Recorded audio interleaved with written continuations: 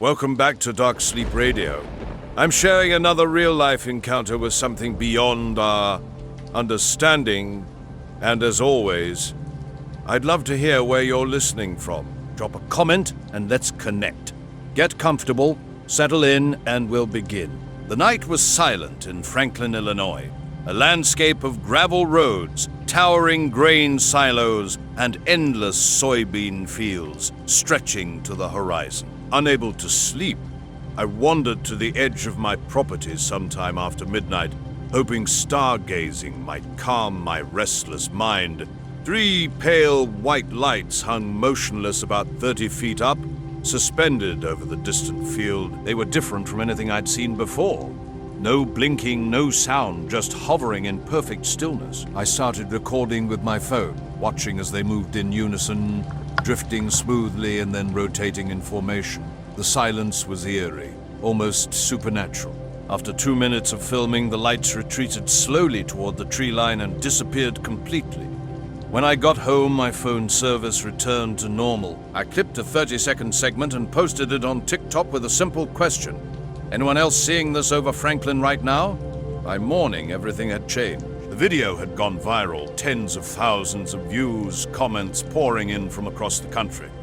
People from Indiana, Missouri, and Oregon reported similar sightings. Some called it fake, but I knew what I'd captured. At 8:30, 2 men knocked sharply on my door. Through the peephole, I saw them, identical figures in black suits, white shirts, narrow black ties, short, slicked-back hair, thin-framed sunglasses. I opened the door halfway, keeping the screen between us. 2 men approached me, their synchronized smiles immediately setting me on edge. The one on the left flashed a perfect toothless crescent first, with the other mirroring the expression aha. A second later, as if they'd rehearsed this moment, "Mr. Porter," he asked, his voice unnaturally flat, like audio stripped of depth. When they inquired about my recent sense of safety, I stood frozen, mouth agape. Something felt off. The other one chimed in with the identical vocal tone. "You've just had a busy night." Their matching nods and unbroken grins sent a chill down my spine. Not quite panic, but that tense feeling you get when a police car suddenly appears behind you. They offered no explanation about their organization, simply stating, "We appreciate your cooperation," before turning in perfect synchronization. They walked to a black sedan with standard Illinois plates, sat briefly, then drove away without further comment. What unnerved me most was their vagueness. No mention of the video, TikTok, or any specific details, just cryptic remarks about a busy night and safety. After they left, I tried to review the video, only to find it had completely vanished from the app. No takedown notice, no explanation, simply gone. My backup systems were equally compromised. The backup drive clicked and spun uselessly, refusing to connect. Even my Gauge computer couldn't access the file. Cloud storage showed nothing, though, admittedly, as sync had been disabled that night. The previous evening had started normally. I'd captured something unusual on video and uploaded it locally. My slow internet prevents automatic large file uploads. An unnatural silence descended on the house. Not just quiet, but a dead, oppressive stillness that lasted a full minute. Typically, some background noise persists, even in my solo living space. The silence broke with a car door sound, but when I checked outside, only my truck and my neighbor's Pontiac were visible. Increasingly unsettled, I retreated to the hallway, hiding behind closed curtains.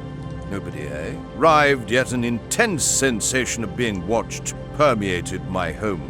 By noon, my digital world began unraveling. My TikTok password failed, and password reset attempts yielded no email.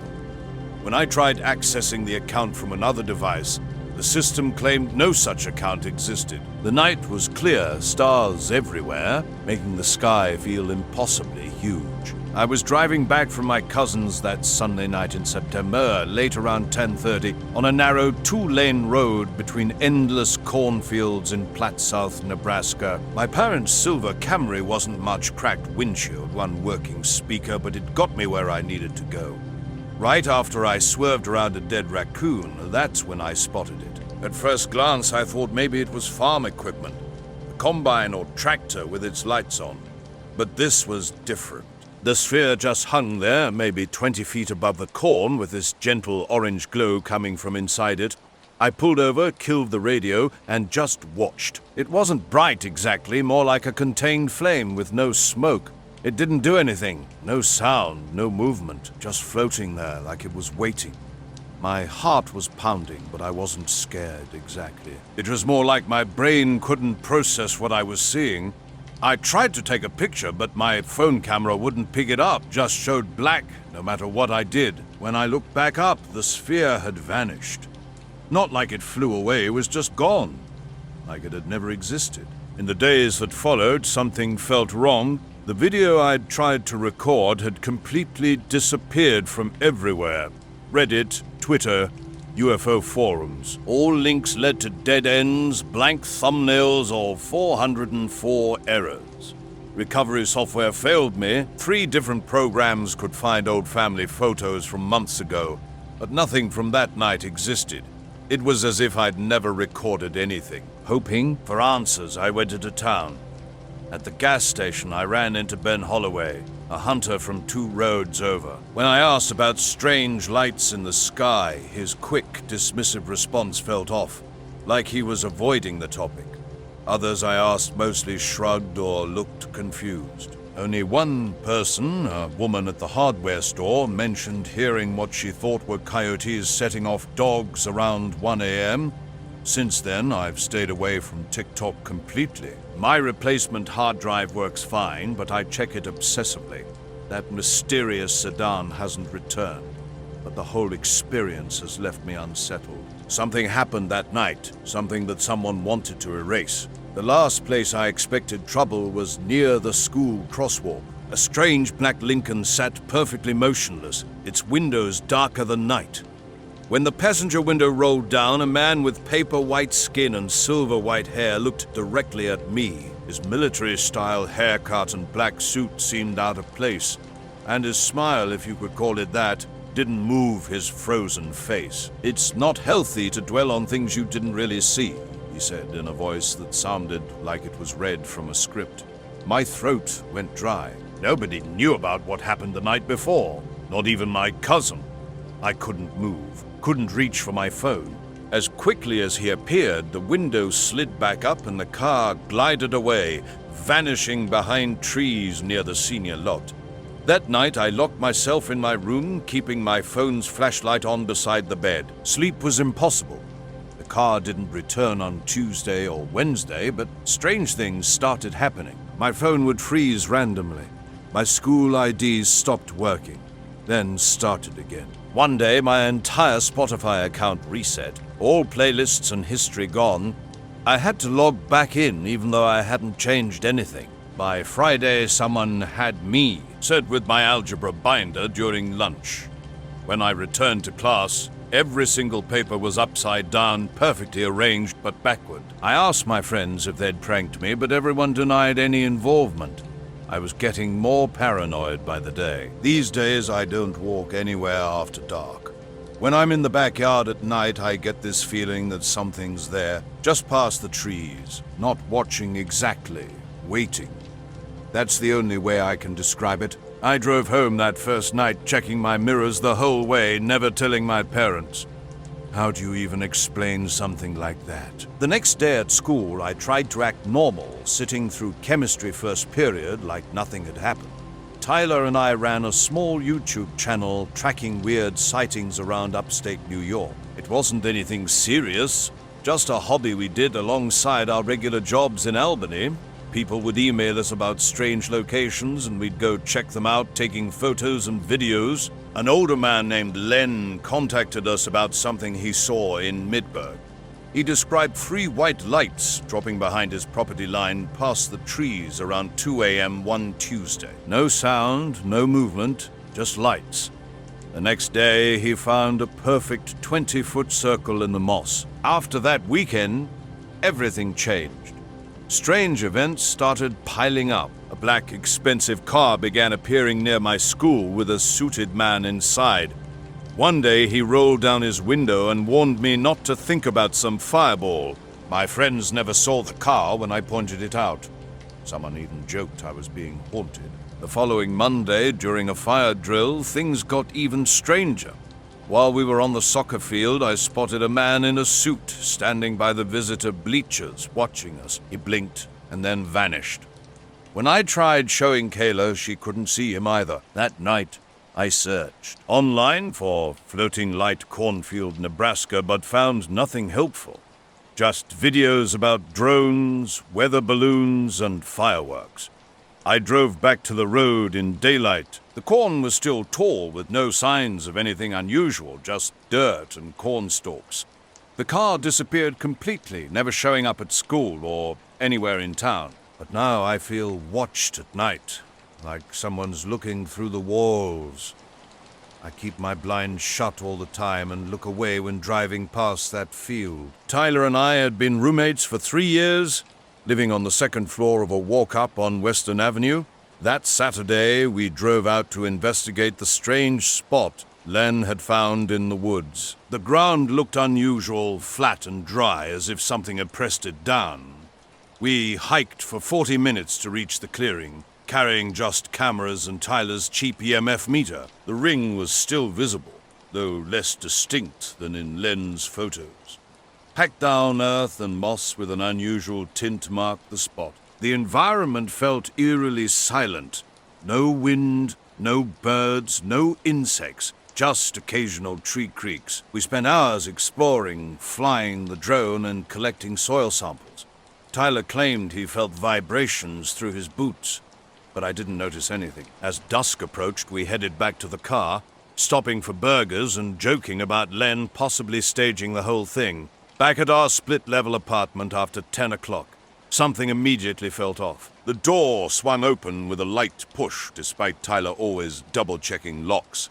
We entered cautiously, half expecting a robbery, but everything seemed untouched. Laptops, TV, all in their original places. The mirrors were different.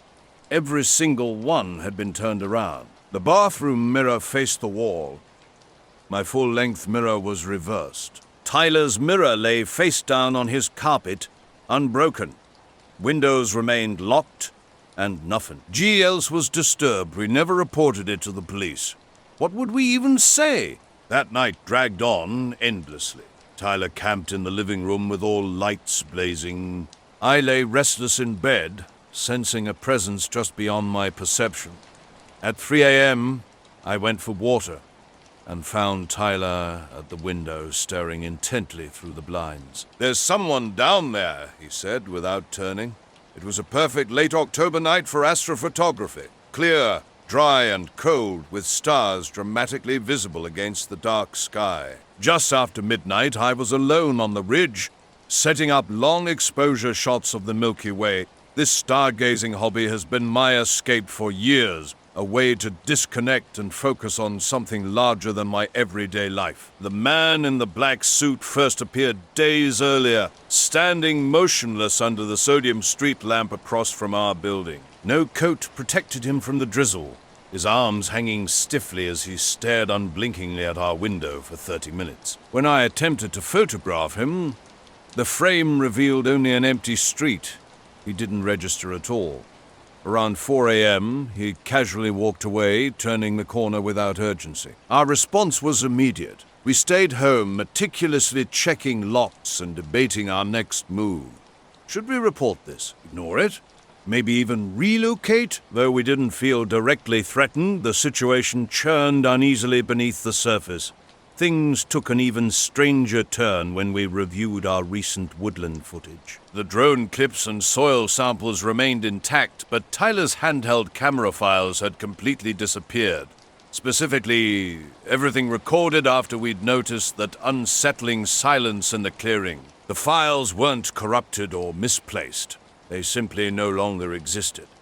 That evening, the street lamp across from our building began flickering wildly, as if someone was repeatedly switching its power. I watched the erratic light before finally closing the blinds. The next morning passed in mundane normality, coffee, small talk, routine, but I knew this wasn't over. the man in the black suit would return. My connection to photography runs deep. As a major in the field, I often find myself in my cramped campus dark room, a basement lab with concrete walls and flickering fluorescent lights. This space feels like a second home, comfortable in its familiarity, surrounded by the chemical scents of developing trays. The night shoot in northern Vermont had been straightforward. I'd discovered a perfect location. A small dirt path leading to a clearing on an east-facing ridge, completely isolated with no street lights for miles. Using an old Canon AE-1 film camera and some expired Kodak Ektachrome from a thrift store, I set up my tripod for 30-second exposures at ISO 600, hoping to capture star trails around Polaris. Film photography demands a different rhythm. It slows you down, requires patience. After developing the film from my late-night photography session, I started noticing something unusual. The star trails looked beautiful at first, hanging to dry in the darkroom. But then I spotted something strange on one roll, sharp geometric shapes cutting across the starry background above the ridge. These weren't random marks, they looked deliberate, like intricate light patterns carefully drawn across the night sky. When I used the enlarger to print the images, the shapes became even more puzzling. Triangles, diamonds, and even a perfect hexagon glowed with a faint white light. Unlike the blurred stars from the long exposure, these shapes remained crisp and rigid. I examined the negatives repeatedly, wondering if it might be a processing error or an accidental scratch. Claire from the photography department suggested it could be light G. Rafferty, when I showed her the prints, I nodded. But something about those precise shapes kept nagging at me. I tried returning to the ridge a few nights later, but thick clouds blocked any chance of recreating the shot. Mr. Spetmere re-cued the shot. Mr. Spetmere, Carver, the elderly darkroom janitor, seemed strange when I next saw him. His expression suggested he was holding back something important. My locker was open, but the entire set of prints with those geometric streaks had vanished. When I asked about them, he hesitantly mentioned some official-looking men in black suits who had visited after hours. These men had been asking peculiar questions about long exposures, lights, and capturing things that shouldn't be seen. Mr. Carver said they seemed particularly interested in anyone photographing the sky, mentioning something about too much light and things better left unseen. Their nervousness was palpable, as if they wanted to suppress any unexpected discoveries. I began visiting the darkroom daily, hoping the prints would reappear. My negatives remained untouched, but an uneasy feeling persisted. The situation took an even more unsettling turn one night while walking home from the campus library. A black sedan sat under a street lamp, 2 men in dark suits inside. As I passed, their headlights flickered, and one of them watched me intently. I rushed home and locked everything, my mind racing with questions about what I might have accidentally captured. A series of strange events unfolded over the next week. Barely using my phone, it kept dying unexpectedly. Outside my window, I'd catch glimpses of movement that vanished when I looked directly. One night, my car's headlights mysteriously dimmed while I was driving. I stayed silent about these occurrences, even keeping them from Claire, and avoided the ridge. An email arrived in my school account, cryptic and unsettling. No subject line, just a single sentence, "You've seen too much light lately." The sender remained unknown, and my attempts to trace the message went nowhere. That night, a shadow appeared outside my apartment, disappearing when I tried to get a closer look. I rationalized it as a trick of the streetlight, but still moved my negatives and prints to a safer location. Though the men in black never returned, their presence continued to haunt my thoughts. My discovery was purely accidental. I'm just an enthusiast who loves exploring mysteries. Public satellite data, UFOs, restricted military zones, nothing professional, just a passionate hobby. While searching through images of southern Utah, I spotted something intriguing near a military testing zone. Strange geometric shapes marked the desert floor. Perfect, symmetrical indentations that seemed deliberately created. No matter where I searched, I found no mention of these shapes in news articles or online forums. I meticulously cleaned up the images and shared them on a small enthusiast forum, including coordinates and close-ups to highlight my findings. That night, the shapes consumed my thoughts. They appeared purposeful, leaving me with burning questions. Who created them? Why was the area restricted? Why wasn't anyone talking about this? Then things took an unexpected turn. Around midnight, a persistent knocking interrupted the silence of my small apartment on the outskirts of town. Late-night visitors were unheard of. Initially dismissing it as a prank, the methodical knocking continued. Peering through the peephole revealed nothing. When I cracked open the door, a man in an old-fashioned dark suit stood before me, looking like a stereotypical government agent. Without introduction, he asked quietly but firmly, "What do you think you saw?" The Mount Kelsey Observatory sits about 40 miles from Flagstaff, Arizona, nestled on a remote ridge among pine trees. I'd been a night security guard there for 3 years, and the job was usually quiet and routine. But one night, everything changed. It began with steady, methodical knocks at my door, every 3 minutes like clockwork. When I peered through the peephole, the hallway was empty, yet the knocking continued, echoing down the corridor. I secured all windows and doors, growing increasingly uneasy.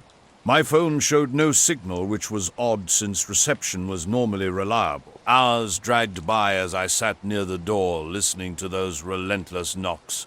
Sleep was impossible. The sound was maddening, not just the knocking, but a faint buzz hovering underneath. The air around the door grew oddly cold despite my heater running. I felt watched in a way I couldn't explain. Calling the police seemed ridiculous. What would I say? That invisible hands were knocking on my door? I wasn't even sure I wasn't imagining things. The knocking continued until sunrise, then stopped as abruptly as it began. By mid-morning, when I finally opened the door, the hallway was completely empty.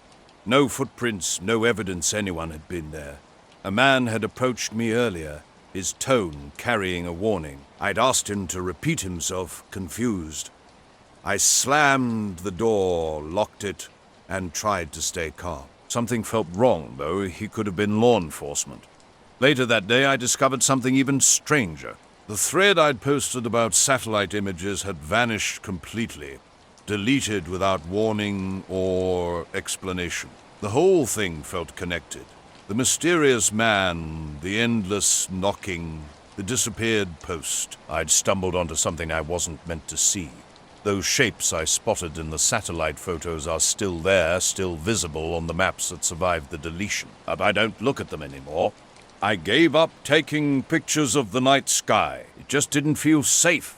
And if I ever hear that knocking again, my door is staying shut. I never understood what those shapes were or why those men appeared at my door, but the sense of being watched has never quite left me. The night security job at the observatory was perfect for me, peaceful and quiet, with nothing but empty land stretching for miles. My shifts ran from 10 p.m. to 6 a.m., mostly involving routine checks and watching for any disturbances. Everything changed during a mid-October night. With barely a moon in the sky, something unusual caught my eye around midnight during my regular patrol.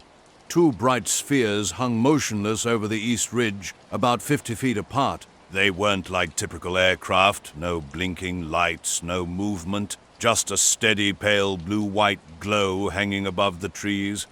I used my binoculars and flashlight, thinking it might be someone playing with spotlights. But these lights were different, completely stationary, floating without any visible support.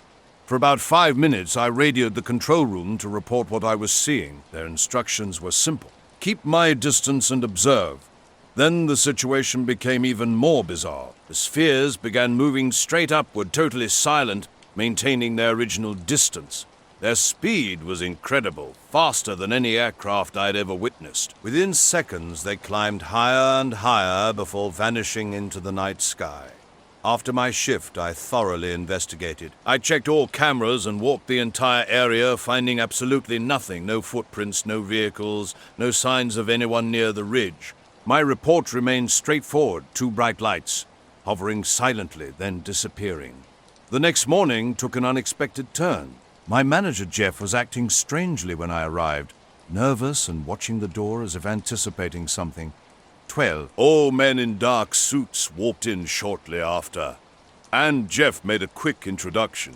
They claimed to be from Homeland Security and wanted to discuss my report. Something felt immediately wrong. They didn't share names, just showed metal badges with numbers 0473 and 8921. What truly unnerved me were their eyes. They never blinked, not once during the entire interview. Their gaze was unnaturally steady, like mannequins attempting to pass as human, sending chills down my spine. My name is Jake, and I'm an urban explorer who investigates historic abandoned sites, not for cheap thrills, but to uncover their hidden stories. That October night near Fallon, Nevada would fundamentally alter my understanding of everything. Late afternoon, I approached a decommissioned silo a few miles outside town. The site sat in scrubland behind a fence that wasn't exactly secure. A massive concrete opening gaped where missiles once stood, plunging deep underground. I parked my truck on a dirt road and walked over as the sun hung low and orange. The air was dry and cool with a light wind stirring. At first, everything seemed routine, cracked concrete walls covered in old graffiti. My boots crunching gravel in an ear-pressing silence. When I shone my phone's flashlight down the dark shaft, it barely penetrated the first few feet. Later, the interview was straightforward. They asked me to recount everything from my report. The spheres, their movement patterns, the eerie silence, my failed attempts to explain what I'd witnessed. They simply nodded, occasionally exchanging glances. No notes were taken. Jeff remained silent in the corner throughout. After about 20 minutes, they left without providing any real closure. I caught a whispered mention of restricted airspace and non-conventional aerial phenomena as they departed. The encounter left me unsettled, and the day only grew. Stranger, security cameras kept cutting to static, and Jeff avoided making eye contact. That night, returning to work and hoping for normalcy, I saw them again. The same two spheres suspended in exactly the same spot. But something felt fundamentally different. The forest went completely silent. No wind, no animals, nothing. Just a low electrical hum behind me. When I looked at the spheres, one flickered like a malfunctioning TV signal. My stomach plummeted. The spheres began moving toward the observatory's telescope dome. I attempted to radio control, but received only static and my own garbled voice. For about 10 minutes, they hovered above the dome before vanishing. The entire experience felt deeply wrong, as if reality itself was glitching around me. The silence was eerie, and something felt wrong from the moment I descended into the old shaft. Cool, stale air hit me like a wall, untouched for years. I was alone, or so I thought, carefully setting up my harness and rope. A dim flicker caught my eye deep in the shadows, like a phone screen, but I tried to dismiss it as sunlight playing tricks. 20 feet down, the walls grew slick with moisture. The musty smell of metal and earth intensified.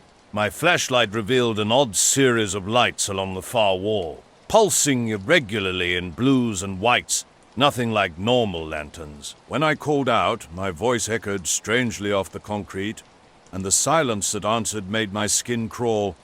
My heart raced inexplicably, and I quickly climbed back up. Darkness was settling in, and the wind had picked up. I scanned the area carefully. No signs of anyone else, no footprints, no vehicles, nothing. The weirdness continued at my truck. No phone signal wasn't unusual out here, but the radio was completely dead. Not even static. I drove toward town with only starlight and the distant glow of Fallon keeping me company. This wasn't the first strange occurrence. For days after those mysterious agents visited, the spheres that had been appearing suddenly vanished. But something remained unsettling. At work, security cameras caught glimpses of something moving too fast to be human, too blurry to be an animal. The observatory had other odd signs, footprints leading nowhere, small burnt patches of grass near the equipment sheds. Jeff dismissed my concerns as wildlife or trespassers. Things eventually returned to normal, but I never forgot those unblinking eyes or the silent spheres hovering in the motionless forest. I continued working nights, always wondering if they would return whenever the wind died and everything went quiet. I have no real answers, just a collection of unexplainable moments. Even now I find myself occasionally glancing over my shoulder just to be sure. The night was damp with a promise of rain, thick clouds obscuring the moon over a lake so still it swallowed every sound. I'm Lisa Moreno, standing on the dock just after midnight, waiting for those strange lights I'd been seeing. What happened next would haunt me forever. My first encounter at the silo left me questioning everything. Were the lights real? Had someone been there with me? Daily visits, alone and with friends, revealed nothing unusual. No footprints, no sounds, no signs of anyone else. The silence was unnatural, oppressive. A week later, passing the silo at dusk, my truck's radio suddenly died. The clear sunset was fading, and that same low, steady hum returned. I killed the engine and stepped out into the heavy air. The cicadas, usually loud, had gone completely silent. Then I saw it. A faint glow beyond the tree line, hovering low, flickering between blue and white. It wasn't like any aircraft I knew, no wings, no sound. I couldn't bring myself to call out. Minutes later, the light vanished into nothing. The weirdness followed me home. Halfway there, my dashboard went crazy, gauges jumping erratically. The radio sparked to life with a low electrical hum before dying instantly. My apartment looked normal. The usual mess of clothes and books everywhere. But in my mailbox, a single photo waited. No envelope, just a picture with a chilling note scrawled on the back. "We're not buried that deep." The photo was a grainy black and white shot taken from above. I recognized the silo immediately, viewed from the air at night. There I was, my silhouette at the silo's opening, hands on the concrete rim, looking down. I couldn't understand how anyone captured this image or why they'd sent it. My second-floor apartment has no windows facing that direction, and only my landlord and I have keys. Back home, I locked everything and checked the windows 3 times, but sleep remained elusive for days. Strange occurrences continued, porch lights flickering without reason, my phone acting up. Mysterious photos appearing in my gallery, just static and odd shapes. I still don't know who took that photo above the silo or why they were watching me. Part of me doesn't want to find out. My work tracking unusual events happens from a cabin nestled near Ashford, Washington, perfectly positioned on civilization's edge, where wilderness begins. Last week, something extraordinary caught my attention over the lake. Glowing orbs appeared during my casual photography, moving in ways that completely defied rational explanation. They weren't aircraft, wildlife, or any recognizable natural phenomenon. Instead, they hovered with seemingly intentional patterns, forming loose circles and dancing through the misty air in complete silence. I recorded video that night, not to prove anything, but simply because the scene was too extraordinary to ignore. Showing the clips to Johnny, over morning coffee, he suggested they might be drones, yet their fluid movements and seamless blending with the mist didn't align with that theory. Increasingly strange events followed. While reviewing the footage one evening, my cabin's power suddenly cut for 10 seconds. Strangely, the rest of the street remained illuminated, and my unplugged laptop mysteriously froze despite having full battery. Around the lake, my phone started experiencing bizarre issues. Rapid battery drain, GPS failures, and an erratic compass. Around 3 a.m., an unusual sound interrupted my rest, something dragging across the wooden porch door. Fortunately, I had uncharacteristically left it locked that night. Peering through the peephole, I saw a man standing outside. The encounter's origins traced back to a night shift at a small gas station near Salem, Oregon. A man dressed entirely in black stood motionless at the door, his face hidden but his gaze intensely directed at me. When I whispered, "Who are you?" he remained silent and still. Just before considering calling the police, I noticed a photograph on the ground. Opening the door carefully, the man vanished without a trace. No footprints, no sound. The photo stunned me. A childhood image of myself, around 6 or 7, smiling in a park and wearing the blue jacket my mother had bought that winter. The weather that Tuesday in early October had been miserable all day. Low grey clouds, occasional drizzle. And when night fell, this biting chill crept in. The kind that slips under your clothes and makes you regret not bringing warmer layers, while the wind whispers through the trees and everything feels strangely hollow. It was just another shift at the highway convenience store. You know, one of those places where people grab coffee and snacks before hitting the long stretches of road or heading into the woods. I'm Tyler and I've 9. Never been one for supernatural stuff. At least, that's how I felt before that night. About 3 hours into my shift, I was behind the counter, checking my phone when I heard the door's bell. In walked 2 men who could have been copies of each other, same height, same build, identical dark, slicked back hair, wearing these old-school black suits that looked custom-made. There was something off about how they moved. Slow and purposeful, like they had all the time in the world but knew exactly what they wanted. They didn't look around the store or make eye contact, just stood there at the counter, still as sculptures. One asked for Marlboros in this flat, low voice. The other wanted 2 black coffees. They paid with $100 bills, took their change without a word, no thanks, no chat, nothing. The next morning I showed it to Jamie. He studied it carefully and asked where I'd found it. After I explained, he looked worried. We decided to keep it quiet. I was already feeling unsettled enough. Things got stranger after that night. Unknown numbers kept calling my phone but never left messages. The lights across the lake still flickered, but now I felt eyes on me even inside my cabin. Sometimes I'd hear tapping on the windows but find nothing there. I started carrying pepper spray and a flashlight everywhere. I still don't understand the connection between the man in black, the mysterious lights, and all the weird things that happened. But that night made me notice things I'd missed before. How the fog moves too fast. The way houses lose power in strange patterns. Those moments when everything goes completely still. Now, when I look at the lake at night, I sometimes see movement in the darkness beyond the trees.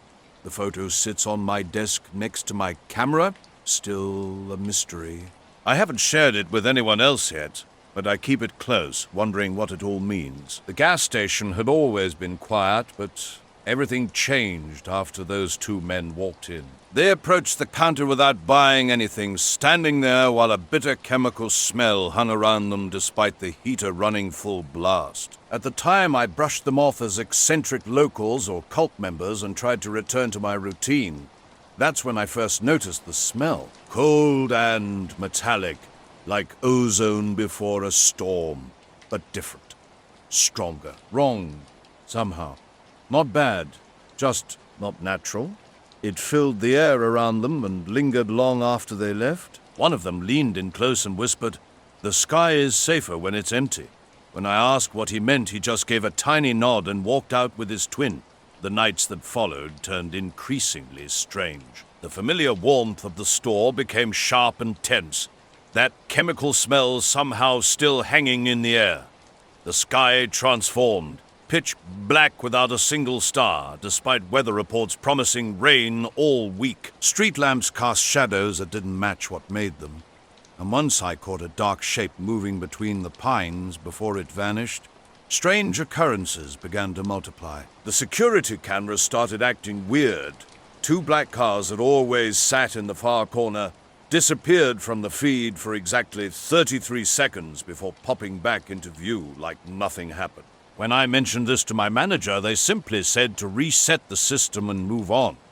Everything started to blur together. I'd hear a low humming sound, like an idling engine somewhere in the distance. But whenever I went to check, I found nothing.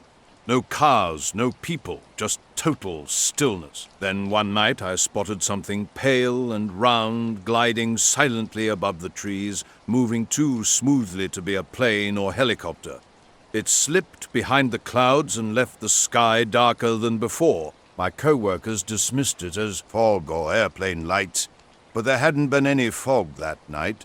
A week after those men visited, the store's bell jingled and nearly gave me a heart attack. But it was just a woman buying soda. Still, something felt different about the place, like it was holding its breath, waiting. Something had changed, and I couldn't shake the feeling that something was coming. The fog crept in silently along the highway's edges as I drove back from my hospital shift after midnight. Autumn in Cedar Falls, Iowa can be eerie, with trees standing like dark sentinels barely visible beyond my headlights. The moon played hide-and-seek behind low-drifting clouds in an otherwise clear sky. Around 4 a.m., everything changed at work. The wind howled fiercely, making the building's siding rattle as I wiped down the counters. 2 men in black suits with slick hair and blank expressions walked in, bringing that thick, heavy, cold smell I'd grown to recognize. The sky is safer when it's empty, the first man whispered, his words hanging in the air like a threat. I could only nod, feeling trapped in a moment that seemed to exist outside reality. They handed me a plain, unmarked envelope and instructed me to keep it safe before vanishing as quickly as they'd appeared. Later, I discovered the envelope contained just a few photos. Blurry images of night skies, strange lights, and long shadows stretching across trees near the gas station. Their meaning remains a mystery to me. My shifts continue at the same gas station, watching the sky as the cold smell returns occasionally, usually before darkness falls unnaturally. Something feels different now. When the wind picks up and silence descends, I can't escape the sensation of being watched from the treetops. As I pulled into my driveway that night, I noticed something scratched into my windshield. What initially looked like dirt revealed itself. As fresh words etched into the glass, "Look up less." Someone had just carved these words with a key or sharp object.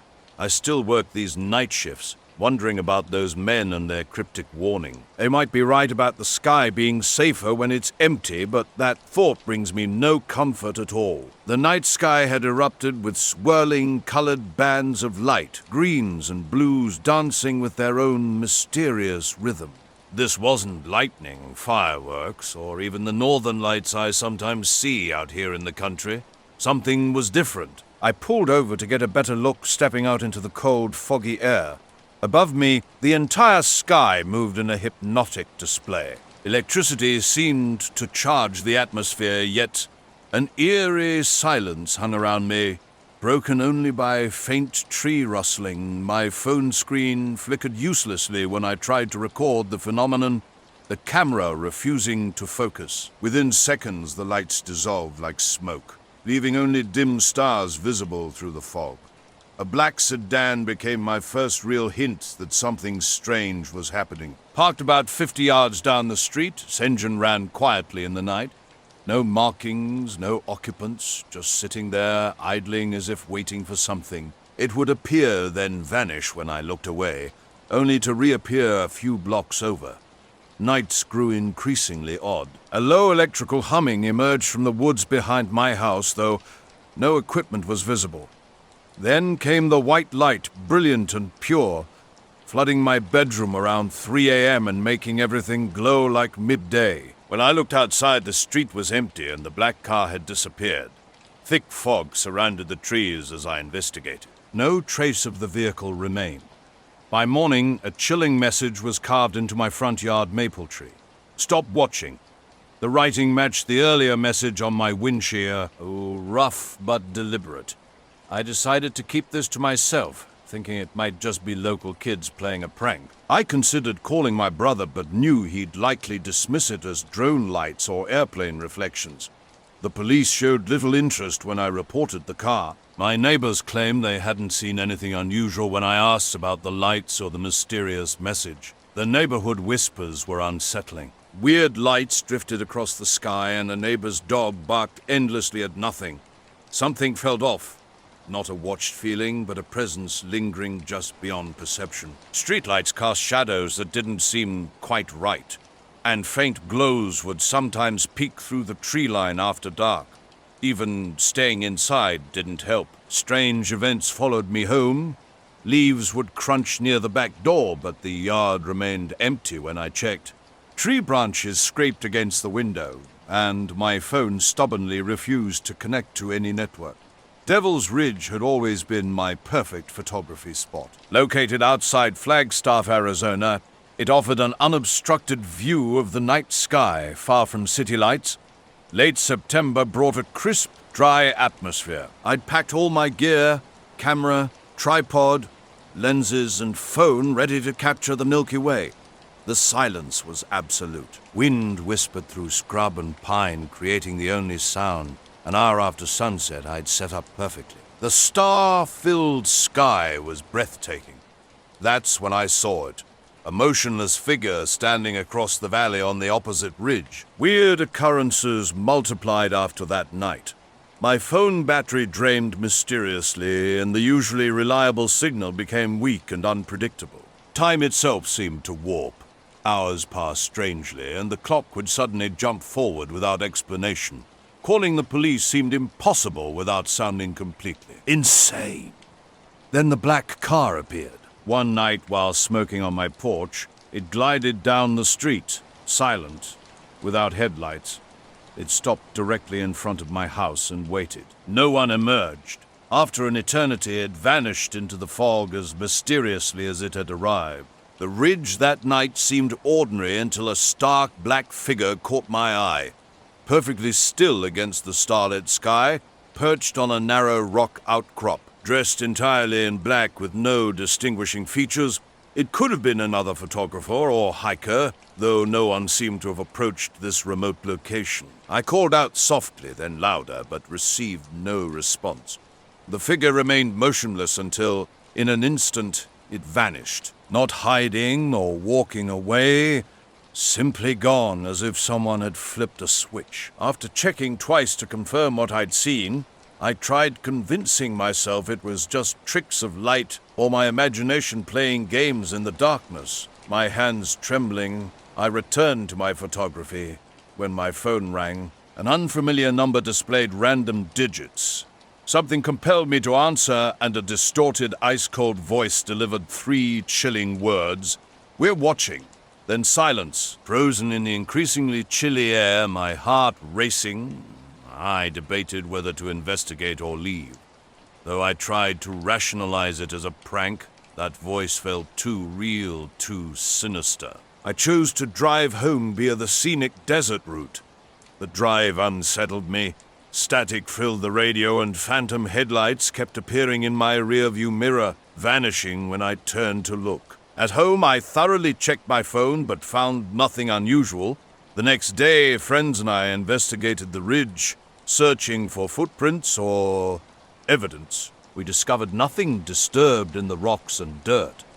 That evening, I glimpsed a shadow moving between trees across my street. I wanted to believe it was just a neighbor or animal, but deep down, I wasn't convinced. Eventually, things settled. The messages stopped. The lights disappeared, and the black car never returned.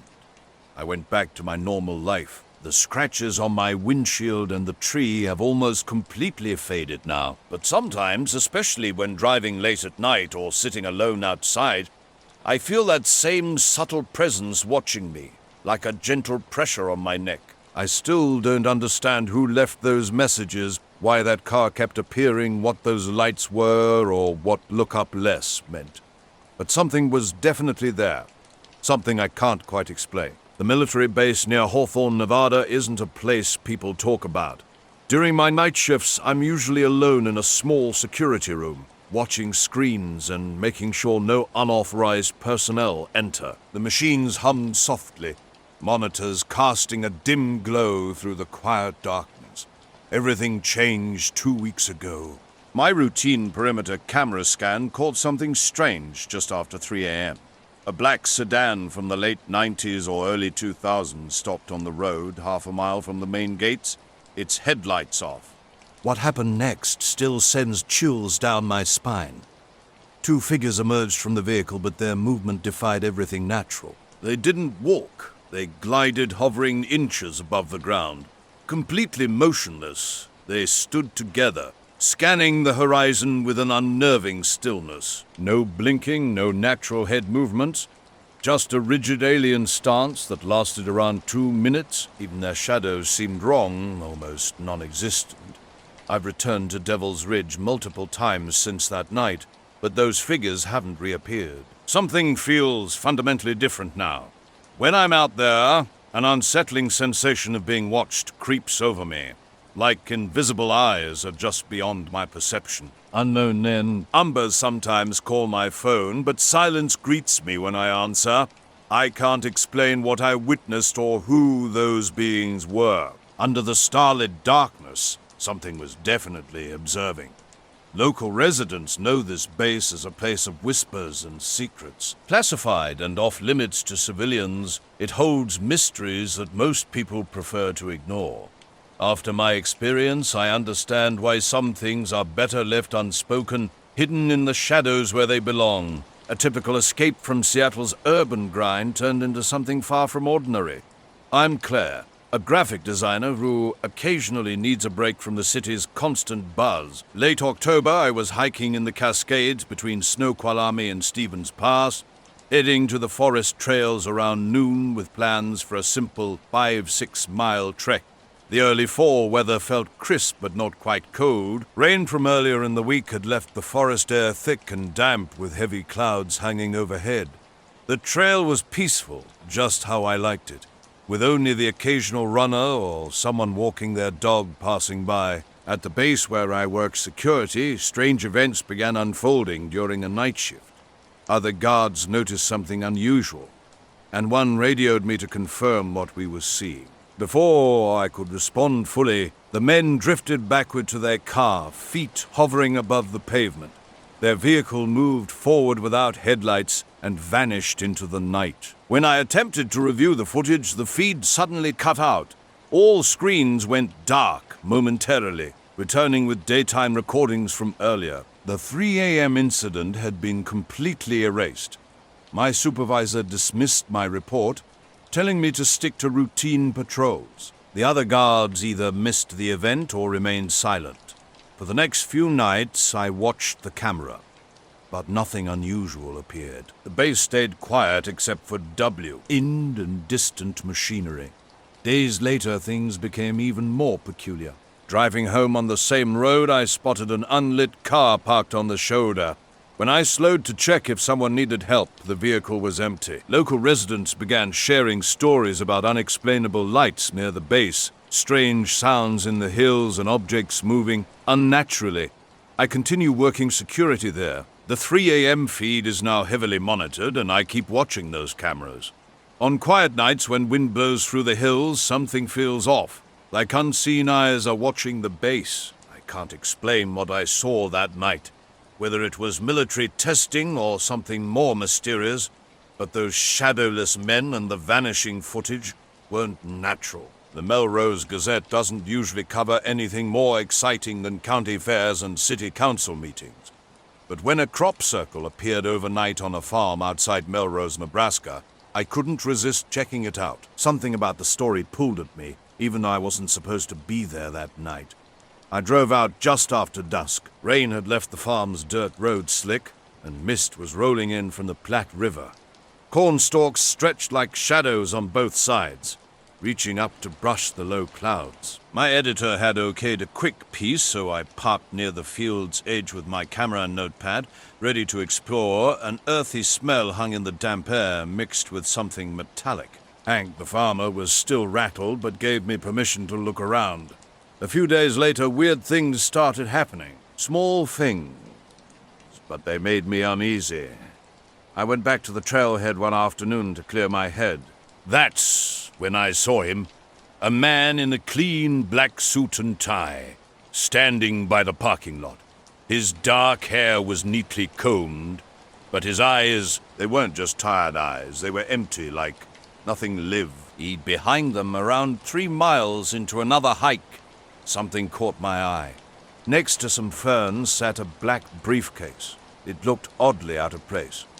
Scratched up but positioned carefully upright on the dirt. No logos, no markings, just plain matte black. When I checked it out, I found no way to open it. No keyhole, no combination lock. It reminded me of those hard cases people use for cameras or musical equipment, but this one was sealed tight. I tried the handle, gave it a shake, but nothing. I figured someone would come back for it and kept hiking. The forest atmosphere changed. Everything felt heavier, like sound couldn't travel properly. Bird calls and leaf rustles seemed far away, muffled. When I reached my turnaround point and passed that spot again, the briefcase had vanished. No traces left behind, no disturbed ferns, no footprints, nothing. The oddness followed me home. Over the next few days, I couldn't shake the feeling of being watched. My phone started acting up. The battery drained quickly, calls had static, and the screen would randomly flicker. Looking back, I still can't explain what happened that day in the forest, but it definitely wasn't normal.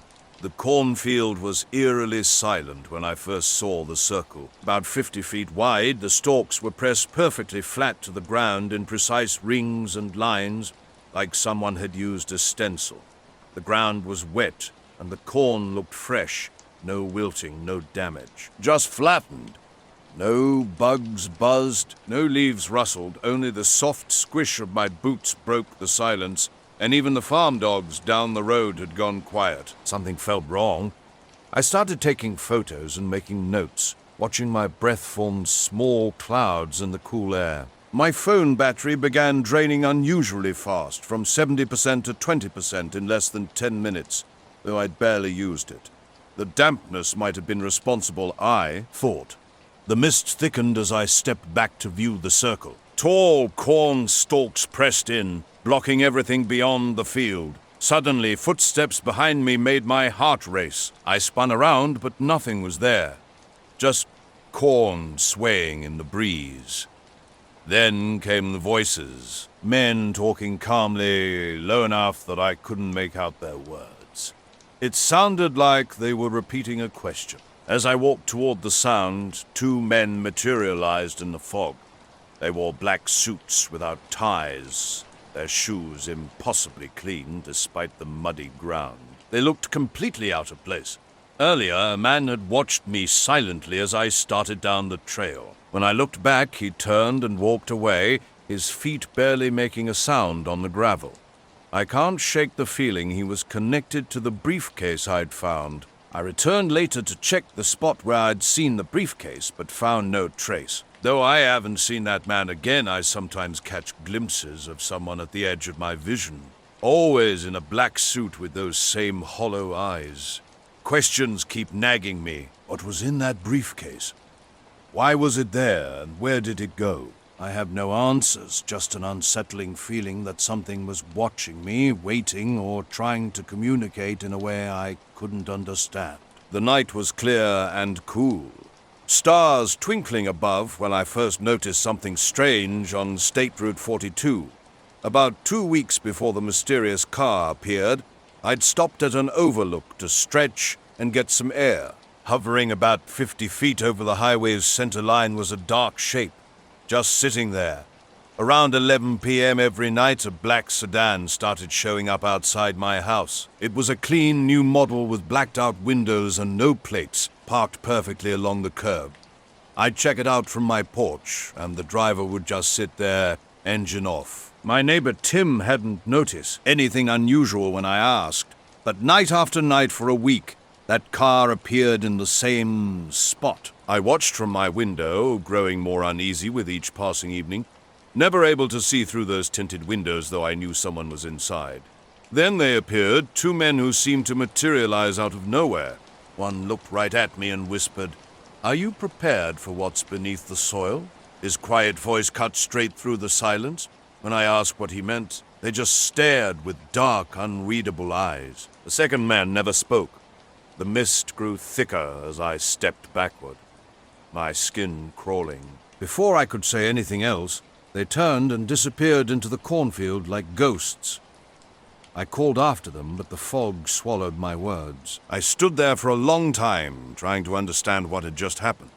The voices, that strange question, those men appearing and vanishing like they were never there. The next morning I returned with the farmer and some deputies to find the crop circle completely gone. The corn stood tall like nothing had ever happened.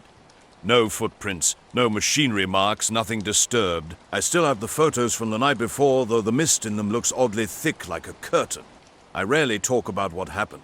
The circle, the men, that question. Sometimes I wonder if it was all just a strange dream or if I really encountered something beyond explanation. But when heavy mist rolls into Melrose, I remember that echoing question and realize I still don't have an answer. A couple days after witnessing that strange object in the sky, a black sedan appeared outside my house. With blacked-out windows and no lights, it was clearly watching me. I tried convincing myself it was nothing. Maybe neighborhood surveillance, but deep down I knew better. I hadn't done anything wrong, had no enemies, owed none or money. The only difference was those photos on my phone. What I'd photographed was unlike anything I'd ever seen. Smooth and rounded, without wings or typical aircraft features, it hung silently and motionless, seeming to absorb the light around it so you couldn't tell where it ended. Streetlights below flickered strangely. After floating for a few minutes, it drifted over the trees and disappeared as quietly as it came. Driving home, I felt watched the entire way. I kept the photos to myself, not sharing them with anyone.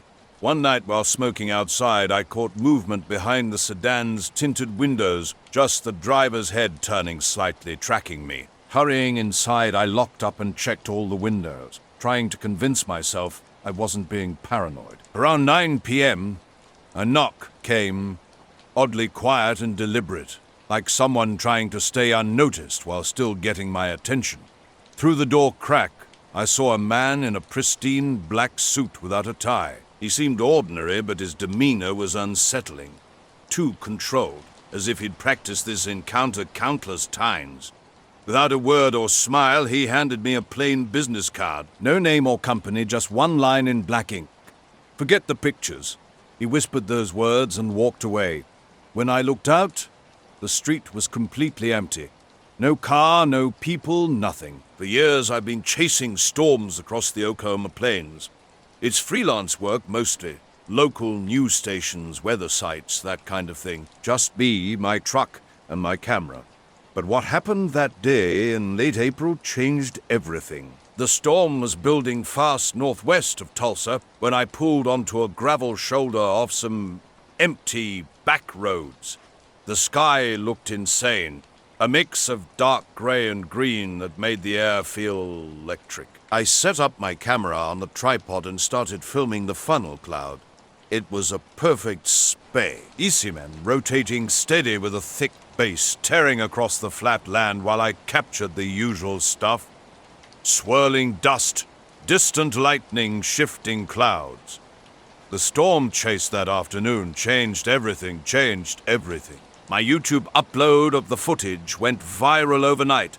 Tens of thousands of views capturing a metallic shape hovering behind the funnel cloud, visible for just minutes before vanishing into the clouds. The comment sections buzzed with wild theories, from drones to light tricks.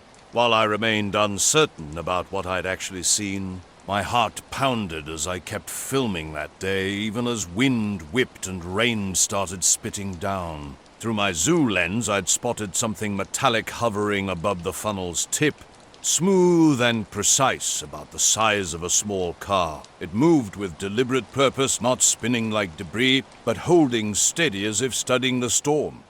The next day, around noon, strangeness crept in. An unknown number called, with someone claiming to be an insurance agent speaking in an unnaturally clinical tone, about checking for wind damage to the brain and cognitive impairments from weather exposure. When I asked about their employer, and they went silent and hung up. The number was already disconnected when I tried calling back. Then my video vanished without explanation.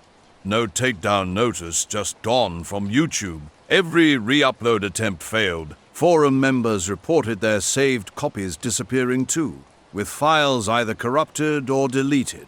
Subtle oddities began accumulating. Phantom phone notifications, weird cloud flashes, like something trying to hide but occasionally slipping up. Later that night, I examined a business card with an unnaturally smooth finish. Part of me wanted to discard it, but instead I tucked it into my pocket. The black sedan stopped appearing after that, though the photos remained on my phone. In quiet, dark moments, I still catch myself looking out windows, half expecting those blacked-out windows to stare back. I never discovered the identity of that man or his intentions. I'm still uncertain whether to keep or delete the pictures. But when I look at them now, I see more than just a shape above the highway. Something in those images is watching back, and I've got this feeling I was never meant to see it. I was out hiking alone that Saturday afternoon in October, taking a new trail in Montana's Bitterroot National Forest. The landscape was transitioning, leaves starting to change colors, a cool breeze hinting at winter's approach. I'd chosen a quieter path, hoping for some solitude and maybe a few good photographs of the autumn scenery. Forest sounds surrounded me initially. Birds chirping, leaves rustling, distant streams bubbling. Everything felt normal. But when I crossed a small ridge and descended into a hollow, everything shifted dramatically. The forest suddenly went completely silent. Not just quiet, absolutely muted. No birds, no wind, no animal sounds. Even the stream I'd been hearing vanished. The air felt unnaturally thick, as if the entire forest was holding its breath. Something felt fundamentally wrong. In the clearing ahead, I first thought I saw a black tarp or some equipment. Getting closer, I realized it was a helicopter hovering motionless about 20 feet up. Its blades turned slowly, emitting a strange mechanical hum unlike any chopper I'd encountered. Completely black, with no markings, it didn't resemble any rescue or ranger helicopter. Beneath the aircraft, 3 figures stood in a perfect line, wearing identical black uniforms. They were absolutely motionless, like statues with no visible faces. My instinct screamed to run, but I was frozen. Hands shaking, I managed to take some photographs. Later that night, while driving home from a dive, my radio went completely dead for 5 minutes. Total silence, though everything else in the car worked normally. The next day, the mechanic found nothing wrong. I expected some official contact or interview requests, but nothing came. Months have passed. I still chase storms, but I keep my distance from funnels. Something about that day fundamentally changed things, and I'm not taking any chances. The forest's unnatural silence remains my most vivid memory. And that metallic shape hovering in the clearing. Sometimes I wonder if I imagined it all, but the memory feels too real to dismiss. I still don't know exactly what I witnessed that day, but I know it wasn't any normal storm or forest scene I'd ever encountered before. The day in the forest marked a turning point in my life. I'm Jamie Towers, host of a podcast in Asheville, North Carolina, where I explore weird stories and potential conspiracies. What I'm about to share isn't just another tale, it's deeply personal. My most popular podcast episode focused on Walt, a trucker who reported mysterious lights and lost time near Cherokee in the 1970s. Using old audio interviews, I pieced together what seemed like a forgotten UFO case. But little did I know how close I was about to get to my own inexplicable experience. It began with a helicopter lifting off from a forest clearing, gliding almost silently over the treetops. Below, 3 figures stood motionless before vanishing without a trace. A chill ran through me despite the warm air, and I hurried back to the trailhead, my heart pounding. The following week seemed ordinary until my Monday morning commute. A massive black SUV with tinted windows and no visible plates appeared behind me about 10 minutes into my drive. After following me through several downtown turns, it pulled up beside me at a red light. The driver leaned out and spoke words that would haunt me. Forests don't like company. His calm voice carried an unsettling tone that chilled me more than the words themselves. The SUV disappeared after tailing me for miles, but strange occurrences continued. My phone battery drained unusually quickly. Shadows flickered at the edge of my vision, vanishing when I tried to focus. Though the SUV never reappeared, I couldn't shake the feeling of being watched. Those 3 figures in the clearing remained etched in my memory. standing unnaturally still, as if belonging to another reality. The silent helicopter and dark shapes continue to unsettle me. I've never returned to that part of the forest. When the trees are still and the wind dies down, I sometimes sense their presence watching from a distance. What truly happened that day remains a mystery I may never understand. Night after night, strange voicemails haunted my podcast line. At first, just static crackled through, but soon a deep, distorted voice emerged, repeating, "Turn back the signal," amid the noise. These calls came from untraceable, unblockable numbers, with static so intense it made my phone vibrate. My friends brushed it off as a prank or part of the podcast's spooky atmosphere, but something felt deeply wrong. I was alone at the edge of town when I discovered my entire podcast setup had vanished overnight. Every microphone, recorder, mixer, and pair of headphones were gone, with no signs of forced entry. It was as if someone had silently slipped in, knowing exactly what they wanted. Most chilling was what remained. A single interview microphone sat centered on my doormat, with the word silence carved into its metal base. I was more bewildered than scared, sensing this crossed an unspoken boundary. The police treated it like a simple theft with a pranking twist, unable to explain why only my recording equipment was taken or understand the threat. Ning message. I was piloting my shared 1974 Piper Cherokee, a four-seater I co-own with Pete from the Flying Club. Just after 7 p.m., I'd taken off from Missoula's municipal strip under perfect conditions. Scattered clouds and smooth air creating an ideal fall evening. About 20 minutes into the flight, something metallic and round caught my eye off the left wing. The podcast recordings began capturing strange interference. Normal ambient sounds transformed into layers of static and whispers that persisted even after completely wiping and reinstalling my devices. Despite shutting down the podcast and deleting Walt's episode in hopes of ending whatever was happening, the phenomena only seemed to intensify. The night air hung heavy with an unsettling silence that seemed to watch me. Every sound made me jump, every shadow felt menacing. My apartment had transformed into a place of constant vigilance, with me compulsively checking locks and scanning for anything out of place. The police offered no answers about the vanished equipment or the mysterious microphone that had appeared on my doorstep. No signs of forced entry, no more strange voicemails. But my paranoia remained unshaken. A soft, deliberate knock at midnight broke the tension.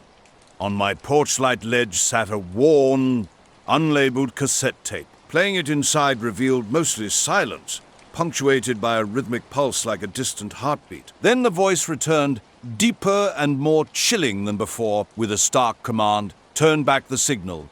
My racing heart hasn't calmed since. The missing gear remains gone. My phone still catches bursts of static interrupted by that haunting voice, and the silent microphone sits cold on my desk, a silent witness to something I can't comprehend. I'd been a pilot for over 30 years when it happened. Just another routine flight until something extraordinary caught my eye, a large round object moving alongside my plane, not close, but close enough to make out its precise shape. Like a coin turned sideways, with no lights, no markings, no sound, and no apparent means of staying airborne. For about 15 seconds, it glided smoothly, matching my speed perfectly before shooting upward at a sharp angle into the clouds. I radioed air traffic control professionally, simply reporting what I'd observed. Their response was peculiar. No traffic showing on radar, not even a primary return. After landing, I completed the standard paperwork, including a straightforward report about the unidentified aircraft. Weeks passed with no follow-up, which seemed unusual but not immediately alarming. Then I discovered my report had completely disappeared from the online system. Checking the paper files in the hangar, I found the entire week's folder missing. Pete, who manages the files, claimed complete ignorance. The FAA field office interaction grew even more suspicious. The representative acted as if I were confused, insisting no report existed for that flight. When I attempted to press the issue, he subtly suggested I might be misremembering.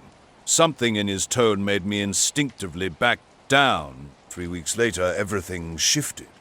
Early one Sunday morning, coffee in hand, I arrived to open the hangar. At the far end of the row, a black rental car sat parked with 2 suited men standing beside it. The morning was quiet when 2 men appeared by the hangars looking eerily alike, clean-shaven, pale, with identical builds and short haircuts. They stood motionless, facing the structures as if waiting, wearing no coats despite the wind.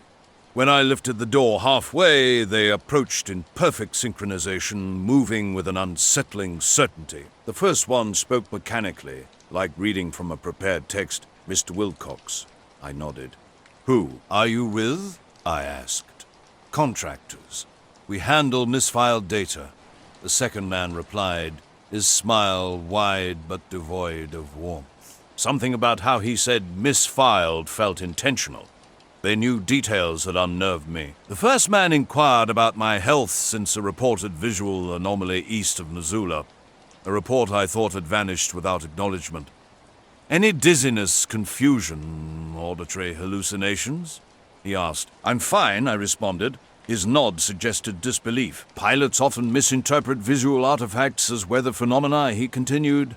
My irritation grew. "I know what I saw. It wasn't a weather balloon." The second man suggested a brief leave from flying, just a few weeks to let things settle. Then came the moment that truly shocked me. "Still chasing the sky, huh, Chippy?" The nickname my grandfather used when I was 10, a term not found on any official document or digital record. Stunned, I watched them walk back to their car. Their shoes made no sound on the gravel. They drove away without another word. 2 winters ago, something happened that changed everything.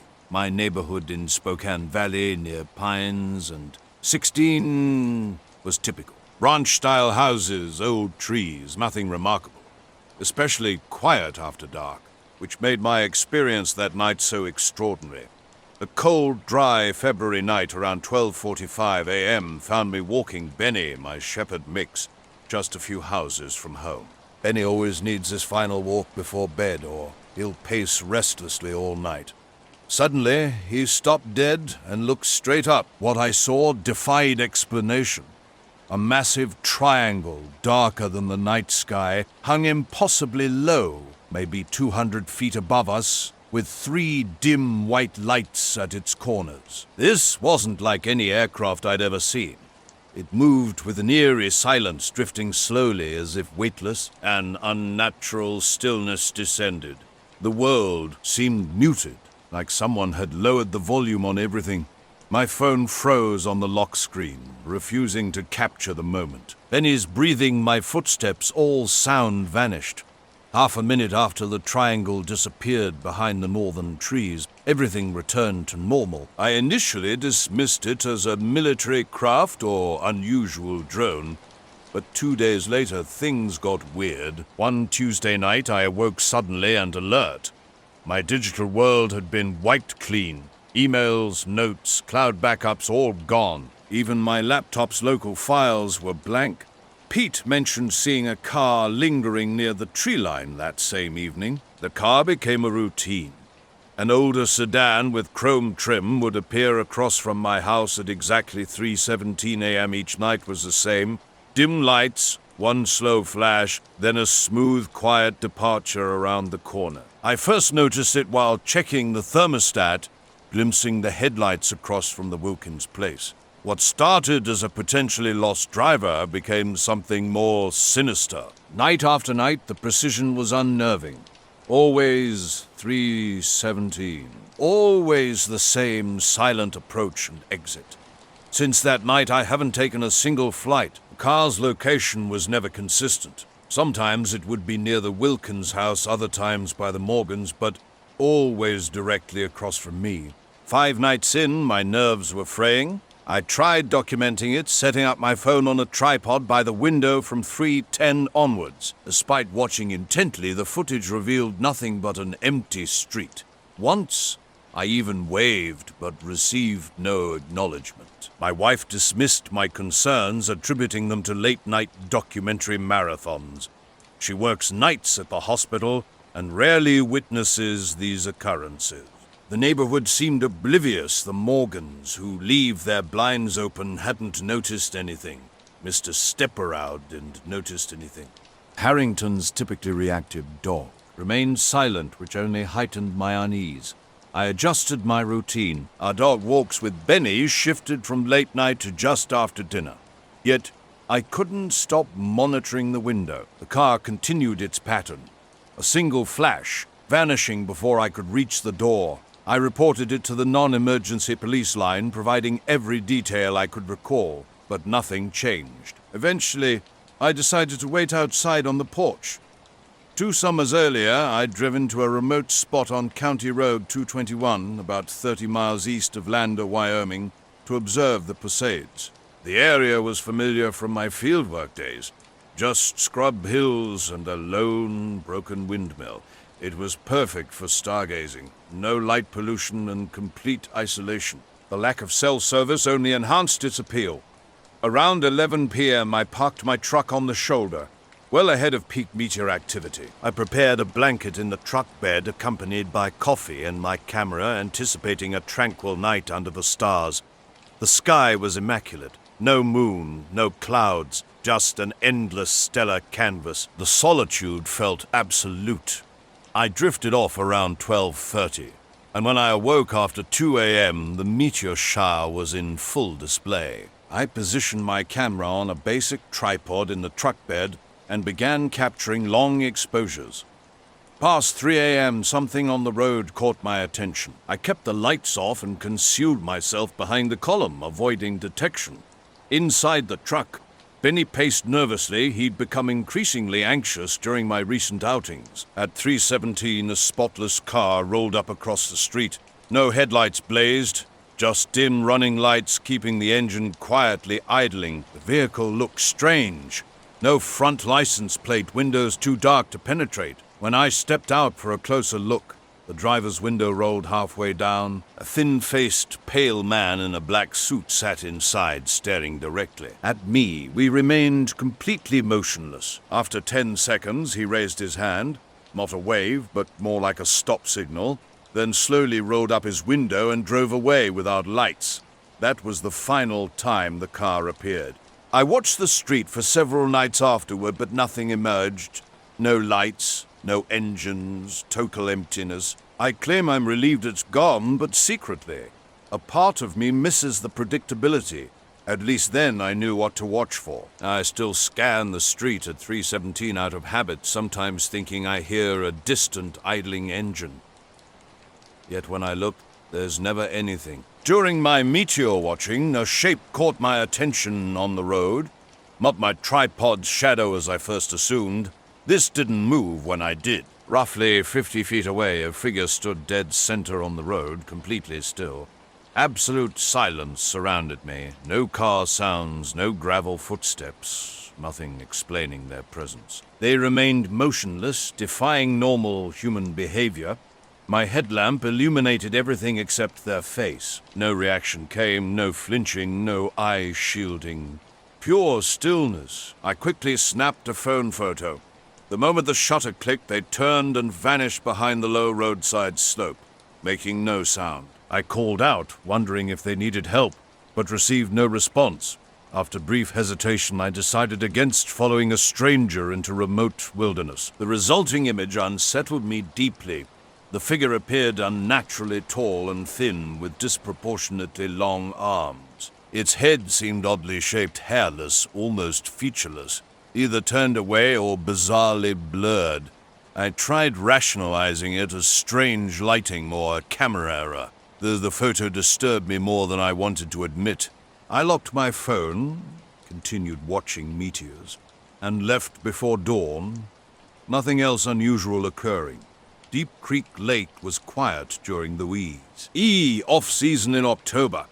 Mallory and I needed a break, so we booked 2 nights at a basic roadside motel near the state park. The kind of place with paper-thin walls and a single ice machine. Most lake houses were already winterized. Swimming was over for the year, but I actually enjoyed the solitude. That first night around 11 o'clock, we drove to an unlit gravel lot by the boat launch at the north end of the lake. We had the place completely to ourselves. The night was cold, but not quite freezing. We spread a blanket on the car hood, poured coffee from a thermos, and sat listening to the wind under the stars. The next morning, things got strange. I stopped at a Conoco in Riverton around 7 a.m. for gas and a bathroom break. The store was empty except for the cashier. While drying my hands in the bathroom, a man entered, black suit, pale skin, clean cut, mid-40s, with immaculate clothes and his top button fastened, despite having no tie. He looked completely out of place. He stood by the sinks and then said something that made my stomach turn. "You've seen too much light lately." I laughed, thinking it was a joke, until he turned to face me directly. His eyes were the first thing I noticed. They didn't match. Something was wrong with them. The irises looked too pale, the pupils too large. Not artificial, but definitely not right. He demanded my phone, his voice eerily flat, like he already knew I'd hand it over. And weirdly enough, I did. Without me telling him, he knew my unlock code. Then he vanished. I followed him out to the store, but there was nothing, no footsteps, no sound. The cashier kept flipping through his flyer, completely uninterested. When I asked if he'd seen anyone leave, he said nobody had even come in. The parking lot was empty. No black car, no SUV, nothing suspicious. Just my truck sitting there. After standing around for 5 minutes trying to process what happened, I realized my phone was back in my pocket. I never felt him return it. My phone was a blank slate when I unlocked it. Every single thing wiped out. Camera roll, texts, downloads, all gone. A complete factory reset. My contacts remained synced from the cloud, but the photo I'd taken had disappeared without a trace. Recovery software on my laptop that night yielded nothing. The metadata revealed a hard reset precisely at 7:14 a.m., coinciding exactly with my time in the gas station bathroom. The night at the lake started quietly. Darkness enveloped everything, so dense you could barely distinguish the trees on the far shore. Just a slightly darker black against the night sky. We'd been sitting there around 20 minutes when something unusual emerged. A shape rose from the water, not like drifting fog, but moving with clear intention. This massive dark form lifted straight out of the lake, as if it had been resting on the bottom. No sound, no splashing accompanied its rise. "Is that a blimp?" Mallory asked. It wasn't. No curve, no gondola underneath. More like a stretched wedge with a flat bottom. The object hovered about 50 feet up, completely silent. No humming, no wind, no water dripping. Pure stillness. Then it began moving sideways, gliding just above the water's surface. It passed the distant trees and vanished into darkness. We remained silent until Mallory suggested we leave. After packing up our thermos, we returned to the car. A note waited under the windshield wiper. Neither of us had seen or heard anyone approach. I used the wipers to dislodge it. Mallory picked up a plain white paper. Blocky capital letters read, "Keep driving next time." The drive back to the motel was wordless. Morning brought restlessness. The bed felt too soft, the heater too loud. I went to the lobby for coffee. Only the desk clerk and another P. Shearson were present, a man in a black suit and dark tie, sitting by the fake fireplace. Sunglasses covered his eyes despite the early hour. He held a newspaper upside down, not as if he hadn't noticed, but as if it simply didn't matter. I've shared this story with very few people. Those who heard it claimed I must have dreamed it, but I know what happened. That stretch of road? I've never returned. My modern American myth course paper seemed like a straightforward assignment at first.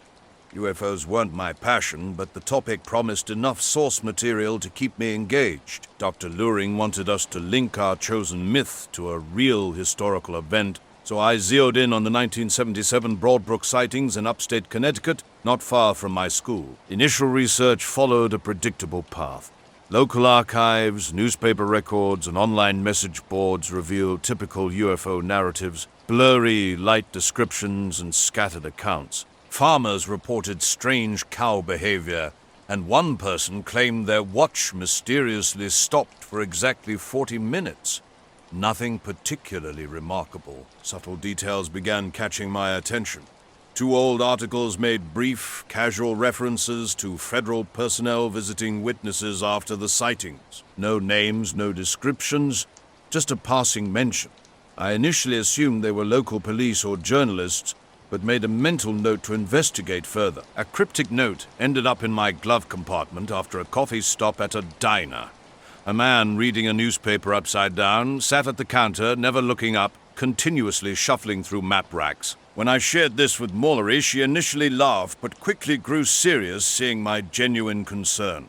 Something felt off, prompting our early departure. During checkout, Mallory noticed the same man following her from the lobby, silently standing near the entrance as she walked to the car. He made no attempt to help or speak, just watched. We didn't see him trailing us when we left. An uneasy silence dominated our return trip. Attempts to discuss the incident felt strangely difficult, words failing to capture our experience.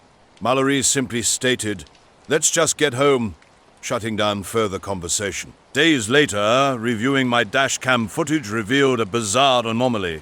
2 hours of complete blackness between arrival and departure timestamps.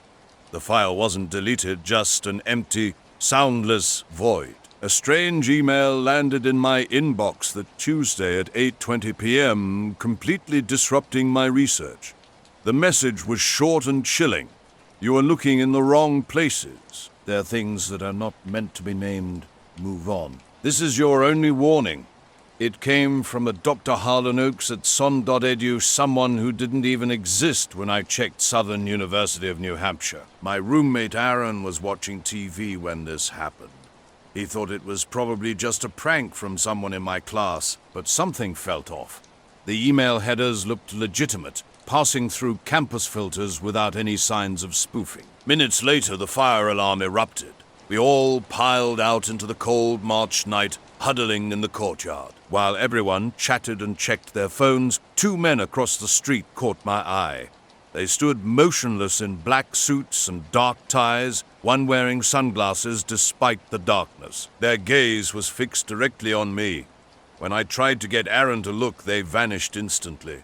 No sound, no trace. Back in our room, I discovered the email had completely disappeared from my inbox and trash. This wasn't the first strange encounter. Weeks earlier, a regional historian named Vince Halbrook had pointed me towards some microfilm in Springfield. I was set to investigate that Friday, but now everything felt uncertain. The desert encounter came later, on a lonely highway between Las Vegas and LA.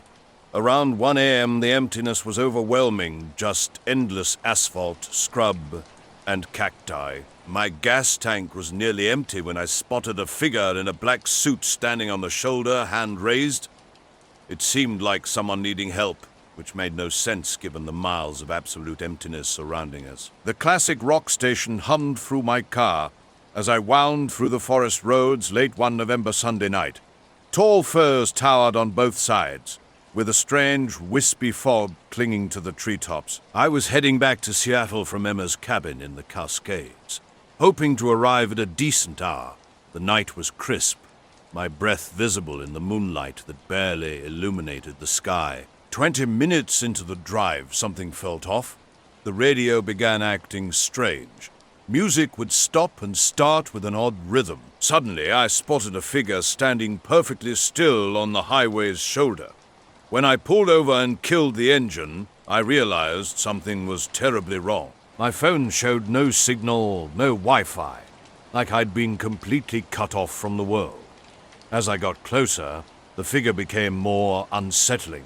His hand wasn't waving, but frozen in place, palm out like a stop signal. His face was blank, with a stare that didn't seem quite human. Despite the desert heat, a chill ran through me. He appeared not quite solid, almost unreal. I tried rebooting the car's system, but the GPS went haywire. Instead of showing the route to LA, it kept trying to direct me back to where the man had been standing. Each time I entered my destination, it created the same loop. The silence around me was unnatural. No crickets, no wind, no passing cars. Just heavy, storm-like air under a star-filled sky.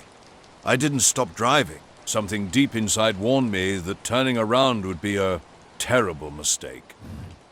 My headlights revealed an empty shoulder where the man had stood with no trace of his presence. For the rest of the drive, I couldn't shake the feeling that whatever I'd seen wasn't meant to exist in our world. I was driving down a deserted road when things started getting strange. My radio erupted into static, volume spiking before cutting out completely. Every station was just silence and white noise. Then I saw it.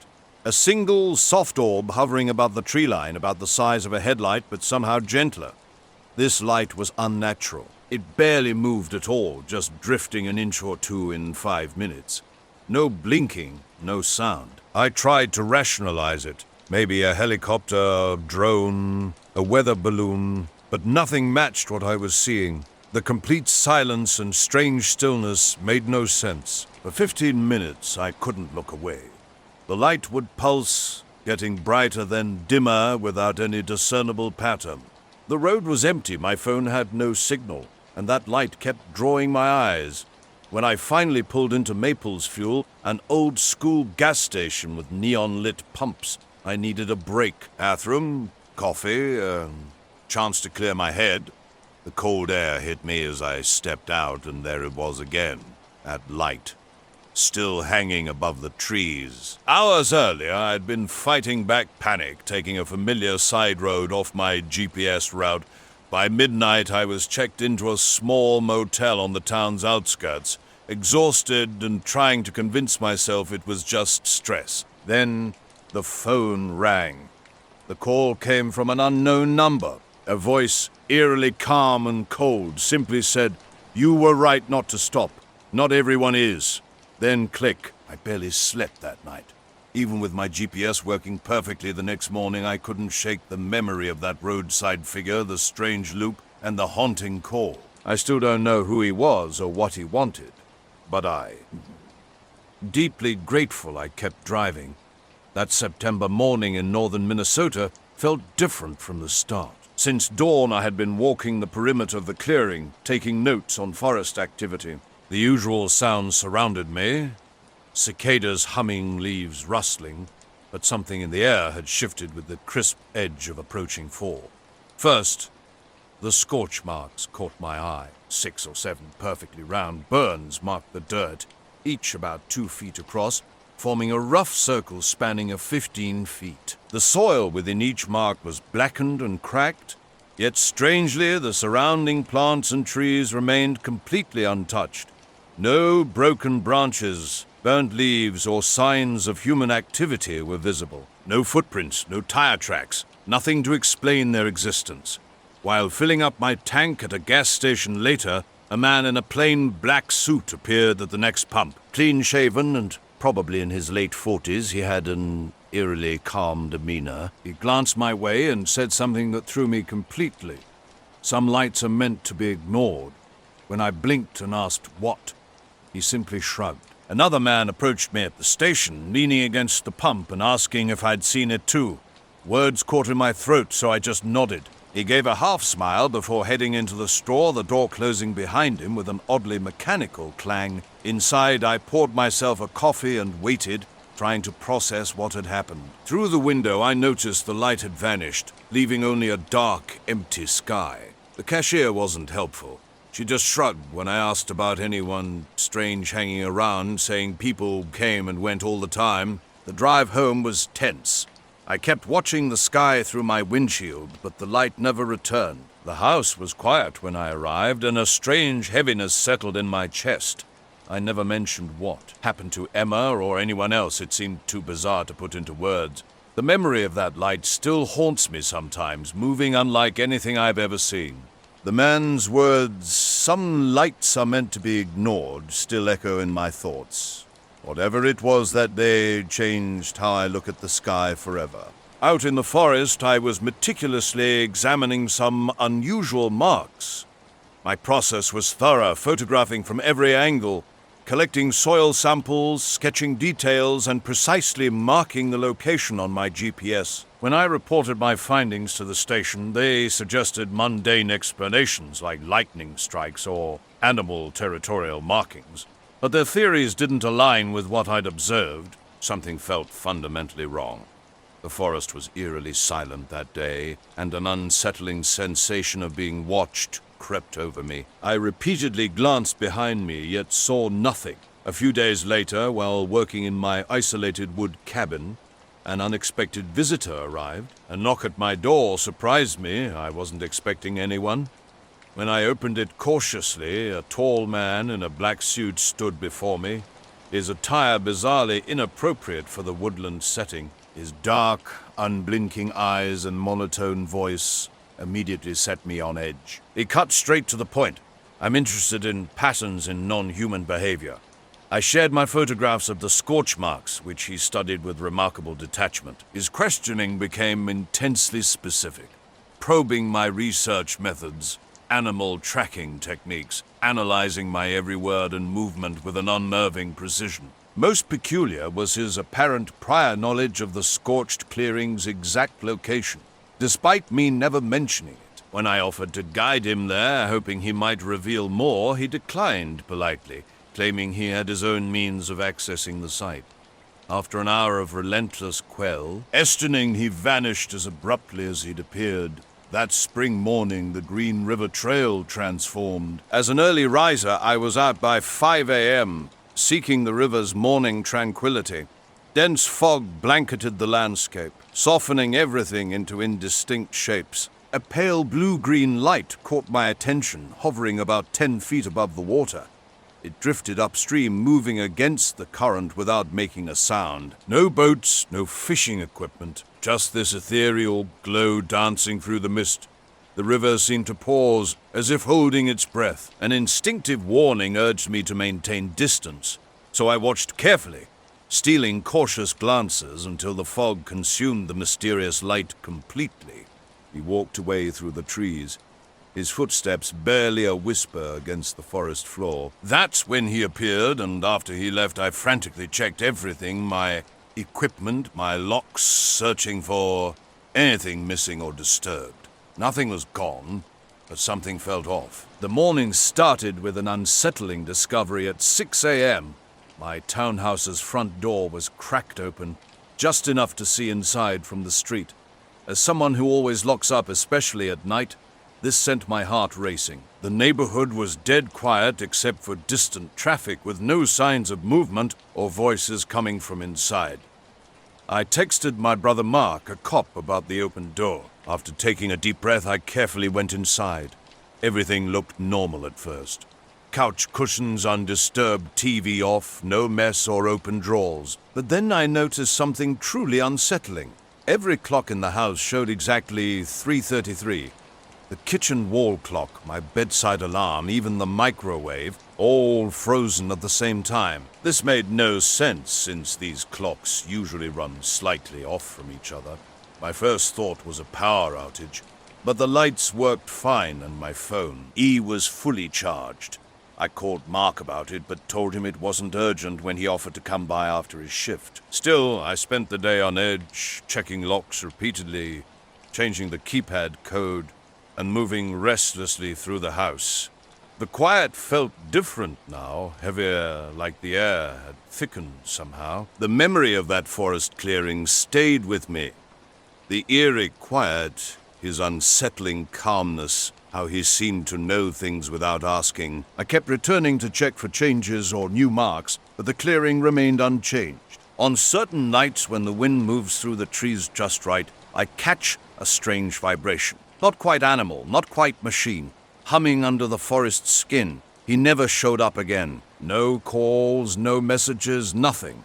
Just that single visit, and a lingering sense that whatever was out there wasn't focused on me, but it was definitely watching. The scorch marks from that day still flash through my mind, a reminder that some things can't be explained away. My evening walk through the neighborhood park was routine. Until that moment. It was around 7 p.m. on a casual Tuesday. and the man on the bench by the playground stuck out like a sore thumb in his black suit.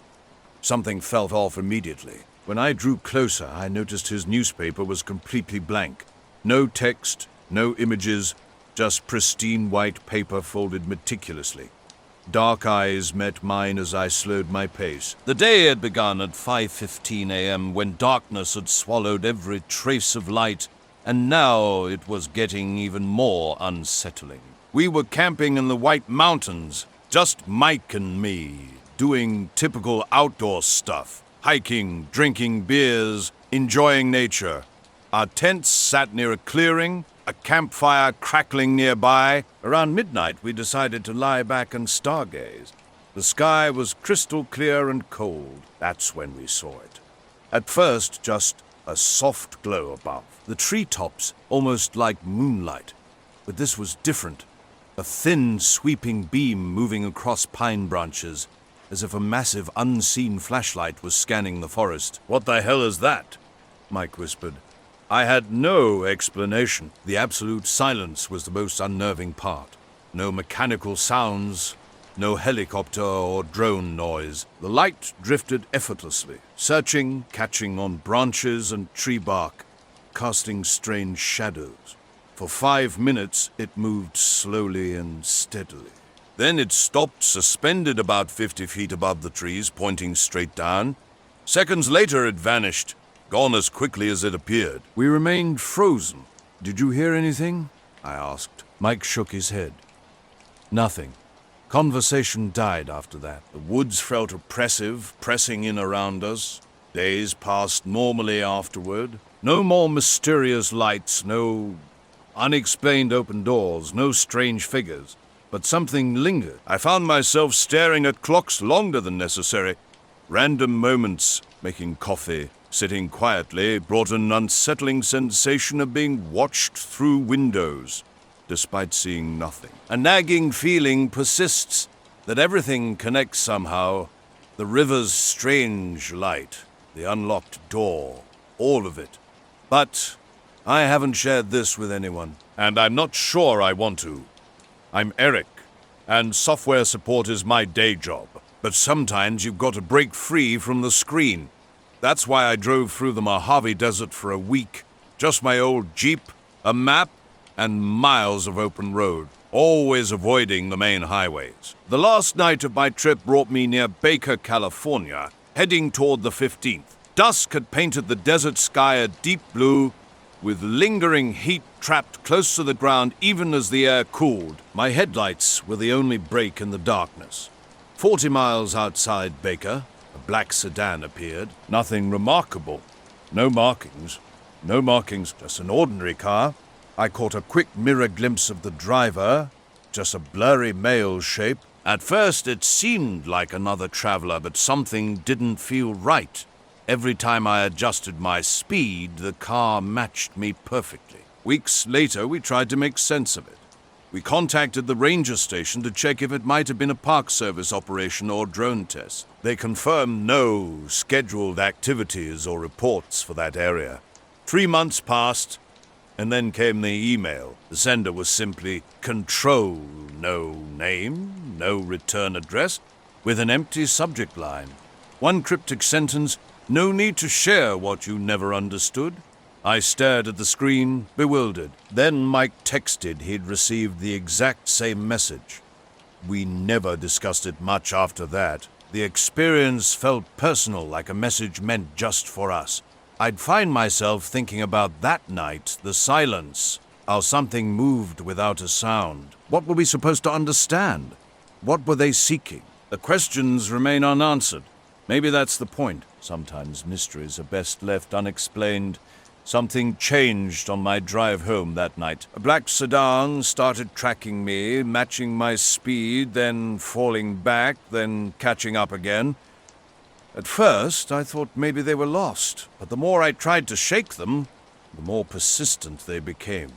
I pulled into a gas station off the highway to get my bearings. The sedan stopped about 20 yards behind me, just sitting there. While I filled my tank, I kept my eyes on it. The driver remained completely still, staring directly at me. After finishing, I got back in my jeep, but something held me in place. An unexplainable force kept me from leaving.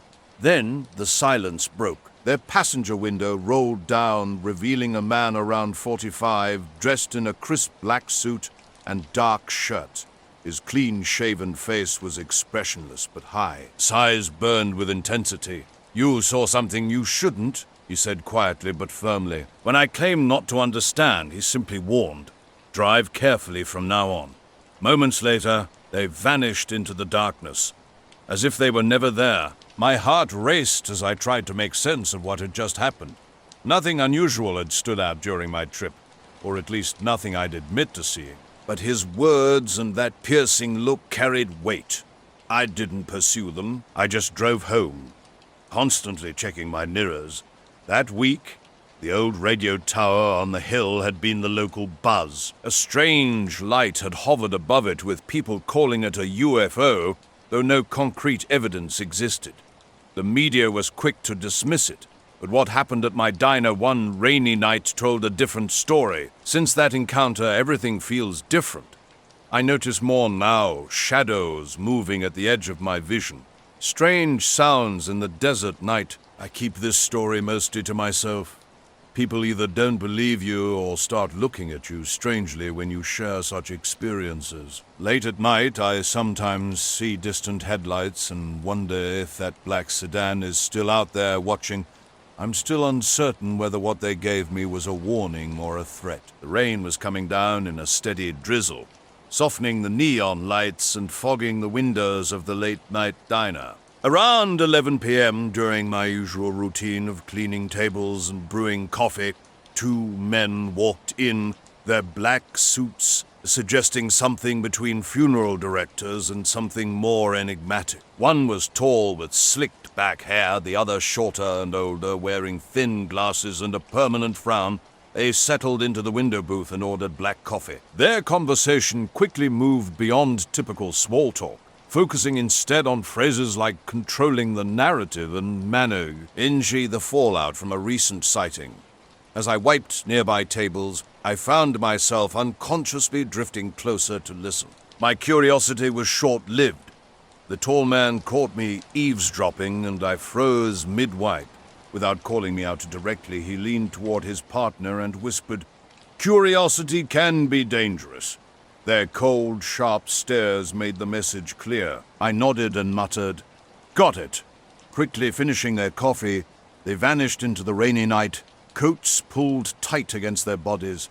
The wet pavement reflected streetlights as they disappeared. Something had shifted in the diner, a quietness that suggested hidden secrets. I felt watched, not in a threatening way, but as if I'd accidentally glimpsed something much larger than a simple coffee meeting. By morning, the light over the radio tower was just another unremarkable landmark on the hill. I've kept silent about that night. Who would believe a story from a late-night diner worker? Yet on rainy nights when neon signs blur, those men and their cryptic warnings still occupy my thoughts. My camping trip in northern Vermont began like any other. I discovered a quiet clearing off a logging road roughly 10 miles from the nearest civilization. No designated campsite, just a flat area near a creek I'd marked on my map. It was exactly what I wanted. Complete solitude away from city noise and complications. The forest seemed calm on my first night. By sunset, my tent was up and a fire crackled nearby while I read, surrounded by the usual nighttime sounds: crickets chirping, owls hooting, wind rustling through pine branches. I woke occasionally, but nothing felt out of the ordinary. Day 2 took a different turn. After a solitary hike, an unusual smell lingered in the air, something like burnt rubber or chemicals. Though I'd seen no vehicles all day, I initially brushed it off as truck exhaust. Around 4 a.m., everything shifted. Careful, heavy footsteps crushing leaves jolted me awake. These weren't animal sounds, but something deliberate moving outside my tent. I lay completely still, listening. The forest had fallen into an unnatural, deep silence. At dawn, an eerie discovery awaited me. A crude note was pinned to my tent flap using a twig. Stark block letters spelled out "Go home." As my skin crawled, I noticed a black sedan sitting motionless at the tree line. Its engine hummed softly, yet the car appeared empty, windows sealed. I scanned the surrounding woods, calling out. No response came. The forest just stared back, holding its secrets tight. Looking back now, the shadows near that tower seemed to take human form in the blurred lights, as if they're still watching, still waiting. Red Rock Canyon's stillness shattered that Tuesday evening just after sunset. An old black car sat motionless in a clearing, its engine quietly running. Something felt immediately wrong. A strange smell hung in the air, and an unnatural silence enveloped everything except the car's steady hum. Lifeless and abandoned, the car sat there. Walking closer to investigate, about 15 feet away, the engine suddenly died. The subsequent quiet was overwhelming. What truly unsettled me was a complete lack of evidence showing how the car arrived. No tire tracks, no crushed grass, nothing disturbed in the dirt. It was as if the vehicle had simply materialized. My phone showed no signal when I tried calling for help. Behind the car, the woods revealed another disturbing detail. The trees were shrouded in a stationary haze, like a thin, unmoving fog. The entire scene made my skin crawl. I was on my way home from Vegas, taking back roads through the canyons instead of the freeway. The sun was setting, turning the sky into a blend of light and shadow. Sandstone cliffs towered on off sides of the winding road. At 7:30, I was pretty much alone out there. A black sedan without plates caught my eye, parked after a sharp turn. Two men in black suits and sunglasses stepped out, despite the dim light. The tall one looked about 40, his partner shorter and slightly younger. They approached my car with an unsettling precision, like they'd been expecting me. No smiles, no small talk. The tall one went straight to the point. Road ahead is closed for maintenance. You'll have to turn back. I looked past them. No workers, no equipment, nothing that suggested any road work. When I questioned the lack of warning signs, the shorter one cut in with a flat private job. No exceptions. I tried explaining I needed to get home, but they wouldn't budge. It's not safe, the tall one insisted. The canyon stretched empty behind them, silent under the darkening sky. Their car bothered me. Pitch black. No visible windows, no plates, no markings. Something felt wrong. I asked how long the work would take. Indefinite was all I got. They wouldn't tell me about any detours, just kept insisting I'd turn around. Back at my tent later, things got even stranger. The note I'd found earlier had vanished without a trace, and my tent flap was zipped up exactly as I'd left it originally. That faint, weird smell was back too.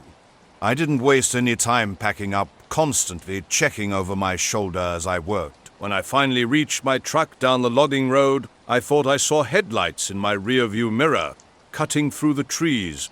But when I turned to look, there was nothing there. I drove straight to the main highway without stopping once. My friends later dismissed it as a prank or my imagination running wild. I've gone back to that area a few times since then, but I always avoid that specific clearing. I've never seen the black car or another note like that on. Still, I can't make sense of it. An empty car running silently, a mysterious note that disappeared, and that strange haze in the woods. The whole experience just feels impossible to explain. The whole thing began on a cool, clear evening in early autumn. Just after sunset, the air had a sharp edge to it. I was driving when a black sedan ahead of me stopped suddenly. Two men got out and started walking back toward my car. They waved me down, then turned and walked up the canyon road. I followed slowly, checking carefully ahead. But there was nothing. No barriers, no equipment, nothing unusual at all. I pulled over at a wider section and got out to look around. The canyon was quiet except for dry brush rustling in the wind. My phone showed no signal. I walked the road a bit, searching for tracks or anything to explain where they'd gone, but found nothing. The sky had turned deep blue by then, with the first stars coming out. I got back in my car and started heading back. About 10 minutes into my return drive, I spotted something strange, a faint, steady glow hanging low in the sky above the canyon rim. It wasn't moving like any aircraft would, just stayed there, glowing softly like a floating lantern. I tried blinking and rubbing my eyes, but it remained. The light seemed to follow along as I drove, always staying just at the edge of my vision. I started backing up slowly, watching them in my mirror. They got back in their car, and I took my eyes off them for just a second to shift gears. When I looked again, they were gone, completely vanished. No engine noise, no lights, not even tire marks on the road. The canyon was empty, like they'd never been there at all. I sat there gripping my steering wheel, mind racing, trying to understand what I'd just seen. I stopped at the canyon entrance diner, which was empty except for Sam, the night cook. When I told Hi, what happened, he just nodded slowly, saying others had seen similar things there. Lights, figures, even roads that disappeared without a trace. I left feeling uneasy and drove home, constantly checking my mirrors for the black sedan or the two men. The road stayed empty. A few days after it happened, I found a small scrap of paper under my windshield wiper. Blank. Just folded there. It's still sitting on my dashboard. I haven't touched it since. Over the next few days after that strange evening, I kept looking for anything unusual and told some friends about it. They made jokes about government agents and aliens, but I still didn't know what to think. At home, I checked news and county road updates. Nothing about any closures or maintenance, just standard warnings about loose rocks and narrow lanes. I went to bed thinking about everything. The men, the empty road, that strange light. One quiet evening, I was taking pictures of the stars from the dock behind my house. The lake was peaceful. Just me, my phone, and the emerging night sky. While reviewing my photos, I spotted something odd hovering above the water. A dark, sharp silhouette hung motionless in the middle of the lake. No blinking lights, no sound, just a solid shape against the sky. I zoomed in with my phone camera to get a better look. The object was smooth and oval-shaped, with a matte black surface that didn't reflect any light. For several minutes it drifted sideways, moving just feet at a time. Then, in an instant, it shot straight up and vanished into the darkness. I felt more curious than scared, though definitely unsettled. After a while, everything went back to normal. Just the occasional fish breaking the water's surface. The next day, a black car from the early 2000s sat at the end of my driveway. It was in perfect condition, but had no license plate. What really struck me was that here were no tire tracks or footprints in the gravel. It was like the car had appeared out of nowhere. The interior was empty, no keys, nothing. Days passed and the car remained. Each morning I'd leave a note asking the owner to move it, but the note stayed untouched. By the fourth day, the situation was really getting to me, but I kept quiet. It seemed too bizarre to tell anyone. A few evenings later, I was on my porch after dinner when I heard gravel crunching. At the end of my driveway stood a man in a neat black suit, his face darkened by the streetlight's shadow. He just stood there, watching me without saying a word. One Friday around 10 p.m., I decided to head out to the old airfield near Milltown for some nighttime photography. The abandoned runways and empty hangars in western Kansas offered an escape from light pollution, promising spectacular views of the stars. Without much planning, I grabbed my old college camcorder. The early spring night was clear and crisp with just a light, steady wind. I was filming along the runway's edge, my camera aimed at the horizon, capturing whatever might pass by, meteors, satellites, planes. An hour ticked by uneventfully until something unexpected disrupted the night. Strange lights first caught my attention, round, silent shapes floating midway through the dark sky. They drifted in unpredictable patterns, sometimes vanishing completely before reappearing elsewhere. As I zoomed in with my camcorder, their movements felt deliberate, almost like they were studying me just as intently as I was watching them. The temperature dropped abruptly with no corresponding wind shift. Behind an old chain-link fence separating the runway from the service road, a man in a black suit stood motionless in the shadows, an unsettling sight in this remote location. A quiet figure approached me. When I nervously asked if I needed help, he remained silent initially, Finally, in a hushed tone, he uttered, "The water remembers." Perplexed, I asked him to repeat himself. After repeating those cryptic words, he simply disappeared into the darkness. Unsettled, I rushed inside and locked the door, spending the night vigilantly checking windows. Though he never reappeared, his car would park outside every morning for a week. Strange occurrences multiplied. My phone would glitch with static whenever I tried photographing the lake. Some nights a low humming would emerge from the water, only to cease when I ventured outside. Around 3 a.m. one night, blue lights pulsed softly over the lake's surface. My phone's screen went black and frozen when I attempted to document them. By the time I looked up, they had vanished. The mysterious man and his car never returned after that night. Yet something still feels off. Near the water, an unsettling sensation of being watched persists, as if something lurks just beneath the surface. Those haunting words, "the water remembers," continue echoing in my mind. I live outside a small town in Ohio where massive cooling towers from the 70s are just part of our everyday scenery. Photography was just a hobby for me, and I especially enjoyed capturing the eerie look of those steam clouds at night. It was a chilly spring Wednesday when I had a night off work. The sky was perfectly clear, so I grabbed my camera and tripod, driving to my usual spot a couple miles from the old power plant. The location was perfect, right at the wood's edge with a clear view for long exposure shots of stars and moonlit steam. Everything seemed normal at first. I was just taking photos, surrounded by the familiar sounds of distant machinery and occasional trains. Then around 11 p.m., something caught my eye, a strange glow behind the plant. It wasn't static, it moved slowly, almost flowly, floating, shifting between blue and green colors. I couldn't hear anything from it, but I started taking pictures, trying to capture whatever it was. The light kept flickering, making it hard to focus, so I switched between burst shots and video mode. Suddenly, a figure appeared. "Hey, can I help you?" I called out, keeping my voice steady despite the chill running down my spine. "Are you lost?"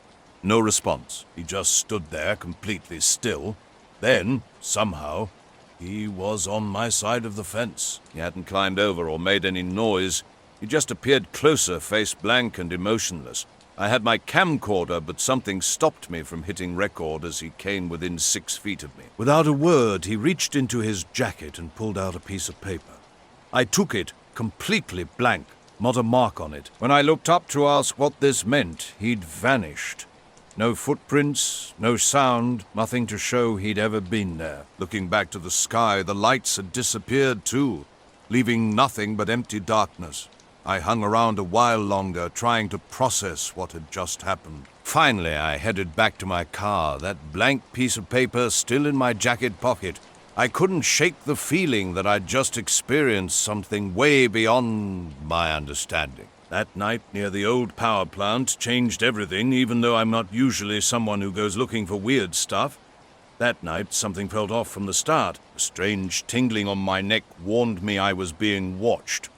The cold air didn't help my nerves. Suddenly, a light appeared, just hanging there, motionless. After 10 minutes, it vanished without a sound. No crash, no engine noise. I drove home unsettled, trying to rationalize what I'd seen. The next day, checking my photos revealed something was seriously wrong. Every single image of the light was corrupted.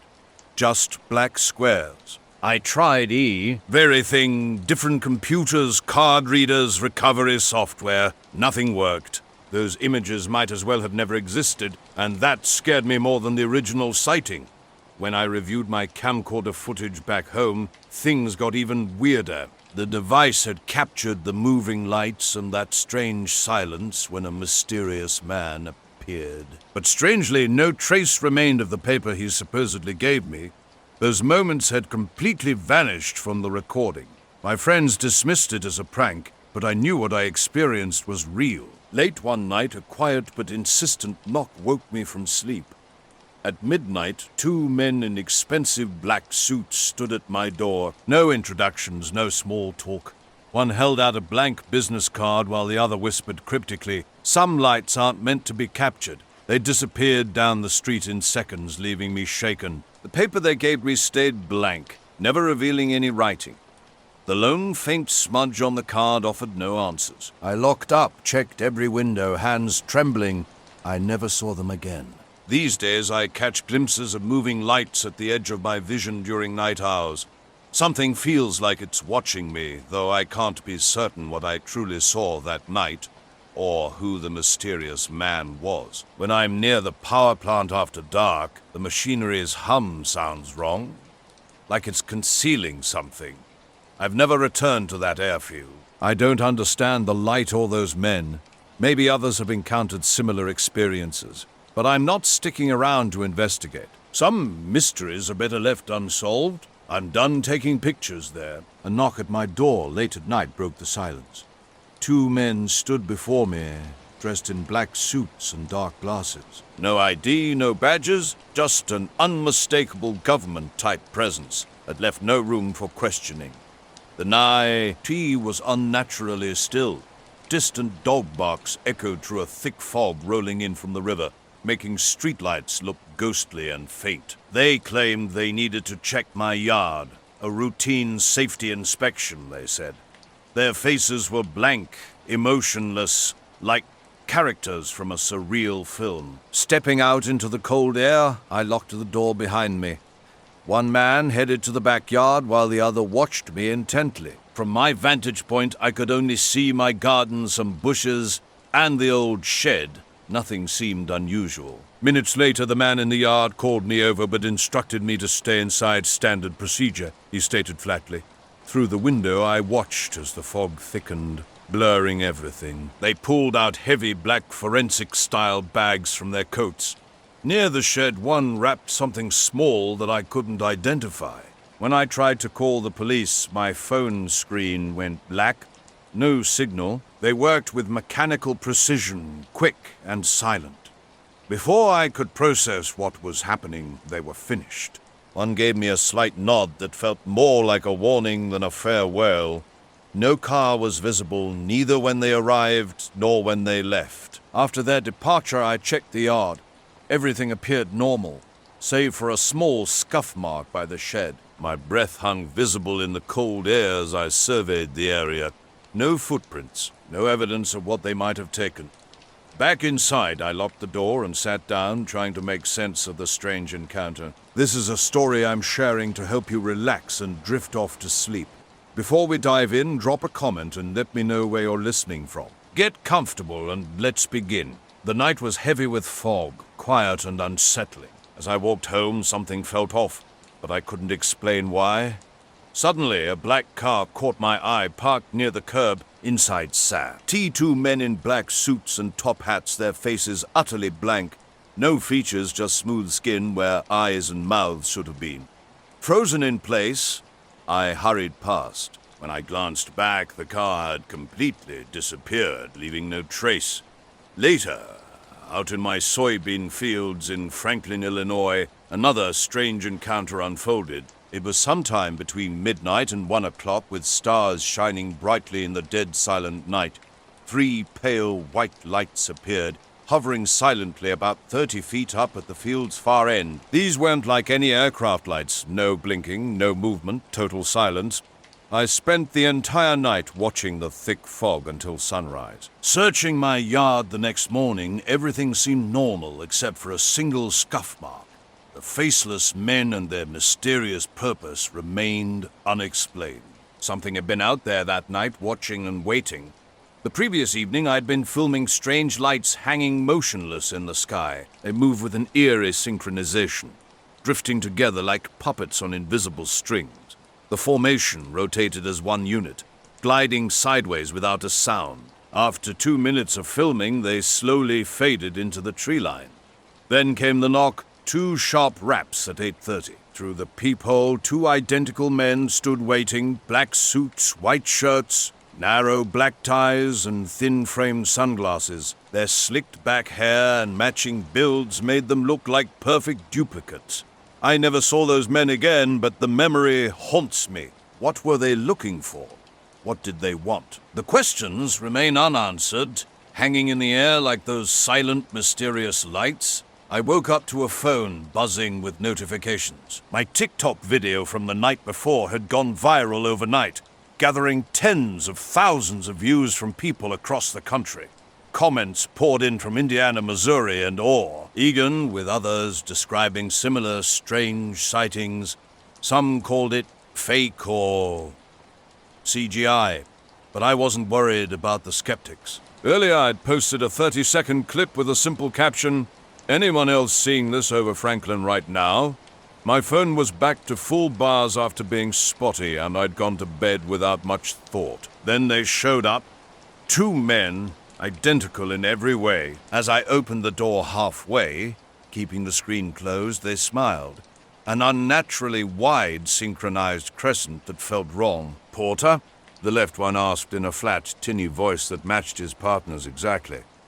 "Yeah," I replied. "What's this about?" He tilted his head, that unsettling smile never changing. "Just checking in, making sure you've been feeling safe lately." I stood there, mouth open, struggling to understand this bizarre interaction. "I guess," I managed to say. "Why?" "No reason," the other one responded, his voice a perfect mirror. After they left, the silence was suffocating. No background noise, just dead air. They'd walked with identical strides, spoke with identical voices, nodded in perfect sync. Something was wrong. My TikTok account was locked, password rejected, no reset link. The hard drive was dead, just clicking when I tried to access it. I tried my garage PC, but nothing worked. No BIOS detection, complete silence. My cloud sync had been off that night, so the local video copy was all I had. A tightness grew in my chest. Not quite panic, but that feeling you get when a police car pulls up behind you, even when you've done nothing wrong. They never specified what they wanted. No mention of the video or TikTok, just those synchronized comments about my busy night and feeling safe. When I asked who they were with, they simply said they appreciated my cooperation. The night was dark and clear, stars scattered across the sky like scattered orms over endless cornfields. My parents' silver Camry, with its cracked windshield and single working speaker, carried me down a narrow 2-lane road outside Platte, South Nebraska. It was a Sunday in September, around 10:30, and the road was quiet except for my low music and the occasional glimpse of a hidden mailbox. The next day, everything started to unravel. My video vanished without a trace. No matter where I looked, Reddit, Twitter, obscure UFO forums, I found only blank thumbnails and 404 errors. Recovery tools pulled up old family photos and random files from months ago, but nothing from that night. It was as if the recording had never existed. Desperate for answers, I drove into town. At the gas station, I bumped into Ben Holloway, a hunter from 2 roads over. When I asked about strange lights in the sky, his dismissive response felt suspicious. Most people just shrugged or looked confused. A woman at the hardware store mentioned her dogs going wild around 1 a.m., though she'd blamed it on coyotes. Later, I watched a black sedan with regular Illinois plates pull up. They sat motionless for 5 seconds before driving away. Another car door slammed some time after, but when I checked, the street was empty except for my truck and my neighbor's Pontiac. I closed the curtains and waited in the hallway, expecting their return. They never came back, but the feeling of being watched remained, even inside my own home. Days started like any other. Chemistry class dragged on, nothing out of the ordinary. But that changed after 7th period when a black sedan caught my eye near the school's front entrance. Long and sleek like something from an old movie, it sat motionless with pitch-black tinted windows. The engine idled, but no one entered or left. Something felt off. Not threatening exactly, but I felt watched. I'd taken a roundabout route that day, avoiding some classmates. As I approached the crosswalk, cutting across the grass, the passenger window rolled down. The figure inside was unlike anyone I'd ever seen, skin white as paper, short silver-white hair in a military-style cut, Dressed in a black suit with a crisp white shirt and no tie, dark sunglasses shielded his eyes despite the cloudy day. The previous night held its own strange encounter. While driving, I swerved to miss a dead raccoon and noticed an odd orange sphere floating above the cornfield. Initially, I thought it might be farm equipment, but this was different. Hovering about 20 feet up, it was perfectly round, glowing from within like contained fire. Soft orange light with a gentle flicker, no smoke. I pulled over and stopped the radio, watching intently. The sphere remained motionless and silent, suspended as if waiting. My mind struggled to comprehend what I was seeing. Attempting to capture it on my phone proved futile. The camera showed only black, regardless of how I adjusted settings. Then, without warning, the sphere vanished. Not fading, but disappearing instantly, leaving only my headlights cutting through the darkness. I drove home, scanning the fields, keeping the experience to myself. What could I possibly say? I showered and went to bed, trying to make sense of it all. Since that day, everything changed. I've stopped filming completely. My new hard drive works, but I'm constantly anxious it'll fail like the last one. TikTok remains untouched, and the mysterious sedan hasn't reappeared. Yet something feels different. At night, especially in the backyard, I sense something lingering just beyond the tree line. Well, watching. Exactly, waiting. These days, I stay inside. The walks aren't worth the risk anymore. A casual hobby of documenting strange sightings around upstate New York with my friend Tyler turned into something much more unsettling. We both worked regular jobs in Albany, but spent weekends exploring locations where people reported unusual events, uploading photos and videos to our YouTube channel. Ben Len contacted us, an older man with an intense demeanor. He described 3 white lights dropping silently behind his tree line around 2 a.m. on a Tuesday. When he investigated the next morning, he discovered a perfect 20-foot circle pressed into the moss. The pictures he sent showed ground that looked eerily uniform and flattened. Soon after, strange occurrences began haunting me. My phone would randomly freeze and restart. My school ID stopped working, then mysteriously fixed itself. One day, my entire Spotify account reset. Playlists and history vanished without explanation. Things escalated during lunch when someone or something flipped every paper in my algebra binder upside down, keeping them perfectly ordered. My friends brushed it off with jokes about ghosts, but I knew something more was happening. It started with a car and a man in a suit. Through the window, he spoke in a chillingly flat tone. It's not healthy to dwell on things you didn't really see. Those words paralyzed me. I hadn't told anyone about the fireball, not even my cousin. The car disappeared silently, floating behind trees near the senior lot. Terrified, I rushed home and locked myself in my room, keeping my phone's flashlight on all night. Sleep was elusive. I changed my habits, always staying in crowds and avoiding walking alone. How could I explain seeing a man who warned me about an impossible event? The following Monday pushed me over the edge. During a fire drill, I spotted him again. Same suit, same hair, standing motionless by the visitor bleachers. When I blinked, he vanished. Kayla, standing next to me, saw nothing when I pointed. That night, I desperately searched online for floating lights. In cornfields, we drove out to the field on a Saturday afternoon, hiking about 40 minutes from where we'd parked on the dirt shoulder. Tyler brought his cheap EMF meter, and we carried cameras to document everything.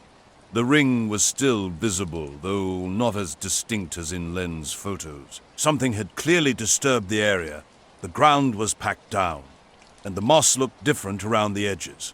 The woods were eerily silent during our 2-hour exploration. No birds, no insects, just occasional tree creaks. We flew a drone and collected soil samples. Tyler claimed he felt vibrations through his boots at one point, but I didn't sense anything usual. As dusk approached, we packed up and headed home. Back at our apartment on Western Avenue, we grabbed burgers and joked about Len's story, dismissing it as an overblown tale. Later, I spent hours reviewing videos, trying to explain what we'd seen, checking drones, weather balloons, fireworks, but nothing matched our experience. The following weekend, I returned during daylight. Tall corn surrounded the area. I pulled over and walked in briefly. Nothing remained, no tracks, burns, or equipment. Just dry ground and corn rows. The mysterious car never reappeared, neither at school nor anywhere in town. Our apartment entrance felt wrong from the moment we arrived home that night. The door handle was loose, swinging open with a light push. Tyler always double-checks locks, so something seemed off. We entered cautiously, half expecting a break-in, but found an unsettling scene. Oddly, our valuables remained untouched. Instead, every mirror in the apartment had been turned around. The bathroom mirror facing the wall, my bedroom mirror reversed, Tyler's dresser mirror lying face down on his carpet. Windows were still locked from inside, nothing broken. Now, night brings a constant feeling of being watched. I pee my blinds closed all the time, even during the day. Sometimes I accidentally drive past that field, but I quickly look away. The night felt heavy with an unspoken tension.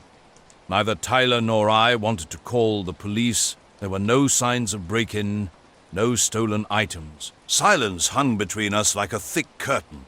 Tyler planted himself in the living room, every light blazing while I lay restless in bed, haunted by the sensation of unseen eyes watching just beyond my peripheral vision. At 3 a.m., I went to get water and found Tyler frozen at the window, his eyes fixed through the blinds.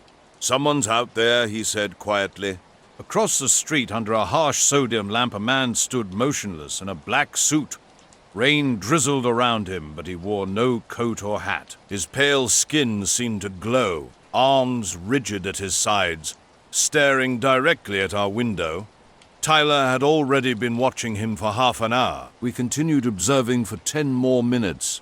The man never moved, never shifted his gaze. When I tried to capture him with my phone, the photo revealed only an empty street, no trace of the figure. Tyler wanted to confront him, but I urged caution. Just after 4 o'clock, the man abruptly turned and walked away, not toward any car or building, but simply vanishing into the darkness of the night. The next day, we were both too unsettled to go to work. We methodically checked every lock, discussed our options. Should we report this? Move? We didn't feel genuinely threatened, yet something inexplicable had occurred, leaving us both deeply unnerved. During a shift in the photography department's basement darkroom, I was developing star trail photos when something unusual caught my eye. The negatives revealed strange geometric patterns suspended in the night sky above the ridge, not random marks, but deliberate shapes created with light. Sharp lines and angles cut through. The star trails forming configurations I'd never encountered before, definitely not from planes or satellites. Examining the negatives carefully under the light, I initially suspected processing mistakes or scratches. However, when I made enlargements, the shapes became even more perplexing. Triangles, diamonds, and a perfect hexagon glowed with a faint white light, remaining crisp and angular while the surrounding stars showed typical motion blur from the long exposure. I showed the prints to Claire, my friend from the photography program. She suggested light graffiti or a film glitch, but I couldn't dismiss the unsettling feeling that something was fundamentally wrong. The next night, I returned to the ridge, hoping to capture more evidence, but clouds obscured the sky. Later that afternoon, we reviewed the drone footage and other materials from the woods. The clips, photos, and soil sample data were present, but Tyler's handheld camera files, the recordings of him walking through the ring and discussing the soil, had completely disappeared. They weren't corrupted or mislabeled. It was as if they had never existed. Checking the SD cards on both my laptop and his confirmed the same result. No files remained after the timestamp when we noticed the strange silence in the clearing. That night, just before bed, I watched the street lamp across from our building flicker erratically, as if someone was manipulating the power. The street remained empty. We didn't discuss it the next morning, maintaining a facade of normalcy. Yet I knew with certainty that the man who had vanished around the corner earlier would return. The dark room, with its concrete walls and flickering fluorescence, has always been my sanctuary. While most find the tight space claustrophobic, I've always appreciated its peaceful quiet. I've been researching UFOs and mysterious locations for weeks. Scouring public satellite data, that's when I spotted something extraordinary. Precise geometric patterns carved into the desert floor in southern Utah, right next to a military testing zone. Every map marks the area as restricted, but those perfectly symmetrical ground indentations were unmistakable from above. Strange things started happening after that. Someone in the lab asked if I'd been photographing the night sky in that region, warning me about excess light and things humans weren't supposed to see. Their words left me unsettled. A few days later, I returned to the dark room to develop more prints. Mr. Carver, the janitor, was the only other person there. When I greeted him, he gave me an odd look, like he was concealing something. My locker revealed a disturbing sight. The entire set of prints with geometric patterns had disappeared. Questioning Mr. Carver, he hesitated before describing men in black suits who'd arrived after hours. They'd asked peculiar questions about long exposures and capturing things beyond normal perception. His explanation made me go cold. The incidents escalated quickly. Driving home one night, my car's headlights dimmed unexpectedly. Shadows moved outside my windows, and my phone battery drained mysteriously. Walking home from the library, I noticed a black sedan with two suited men parked under a streetlight. One watched me intently as I hurried past. Eventually, an anonymous email arrived on my school account. "You've seen too much light lately. I stopped visiting the ridge and kept silent, even avoiding telling Claire about these unsettling experiences." That night changed everything. Strange shapes on my film haunted me, and I couldn't shake the feeling of being watched. A shadow figure had appeared outside my apartment, vanishing when I looked closer, so I quickly moved my photos and negatives to a safer place. The men in black suits were gone, but something felt fundamentally wrong. Earlier, I'd discovered these peculiar images that seemed purposefully created. No news, no online discussions, nothing existed about them. I shared the findings on a specialized forum, providing coordinates, close-ups, and detailed overlay analysis. I wanted others to verify what I was seeing. The shapes were carved and intentional, raising endless questions. Who had access to that restricted land? What was their purpose? I felt I'd uncovered something never meant to be discovered. At midnight, the knocking began. Slow, deliberate taps every few seconds echoed through my small, isolated apartment. When I checked the peephole, nothing was there. But cracking the door revealed a man in an old-style dark suit, looking like a classic government agent. "What do you think you saw?" he asked quietly but firmly. When I stammered, "Excuse me," he repeated the words like a warning. I quickly shut and locked the door, heart racing. The knocking continued. Every 3 minutes, precise as clockwork. Those heavy, deliberate sounds kept coming. Phone reception disappeared completely, which was unusual. I checked the hallway repeatedly through the peephole, but it remained empty. I secured all windows and locks, feeling trapped. How could I even explain this to anyone? The nights at Mount Kelsey Observatory were usually quiet and predictable. Located on a ridge outside Flagstaff, Arizona, surrounded by endless pine trees, the facility was perfect for telescope research. For almost 3 years, I worked the night security shift from 10 p.m. to 6 a.m., enjoying the peaceful solitude. Everything changed on a moonless night in mid-October. During my routine patrol around midnight, 2 bright spheres caught my eye hanging motionless over the East Ridge. I grabbed my equipment, flashlight and binoculars, and radioed the control room about the strange sighting. They told me to observe but keep my distance. These weren't typical aircraft lights. They glowed with an unusual pale blue-white color, completely still and silent. Hours later, something even more unsettling began. A steady, rhythmic knocking started at my door, repeating every 3 minutes. The air around the doorway grew inexplicably cold. Despite the heater running, constant faint buzzing filled the background. I felt an overwhelming sense of being watched, but something felt fundamentally wrong. Sleep became impossible as I remained transfixed by the door. When sunrise finally arrived, the knocking stopped. By mid-morning, I cautiously opened the door to find the hallway completely empty. No footprints, no notes, no evidence of any disturbance. What truly unnerved me was discovering my online thread about the satellite images had mysteriously vanished without explanation. Those strange shapes remain visible on some satellite maps, but I've learned to keep my distance. If that knocking ever returns, the door will stay firmly shut. My night shift at the observatory started like any other, but something felt different.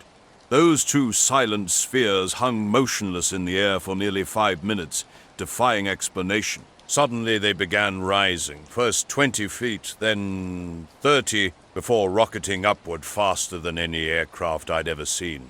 Within seconds, they vanished into the night sky. I meticulously searched the property afterward, checking cameras and scanning the grounds. Nothing was disturbed. No footprints, no vehicles, no signs of any visitors near the ridge. When my shift ended, I carefully documented the incident, focusing strictly on the facts about those hovering lights. The next morning, 2 men in crisp black suits entered the office. Jeff, my manager, looked tense and watched them closely.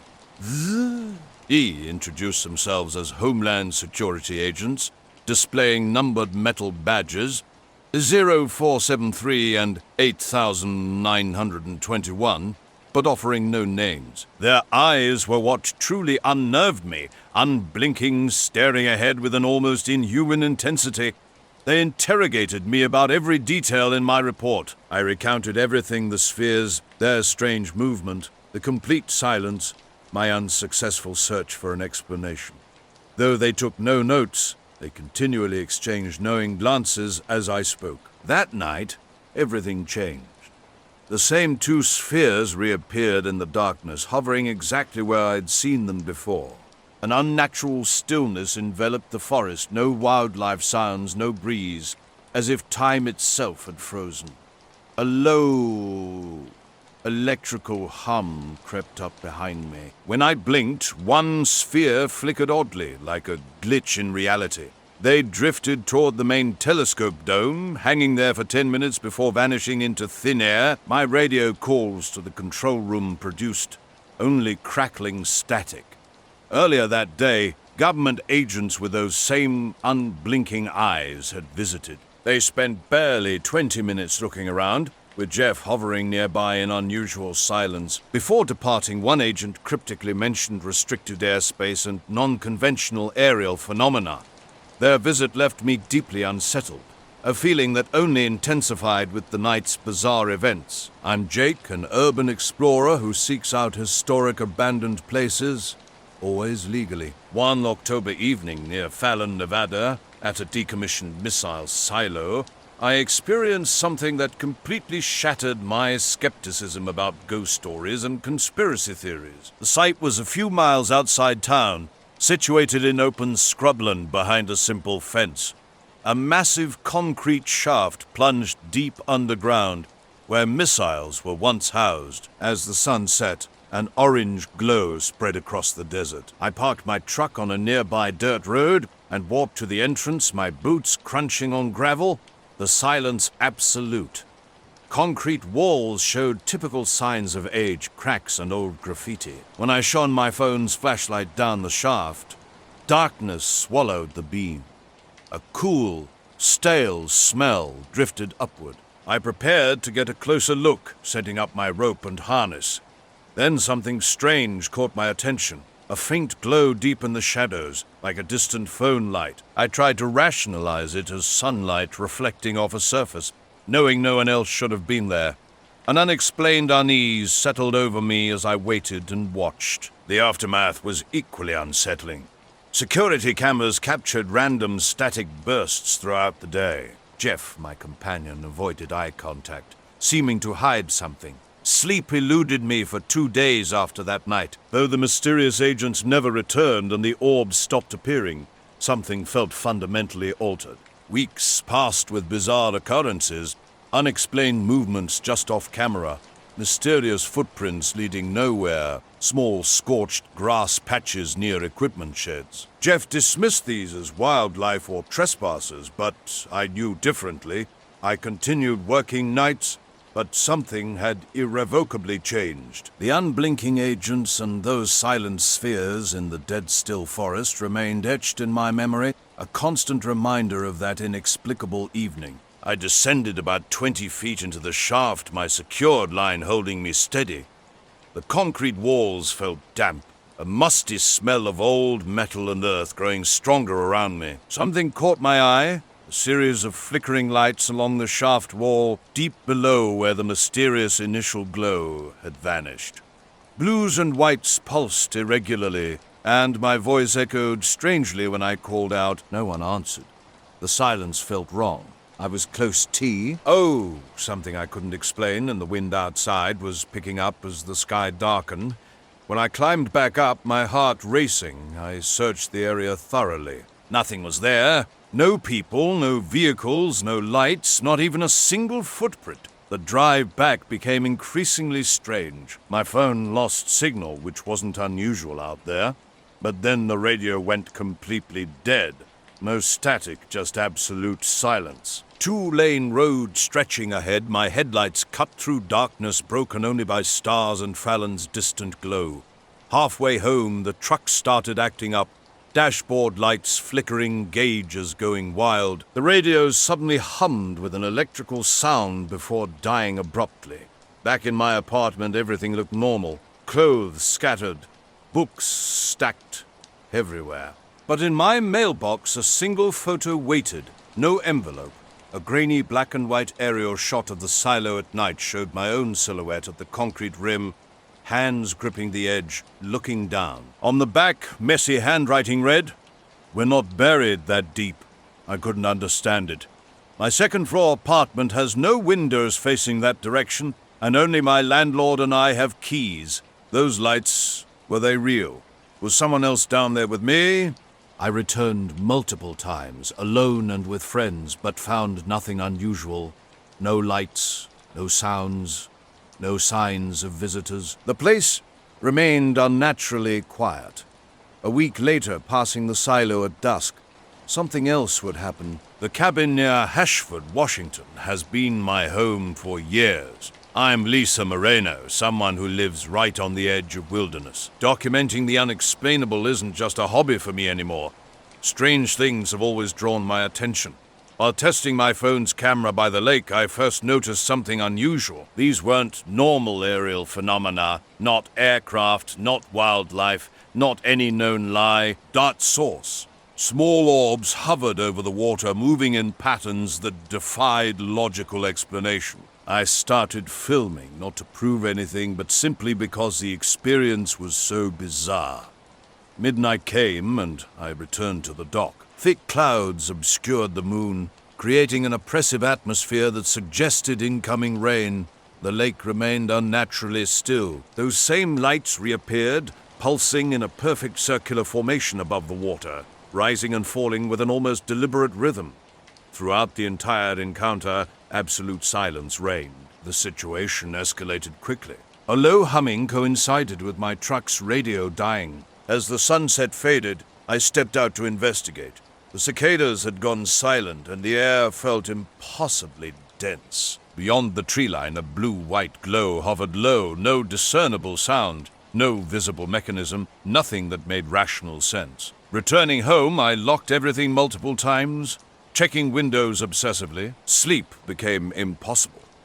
Strange occurrences continued, porch lights flickering without explanation, my phone malfunctioning, and unexplained static-filled photos appearing in my gallery. A photograph showed up on my doorstep, someone watching from above the silo. I have no idea who left it or why they're surveilling me. Truthfully, I'm not sure I want to understand. Jamie, more of a hiking enthusiast than a paranormal investigator, listened when I showed him the video clips over coffee. He suggested drone activity, but these movements weren't mechanical. What started as unusual lights in the fog has transformed into something far more unsettling. The highway gas station in Salem, Oregon, where I worked nights, seemed like any other, a pit stop for travelers before they disappeared into the woods or down long, lonely roads. I'm Tyler, and back then, I was just a regular guy doing a regular job. Supernatural stuff wasn't my thing. That October night was bone-chillingly cold. A persistent drizzle had been hovering all day under heavy grey clouds, and the wind whispered through the trees, creating an eerie, vacant atmosphere that made you wish you'd worn an extra layer. My encounters with the strange began to escalate after I started documenting whatever was happening around the lake. Electronics were the first to go weird. One night, the power in my cabin cut out. Just my place, completely isolated from the rest of the street. When electricity returned, my laptop froze despite running on battery. Near the lake, my phone became increasingly unreliable, battery draining rapidly, GPS failing, and the compass spinning wildly. One night, I decided to skip my usual lake visit and get some sleep. Around 3 a.m., the soft, dragging shuffle on my wooden porch jolted me awake. Peering through the peephole, I saw a man dressed entirely in black jacket, pants, boots, with no hat or gloves. His face was obscured in shadow, but I could feel his intense gaze fixed directly on the door. He stood motionless like a human statue. When I whispered, "Who are you?" silence was the only response. As I reached for my phone to call 911, something on the porch floor caught my eye. The man had dropped a photograph. I cracked the door open just enough to retrieve it. The photo was old, yellow-edged, clearly carried in a wallet for years. When I looked up, the man had completely vanished. No footprints, no trace of his departure. The photograph was shocking. It depicted me as a child, around 6 or 7, smiling in a park wearing the blue jacket my mom had bought that winter. The back was blank. Sleep became impossible after that. The next day I showed the photo to Jamie, who studied it intently. My shift was dragging on when they walked in. 2 men so identical it seemed impossible.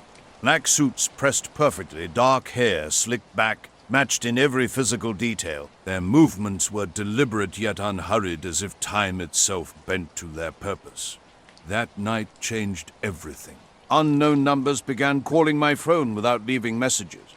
Eerie lights danced across the lake, and a constant sensation of being watched followed me, even inside my cabin. One night, something tapped my window, but when I looked, nothing was there. Carrying a flashlight and pepper spray became my new normal. The encounter made me hyper-aware of strange phenomena.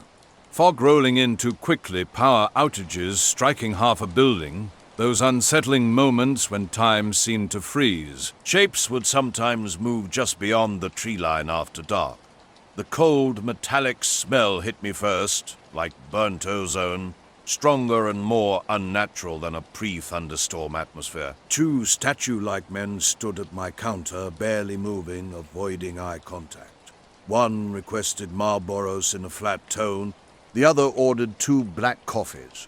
$100 bills exchanged hands silently. I showed the photo to one person who responded with a troubled frown.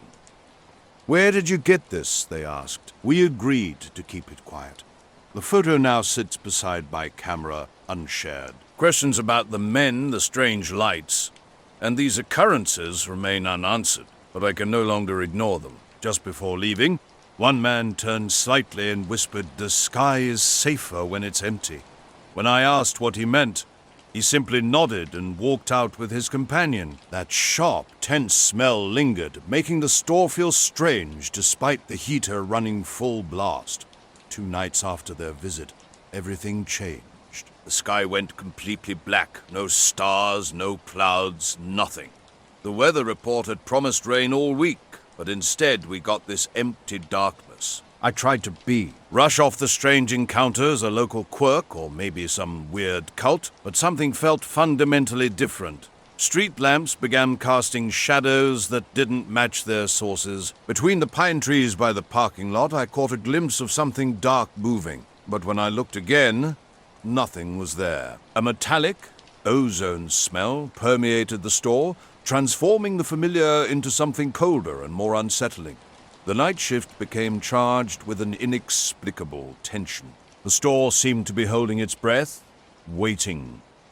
Strange occurrences started to accumulate one after another. Those two men who had passed through earlier had barely spoken or moved, yet they'd somehow altered everything.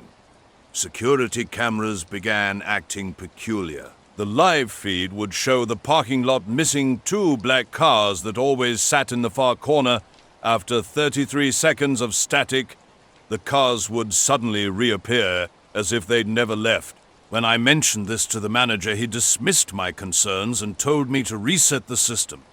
At night, a low humming sound haunted me like some distant machine running. Every time I went outside to investigate, I found nothing.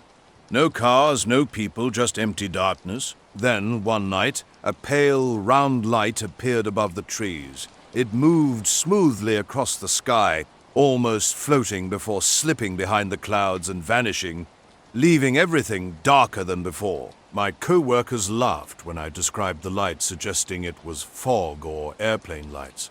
But the sky that night was crystal clear. The warm, familiar feeling of my store had transformed into something sharp and tense. I couldn't shake the feeling that something fundamental had changed. The night sky held secrets from an autumn evening I still can't explain. And it all began on my drive home from the hospital just after midnight. Cruising the empty roads on the outskirts of Cedar Falls, Iowa, nothing seemed unusual at first. Just a typical late-night journey through the rolling fog that softened everything around me. Low clouds played peekaboo with the moon, and my headlights struggled to penetrate the darkness of the tree-lined highway. I wasn't in any hurry, simply hoping to grab some sleep before my early shift. Then everything shifted dramatically. Ahead of me, the sky erupted in something completely unfamiliar. Swirling bands of green and blue light moving with an otherworldly rhythm. This wasn't the Northern Lights or any storm I'd encountered before, and I've seen plenty out here in the country. I pulled over and stepped out of the car. The cold enveloped me instantly, with fog swirling around my feet. The lights danced across the entire sky, almost mesmerizing. The air felt electrically charged, yet an eerie silence hung everywhere, interrupted only by soft tree rustling. When I attempted to record the scene on my phone, the screen went haywire and refused to focus. Later that night, a regular customer stopped by the store, just a woman grabbing a soda before heading home. The bell's jingle made my heart jump. I'd grown jumpy by then. But the truly strange events unfolded around 4 a.m. with wind violently shaking the building. While cleaning up and preparing to leave, two men appeared again. Same suits, same slick hair, same blank faces.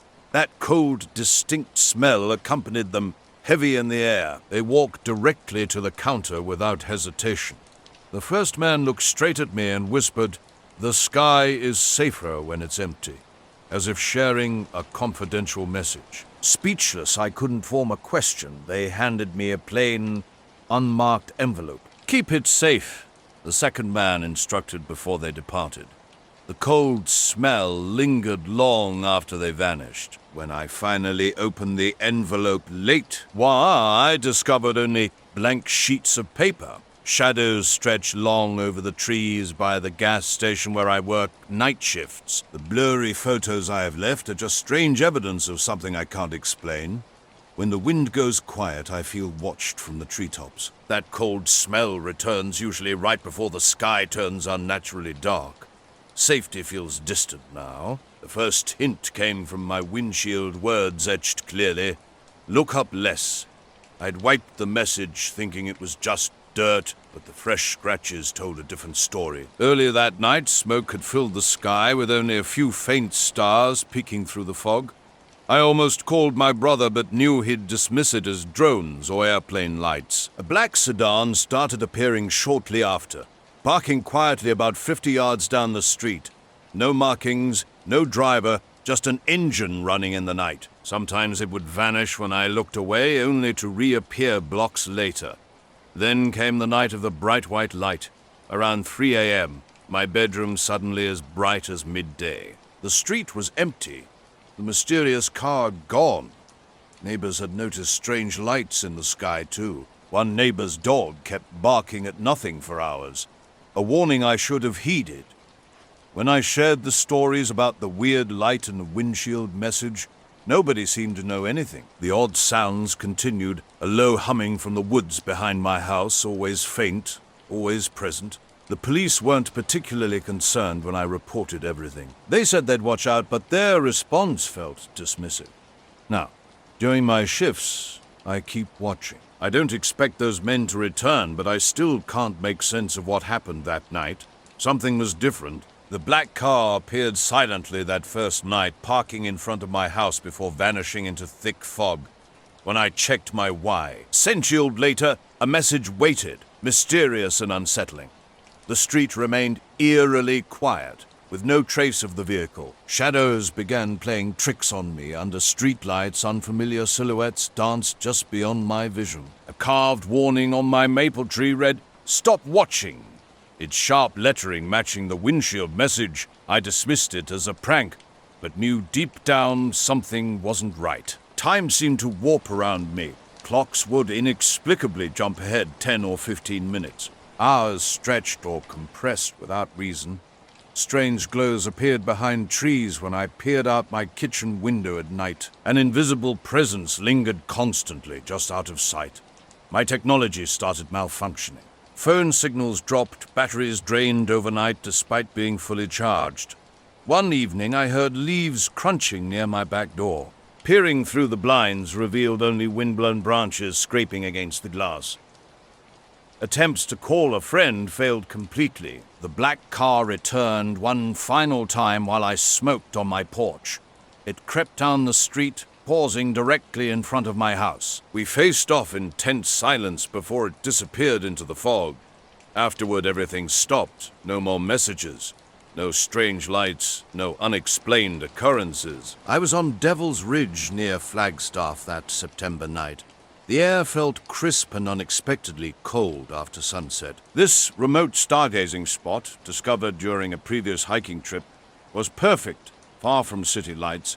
An hour after sundown, I'd set up my camera gear, waiting as the Milky Way merged. Absolute silence surrounded me, interrupted only by wind rustling through pine needles and scrub brush. While adjusting technical camera settings and capturing the stunning dark sky, something caught my eye across the small valley. I work security for a private contractor near Hawthorne, Neva. Watching over a military base. You know, one of those classified spots locals whisper about but never discuss openly. During my midnight to 8 a.m. shift, something happened that I still can't explain. My phone rang with an unfamiliar string of random numbers. Something pushed me to answer, even though I almost ignored it. The voice was cold and distorted, delivering just two chilling words. "We're watching." Then silence. The line went dead, leaving my hands trembling as I stared at the screen. The night air suddenly felt colder. My heart raced as I wrestled with whether to investigate or flee. Despite trying to convince myself it was just a prank or technical glitch, that voice felt too real, too threatening. I decided to head home, taking the scenic route through desert backroads. The drive was deeply unsettling. My radio crackled with persistent static, and shadows seemed to move in unnatural ways. Phantom headlights kept appearing in my mirror, vanishing completely whenever I tried to get a better look. Later that night, on a narrow rock outcrop, a figure dressed in black stood motionless against the starlit backdrop. No features were visible, just a dark silhouette that didn't move or blink. The spot's remoteness and total lack of footsteps or voices made me uncertain about who or what it could be. I called out softly, then louder, asking if they were okay. No response came. Suddenly, the figure vanished, not by walking away or hiding, but disappearing as if someone had flipped a switch. I blinked hard and looked again, but the ridge was empty. Despite my unease, I tried rationalizing it as tricks of light and shadow. These days, I've mostly returned to my regular routines, but the experience haunts me. Sometimes, driving home late or sitting alone outside, I feel that same sensation of being watched. A subtle pressure on my neck, the mysterious scratches on my windshield and the tree have nearly faded. I still don't understand what those messages meant, why that car kept appearing, or what those lights were about. The warning to look up less remains unexplained. Something was there that night, something I still can't explain. By the time I reached home, I was both exhausted and on edge. My phone revealed nothing unusual. Normal battery, no strange apps, no missed calls or texts. Everything seemed in order.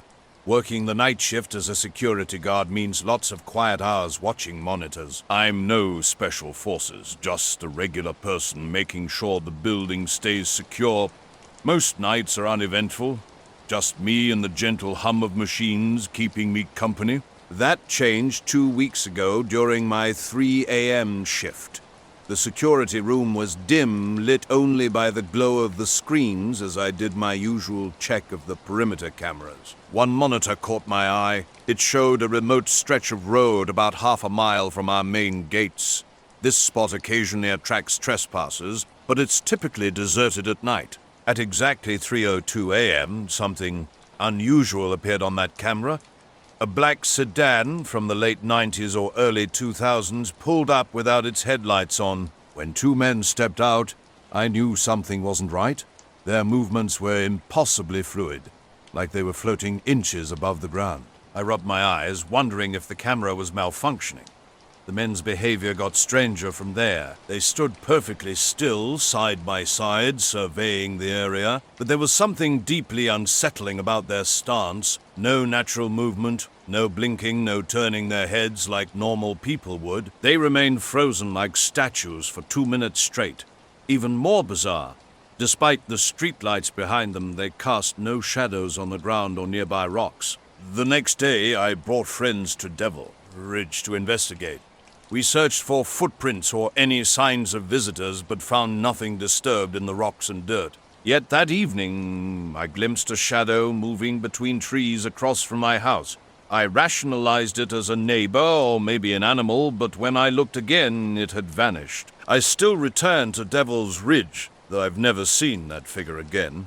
But the feeling of being watched persists, a subtle pressure, like hidden eyes following my movements. Sometimes my phone lights up with calls from unknown numbers, but they're always silent when I answer. I don't understand what I encountered that night, but I'm certain something out there was watching me under those stars. The base was eerily quiet during the night shift, but everything changed after what I witnessed on the camera feed. My walkie-talkie suddenly crackled with another guard asking if I was seeing the same thing. Before I could fully respond, the men glided smoothly back to their car, their feet seemingly not touching the ground.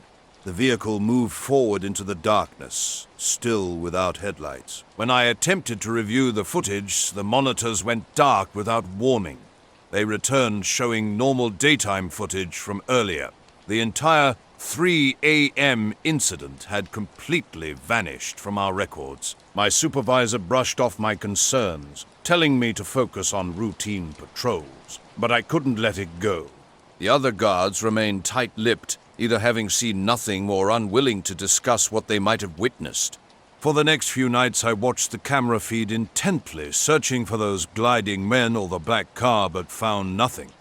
Just silence, broken only by wind and the base's distant hum. Then, driving home on that same road a few days later, I spotted an empty car parked on the shoulder, its lights off. When I slowed down to check if someone needed help, the car was completely vacant. Local stories began to circulate. They spoke of strange lights near the base, unexplained noises in the hills, and movements that defied explanation. These weren't mere ghost stories. The fear in their eyes was genuine. They meant every single word. I'm Claire, a graphic designer from Seattle who escapes to the mountains when city life becomes overwhelming. That October day, I found myself in the Cascades, somewhere between Snoqualmie and Stevens Pass. The weather was typical early fall, overcast skies, a damp forest smell from recent rain, and that sharp but not quite cold air. My planned 5 or 6 mile round-trip hike began around noon The trail was pleasantly empty, with only occasional runners or dog walkers passing by. About 3 miles into my journey, something unusual caught my eye. A black briefcase, brand new and unmarked, perfectly placed near some ferns. It sat there as if someone had carefully and deliberately set it down. The evening I found myself at a local farm with a newly formed crop circle marked a turning point. Normally I cover mundane stories for the Melrose Gazette. City council meetings and county fairs are my standard fare. This was different. My hiking trip had started like any other until I discovered a scratched, matte black briefcase that looked like it was meant for camera equipment. Its surface showed signs of being dragged, but despite my attempts to open it, I'd found no keyhole or combination lock. I left it there, assuming someone would retrieve it later. The forest changed gradually. Woodland sounds became muted, as if nature's volume had been turned down. Birds and rustling leaves seemed distant. When I returned, the briefcase had completely vanished. No footprints, no disturbed vegetation, nothing to suggest anyone had been there. Strange occurrences followed. My phone battery drained rapidly, calls filled with static, and the screen flickered unpredictably. I constantly felt watched, but never saw anyone when I looked around. Days later, I returned to the trail and spotted a man in a crisp black suit. His dark hair was perfectly combed, but his eyes were chillingly vacant, like empty sockets. He watched me approach, then silently walked away, his feet barely making noise on the gravel. Now I work at the base, monitoring cameras. The 3 a.m. feed is under extra security. On quiet nights, when the wind rises, I can't shake the feeling that something in those dark hills is watching us. Between the missing footage, those shadowless figures and their unnatural movement, whatever I saw that night wasn't normal. Whether it was a military test or something else entirely, the sky was thick with mist from the Platte River when I arrived at dusk, with cornstalks looming on both sides and their tips brushing against low clouds. Rain had left the dirt roads slippery, and there was something strange in the air, a damp earthiness mixed with an odd metallic scent I couldn't quite place. I ventured into the field with my editor's approval and nervous farmer Hank's permission, carrying my camera and notepad. The circle was remarkable, perfectly formed rings and lines spanning 50 feet across. Each stalk was carefully bent but not broken, as if carved by an invisible stencil. The wet ground and fresh-looking crops suggested this was recent work. The world had gone completely still. No bugs chirped, no leaves rustled, not even a bark from nearby farm dogs. Just the squelch of my boots in the mud. My phone started acting strange, too, its battery plummeting from 70% to 20% in minutes, though I'd barely used it. The black sedan caught my eye first, parked across the street from my house around 11 p.m. on a Tuesday. I brushed it off as a neighbor's sitter, but that was before everything changed in the cornfield. I remember standing there, watching that circle while the mist rolled in thick and heavy. The corn seemed to press closer, tall stalks blocking my view beyond the field. My heart nearly stopped when I heard footsteps behind me. I whirled around but found nothing, just corn swaying in the breeze. Then came the voices. Men's voices, calm and low, just far enough away that I couldn't catch their words. It sounded like they were repeating a question. As I walked toward the sound, 2 figures emerged from the fog, men in black suits, their shoes somehow gleaming despite the mud. They looked completely out of place in a nighttime cornfield. Later, when I returned to that spot, I searched everywhere but found no trace of the briefcase or any signs of disturbance. The man never appeared again, at least not directly. Now, when I'm alone, I sometimes catch fleeting glimpses of a figure in a black suit, with those same hollow eyes hovering just beyond my peripheral vision.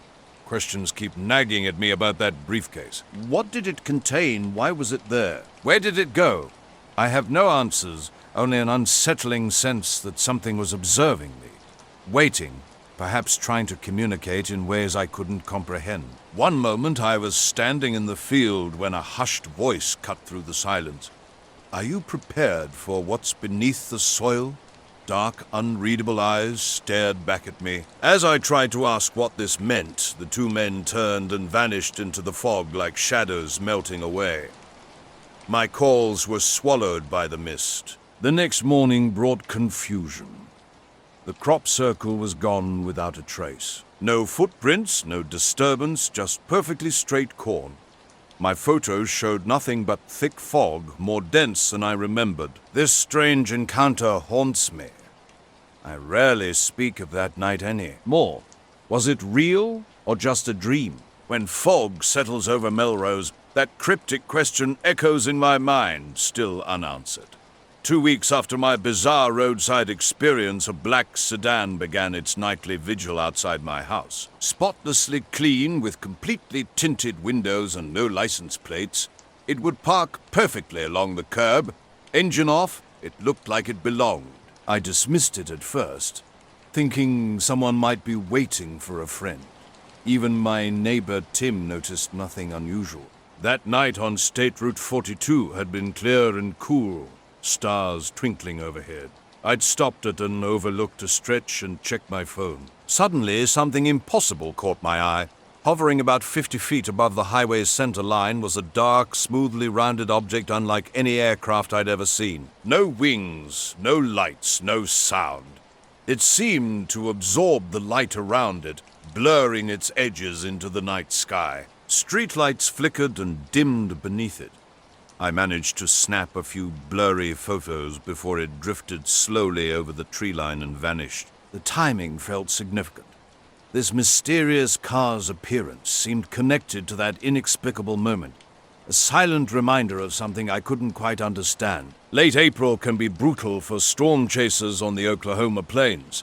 I'd been doing this work for years, freelancing for local news and weather sites. Nothing special. But everything changed after those photos. Something felt off from the moment I drove home that night. A few days later, the black sedan appeared, parking perfectly outside my house. Night after night, it sat there silent, still, with dark windows hiding the driver. No lights, no movement, just an oppressive quiet that made my skin crawl. I couldn't figure out why someone would be watching me. I hadn't fought with anyone, didn't owe money, had no enemies. The only difference in my life were those storm pictures I'd taken.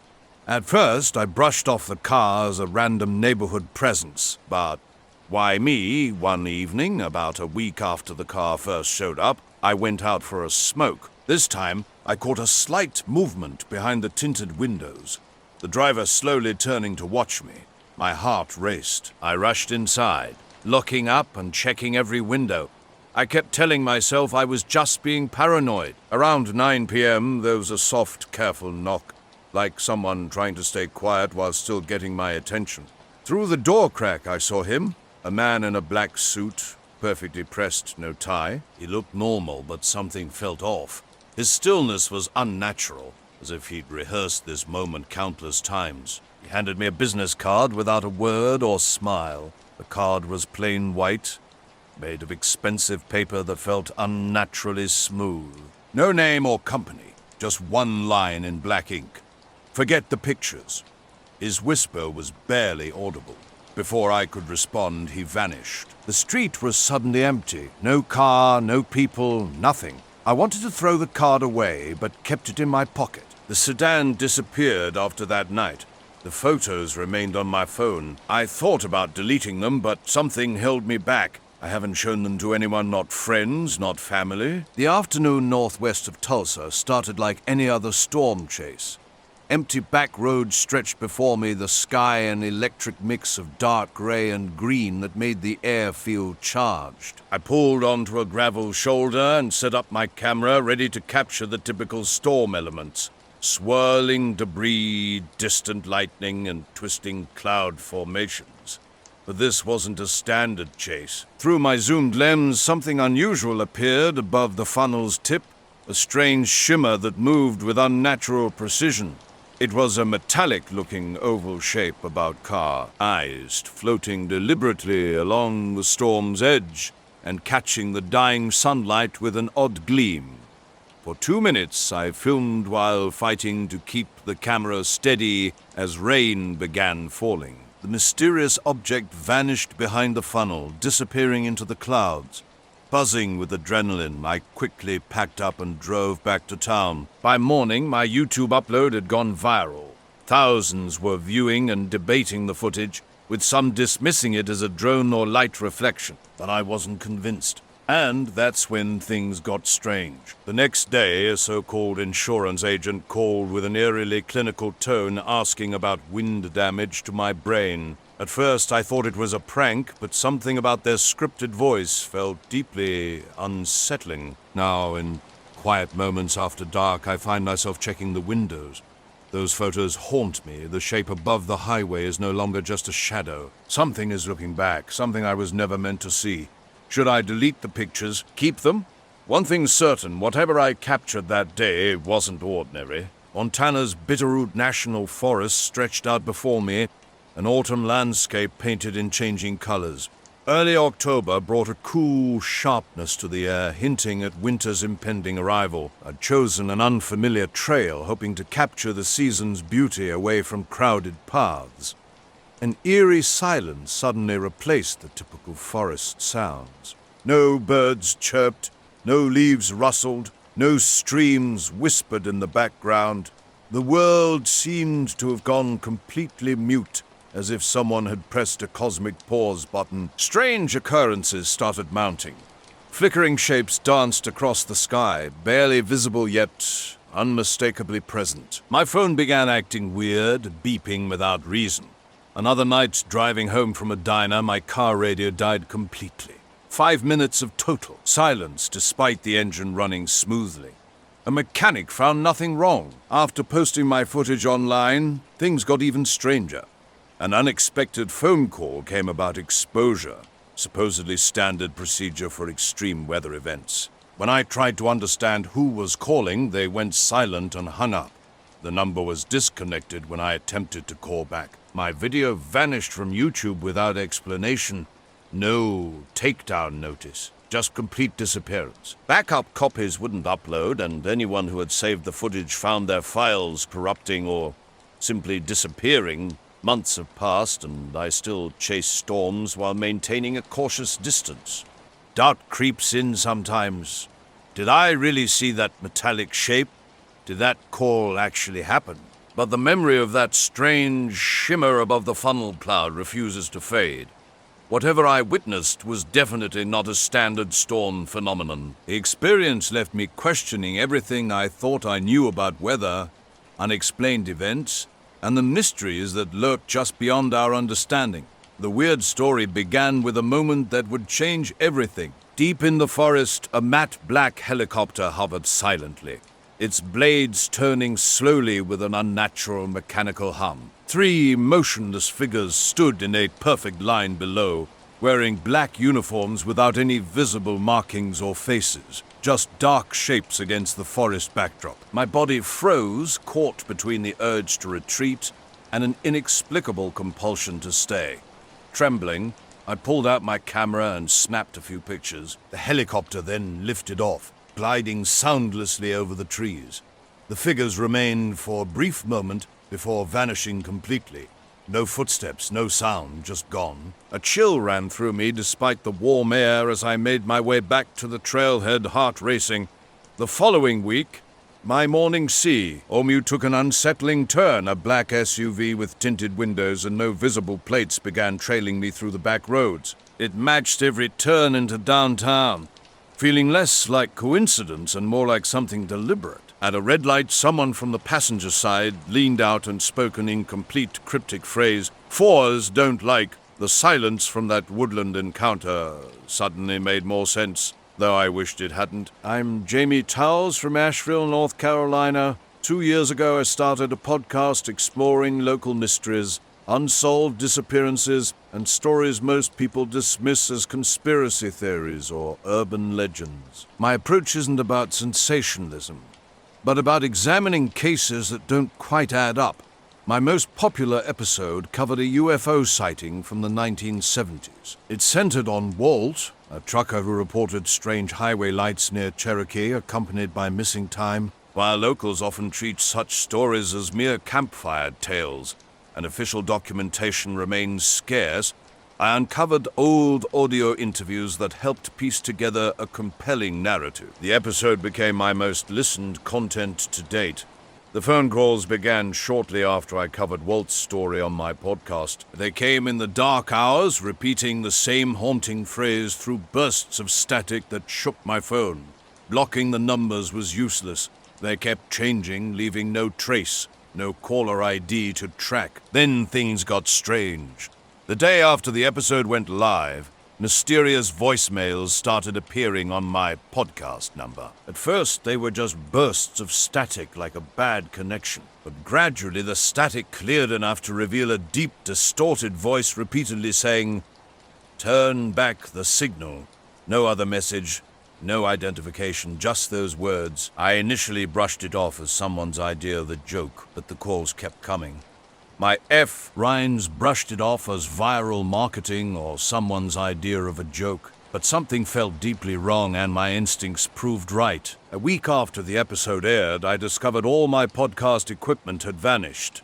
Every microphone, recorder, mixer, and headphone set. Living alone on the outskirts of town, with no roommates and no signs of forced entry, the theft made no sense.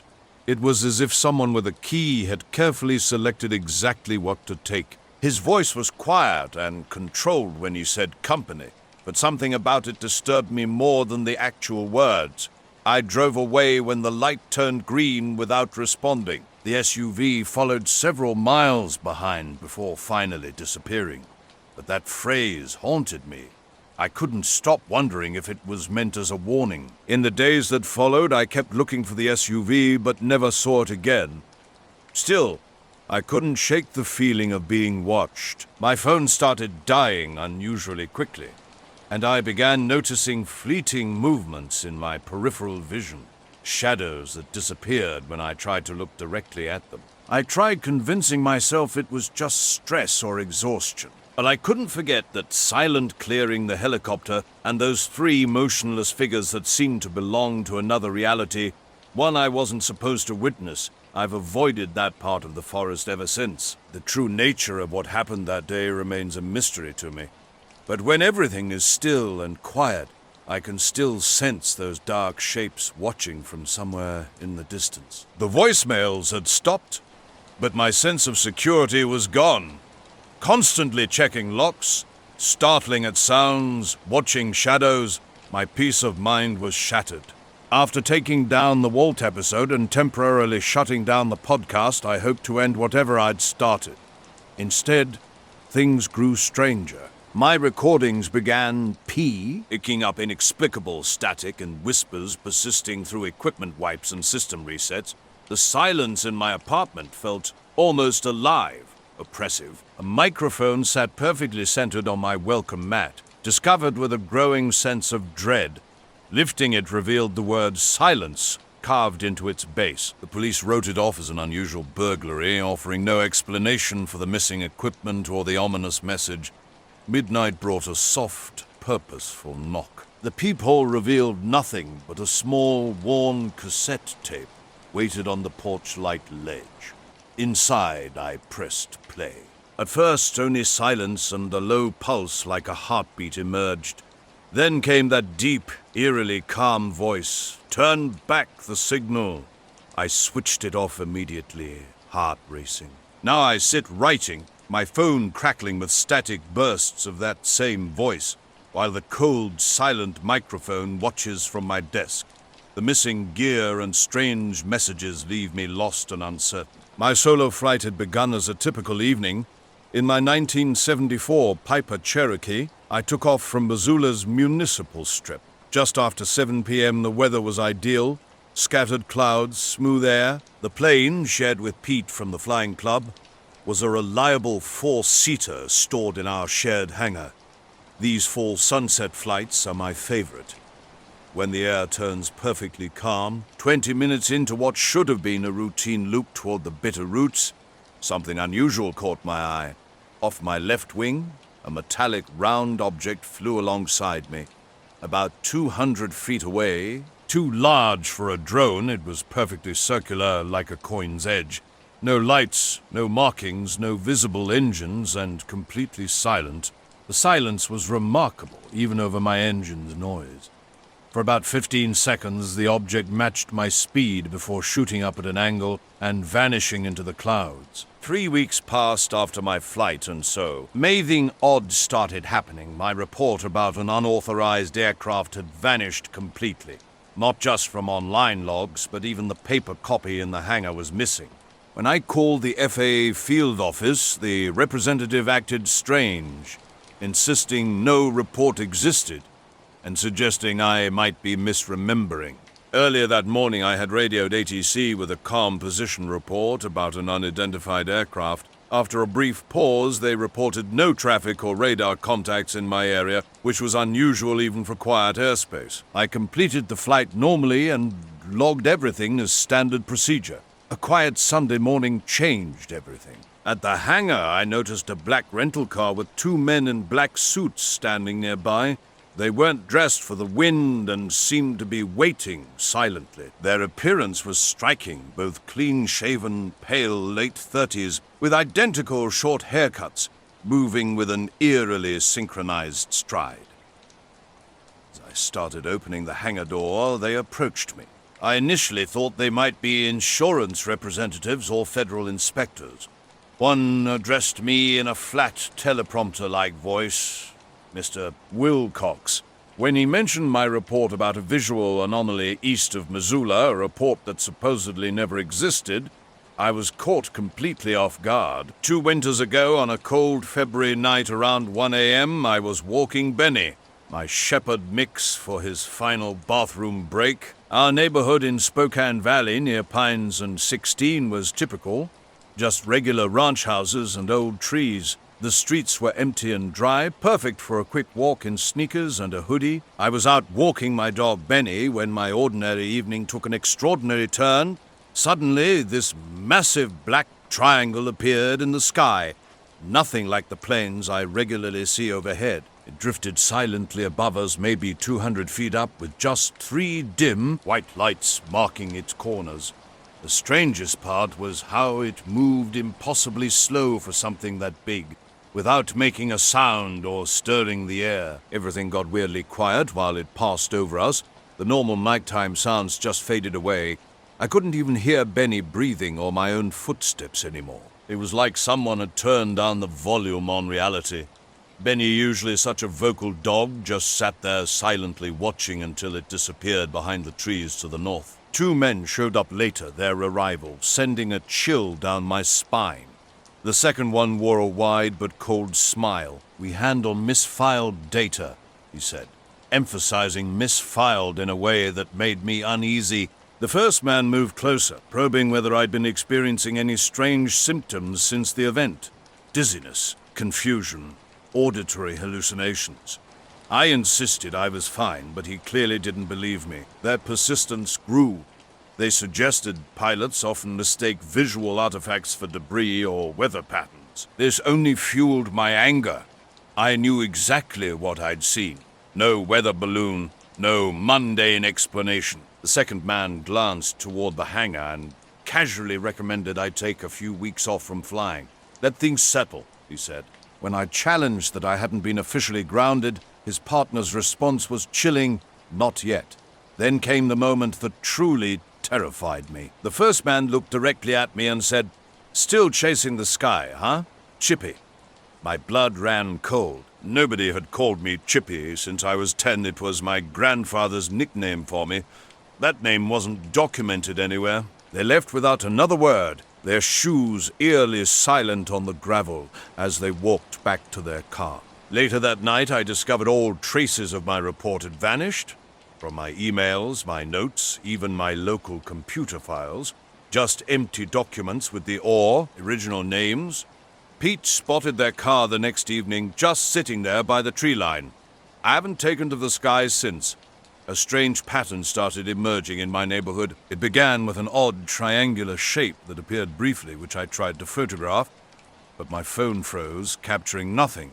I dismissed it as some military craft or unusual drone, figuring it would fade from memory. 2 nights later, something unsettling unfolded. At precisely 3:17 a.m., an old black sedan with gleaming chrome trim would park across from the Wilkins house, its headlights performing a slow, deliberate flash, almost like a coded signal, before quietly rolling away. Initially, I rationalized it as someone lost or turning around, but the car returned night after night with remarkable consistency. It would park in slightly different locations, sometimes near the Wilkins, other times closer to the Morgans, but always appearing at exactly 3:17 a.m. After 5 consecutive nights, unease crept. I tried documenting the phenomenon, setting up my phone on a tripod to record from 3:10 onwards. Yet the footage showed nothing. An empty street, despite my own visual confirmation. I'd even waved at the car once, receiving no acknowledgement. My attempts to discuss this with others met total disbelief. The Morgans, with their perpetually open blinds, saw nothing. Mr. Perpetually Open Blinds saw nothing. Mr. Perpetually Harrington's typically reactive dog remained quiet. My wife, working night shifts, dismissed my concerns as late-night documentary-induced imagination. I adjusted my routine, walking Benny earlier and maintaining vigilance. The car persisted, appearing precisely at 3:17, flashing its lights once, then vanishing before I could investigate. A call to the non-emergency police line produced no results. The mystery remained unexplained and unresolved. Out near Lander, Wyoming, I knew this quiet spot on county. Road 221, just scrub hills and a broken windmill about 30 miles east of town 2 summers ago. During the Perseid meteor shower, I decided to head out there. It's perfect for stargazing. No light pollution at all. I arrived by 11 p.m., way before peak viewing time. Parked my truck off the shoulder, set up a blanket in the bed with some coffee and my camera. The night was perfect. Clear skies, no moon, no clouds. No cell service either, which made the solitude even better. I dozed off around 12:30 after a few uneventful hours. When I woke up after 2 a.m., the meteor shower was in full swing. I had my camera on a basic tripod in the truck bed, taking long exposures of the brilliant sky. But something strange caught my eye around 3 o'clock. There was a shape on the road behind me, about 50 feet back. At first I thought it was my tripod shadow, but when I moved it didn't. It was a person, standing completely still in the middle of the road. I waited, thinking someone must have pulled over and walked up, but I never heard a car or footsteps on the gravel. They just stood there, unnaturally still. When I shined my headlamp their way, the light hit everything except their face. They didn't react at all. No flinching, no movement. I quickly snapped one photo with my phone. The moment I did, they turned and walked into the darkness beyond the road slope, silently, just gone. About a week later, I decided to wait outside. I stood on the porch behind a column, all lights off. Benny paced anxiously inside. He'd been nervous about letting me out of his sight lately. The car pulled up at 3:17, running lights only, no headlights. It looked unnaturally clean, with no front license plate. The engine kept running as it sat there. When I stepped out for a better look, the driver's window rolled halfway down. A man in a black suit sat there, pale, thin-faced, no hat. We stared at each other for about 10 seconds. Then he raised his hand like a stop signal, rolled up the window, and drove away without flashing his lights. I never saw that car again. The night before, I'd gone out to watch the meteor shower and snapped a quick photo when a noise caught my attention. When I looked at the image later, my skin crawled. A tall, thin figure with unnaturally long arms and a featureless head stood there, almost black, but not quite. I tried to convince myself it was just a camera glitch and locked my phone, hoping to forget. At 7 a.m. the next morning, I stood in the Conoco parking lot, my hand instinctively reaching for a phone that was no longer there. Everything had happened so quickly. Just minutes earlier, in the bathroom, A man in an immaculate black suit had approached me while I was drying my hands. He was keen-cut, pale, in his mid-40s, buttoned to the top but without a tie, completely out of place. He stood by the sinks and said, "You've seen too much light lately." I laughed, thinking it was some bizarre joke. Then he turned, and I saw his eyes. Something was fundamentally wrong with them. The color was off. Pupils too large or irises too pale. They weren't fake, just unnatural. Without any threats, just a flat, certain tone, he asked for my phone. Inexplicably, I handed it over. He knew my lock code without me saying a word. Then he walked out and simply vanished. The cashier, still absorbed in his flyer, swore no one had entered. The parking lot was empty, no black car, no strange SUV, just my truck. I'd never investigated the noise from the previous night. Now, standing in the morning sun, I realized my phone was gone, along with the unsettling photo. My pockets were empty, and that man, whoever or whatever he was, had taken everything with him. For several nights after, I kept watch, but the street remained empty. Oh, headlights, no idling cars. Part of me felt relieved, yet I also missed having a point of focus. Even now, I check the street at 3:17 out of habit.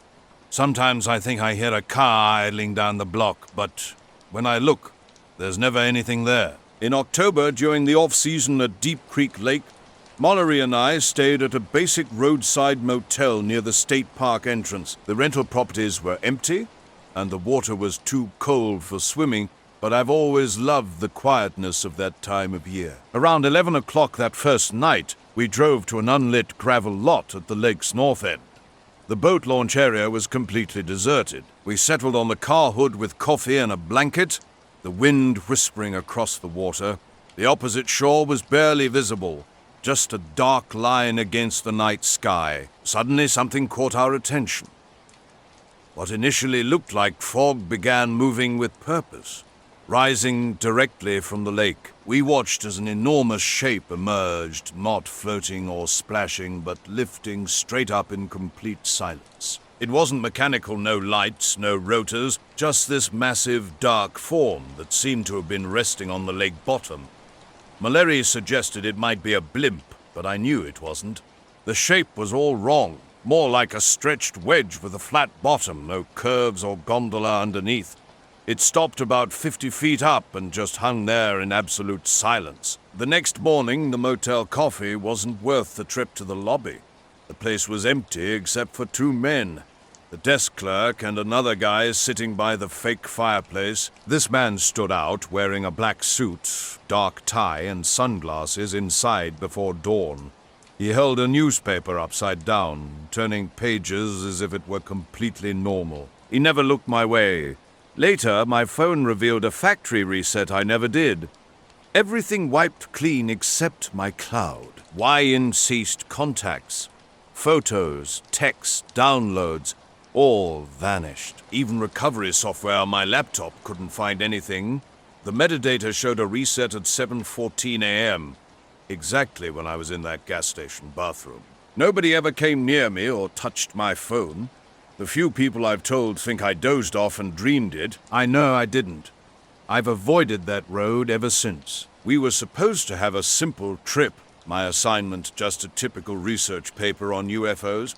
My modern American myth course seems straightforward enough. I chose the 1977 Broadbook sightings in Connecticut because they were close to school, and I thought I'd find plenty of sources. Initially, the old reports looked like standard UFO material. Lights in the sky, animals acting strange, a watch that mysteriously stopped for 40 minutes. As I researched, digging through local archives, newspapers, and online forums, something caught my attention. 2 articles briefly mentioned federal agents who arrived after the incident. No names, no descriptions. Just a passing reference. I noted it, thinking it was probably insignificant. Then things got strange. At the lake one night, we saw something impossible. A shape moved silently across the water, floating a few feet above the surface without touching it. No splashing, no sound. It drifted past the trees and vanished into darkness. We sat frozen until Mallory broke the silence. We should go. Leaving, we found a note under the windshield wiper. I hadn't seen anyone place it, no footsteps, no lights.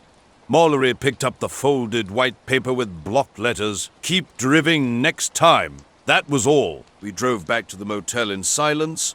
The night was restless, the bed too soft, the heater too loud. Back in the room, I told Mallory about a strange man.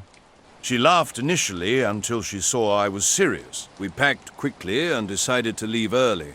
While he settled the bill, I started the car. When she returned, she was shaken. The man had followed her, stopping at the door just to watch her walk to the car. He never said a word, never helped with the door, just stared. He didn't follow when we finally left, at least not that we could see. During the drive home, we tried discussing what happened, but the words felt wrong. Mallory simply said, "Let's just get home." That was enough. A local historian named Vince Halbrook led me to some microfilm archives in Springfield when I reached out. The night unfolded strangely from there. I was doing homework with my roommate Aaron when an email arrived around 8:20 p.m. from someone claiming to be Dr. Harlan Oakes at Southern University of New Hampshire. The message was brief and menacing. "You are looking in the wrong places. There are things that are not meant to be named. Move on. This is your only warning." A quick check revealed no such Dr. Jai. Revealed no such Dr. Jai. Oakes at the university. Earlier, I had been reviewing my dashcam footage from that night. Accidentally left running. The recording showed us arriving at the drive-in and parking, then went completely black for 2 hours before resuming as we left. The file remained unaltered. Those hours simply existed as an empty void with no sound or picture.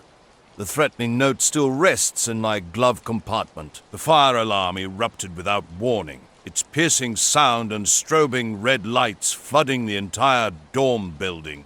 Students shuffled out to the courtyard, bundled in sweats and hoodies against the early March chill. Wet pavement and biting wind only amplified the collective discomfort. That's when they appeared. 2 men in black suits, standing motionless across the street. Dark coats, dark ties, they were utterly still. One wore sunglasses despite the night's darkness, while the other did not. Their hands hung limply at their sides. But their eyes, they were fixed directly on me, not scanning the building or the crowd. Minutes earlier, I'd shown Aaron the strange email.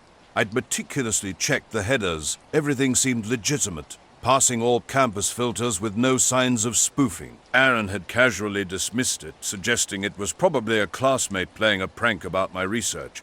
I tried to draw Aaron's attention when I spotted the men. He was beside me, lost in Instagram like everyone else, chatting, scrolling, killing time. No one else seemed to notice the 2 figures across the street. When Aaron finally looked up, they had vanished. No sound of footsteps, no cars, simply gone. Back in the dorm, the situation took a bizarre turn. No trace of the email remained. Not in my inbox, trash, or archived folders. A thorough laptop search yielded nothing. The campus IT desk confirmed deleted emails couldn't be recovered without admin. Even more unsettling, when they investigated the sender's address, they discovered no record of the email ever passing through university servers on any Sun domain. Switching my paper topic to Elvis sightings in the 80s felt like surrender. Yet something didn't sit right. I spent the rest of the semester constantly alert, looking over my shoulder as I walked to class. Driving between Las Vegas and LA, the Mojave Desert stretched out endlessly. A barren landscape of cacti and scrub brush alongside a desolate asphalt ribbon. It was late, hours after sunset, and my gas gauge was running dangerously low. The overwhelming emptiness and silence began to play tricks on my mind. Around 1 a.m., a figure caught my attention. A man in a black suit standing motionless on the shoulder, hand raised. At first, I assumed a broken-down vehicle, but something felt off. No other cars existed for miles. Just this lone, formally dressed person in the M, idle of nowhere.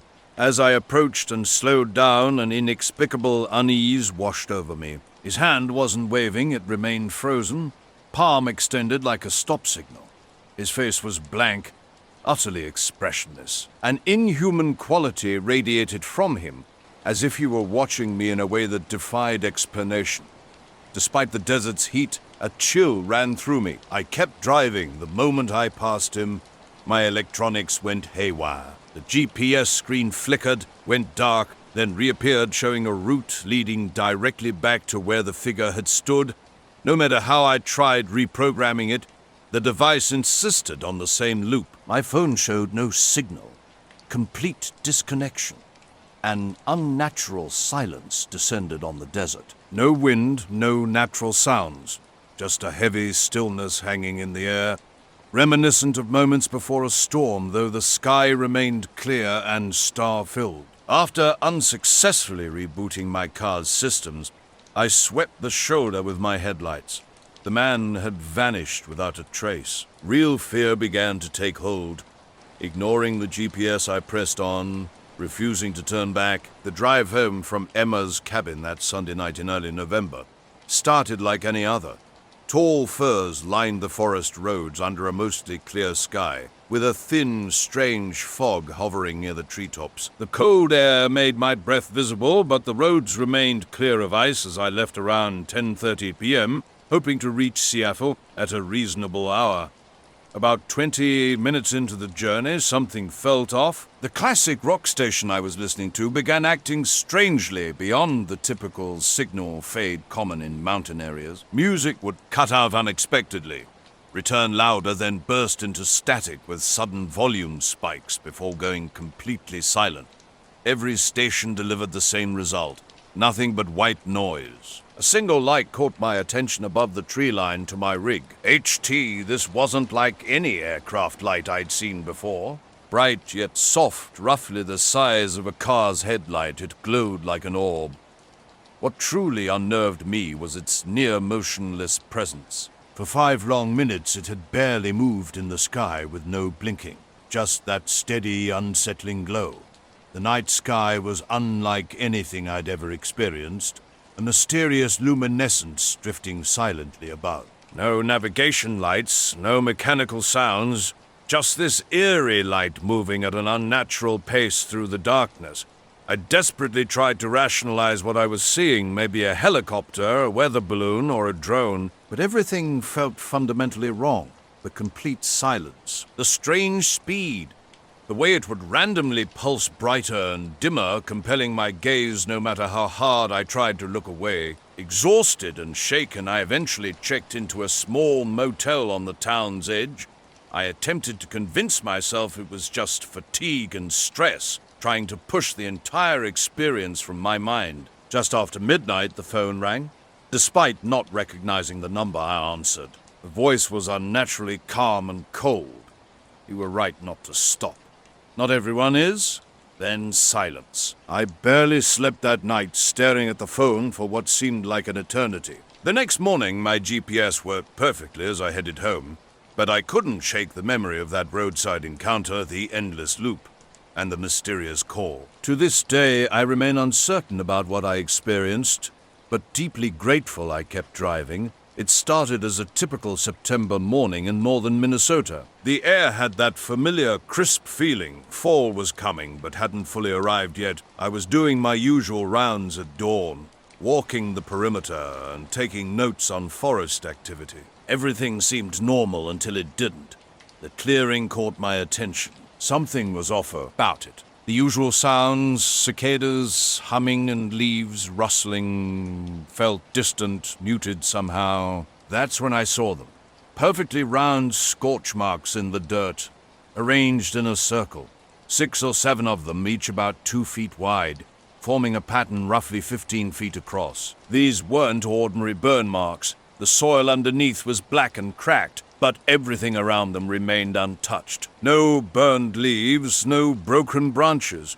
Just these clean, symmetrical impressions in the ground, like giant cookie cutters had been pressed into the earth. I searched for any explanation: footprints, tire tracks, signs of camping or human activity.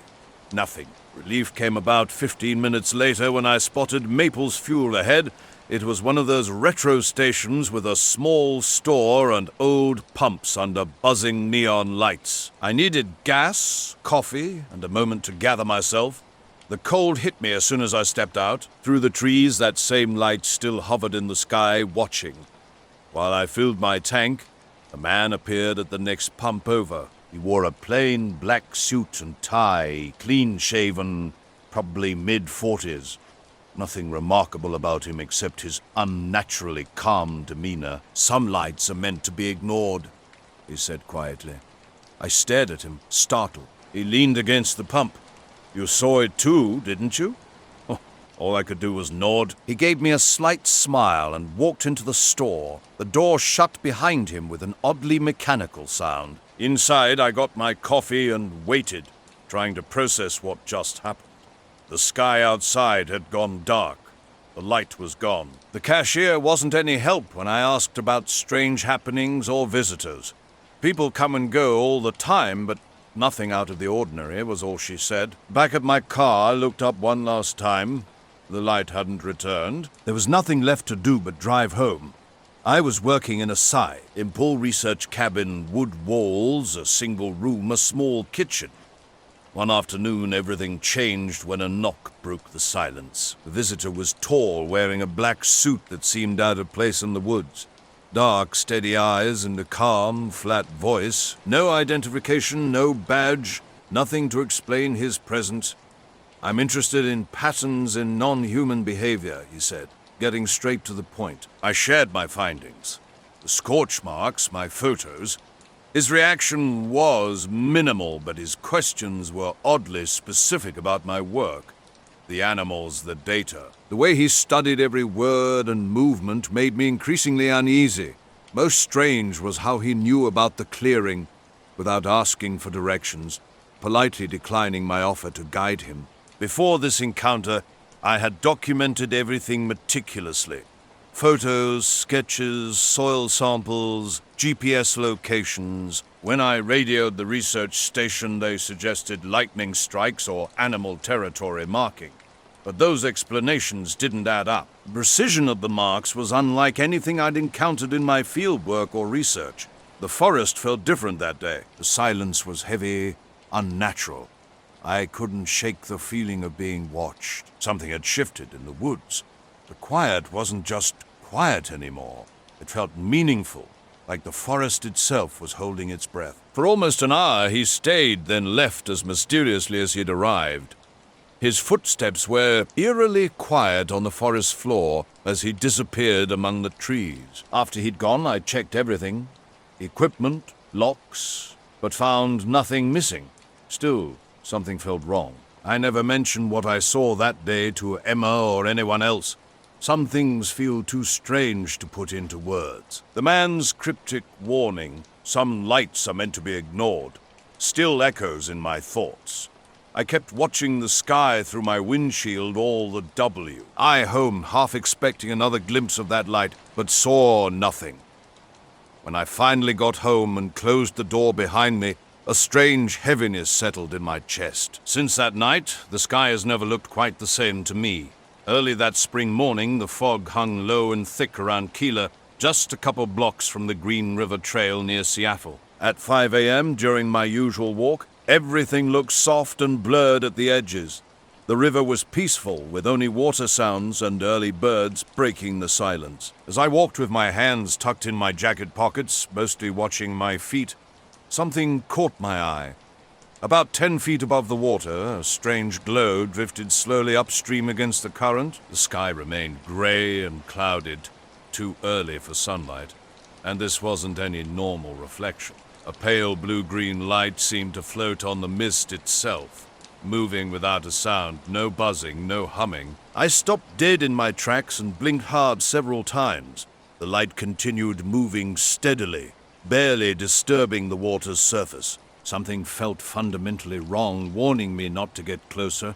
I kept walking, occasionally looking back until the fog completely swallowed the weird glow. This was around 5:15 a.m., arriving home around 6 o'clock. I was tired and thinking about coffee. But approaching my small townhouse, my heart suddenly stopped. The front door was slightly cracked open, just enough to see inside from the street.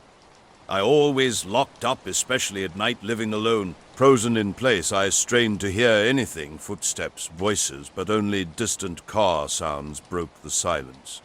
In the days that followed, those moments haunted me. The unnatural silence, the strange encounters left their mark. When night wind moves through the trees, I sometimes catch a low, subtle hum unlike any animal or machine I've ever heard. The man from that encounter never returned, never contacted me. Just that single visit left me with a creeping sensation that something out there wasn't focused on me, but was definitely watching. I texted my brother Mark, who's a cop. Doors open. Don't come over or anything, but I might need you to check this out. After returning from a camping trip in the White Mountains with Mike, something strange began happening. I pushed the door open wider and stepped inside, immediately noticing the front door had been unlocked.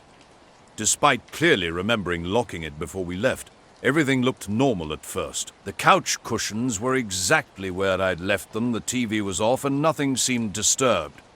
But then I saw the clocks. Every single one in the house, kitchen, wall clock, bedside alarm, microwave, all showed exactly 3:33. This was impossible.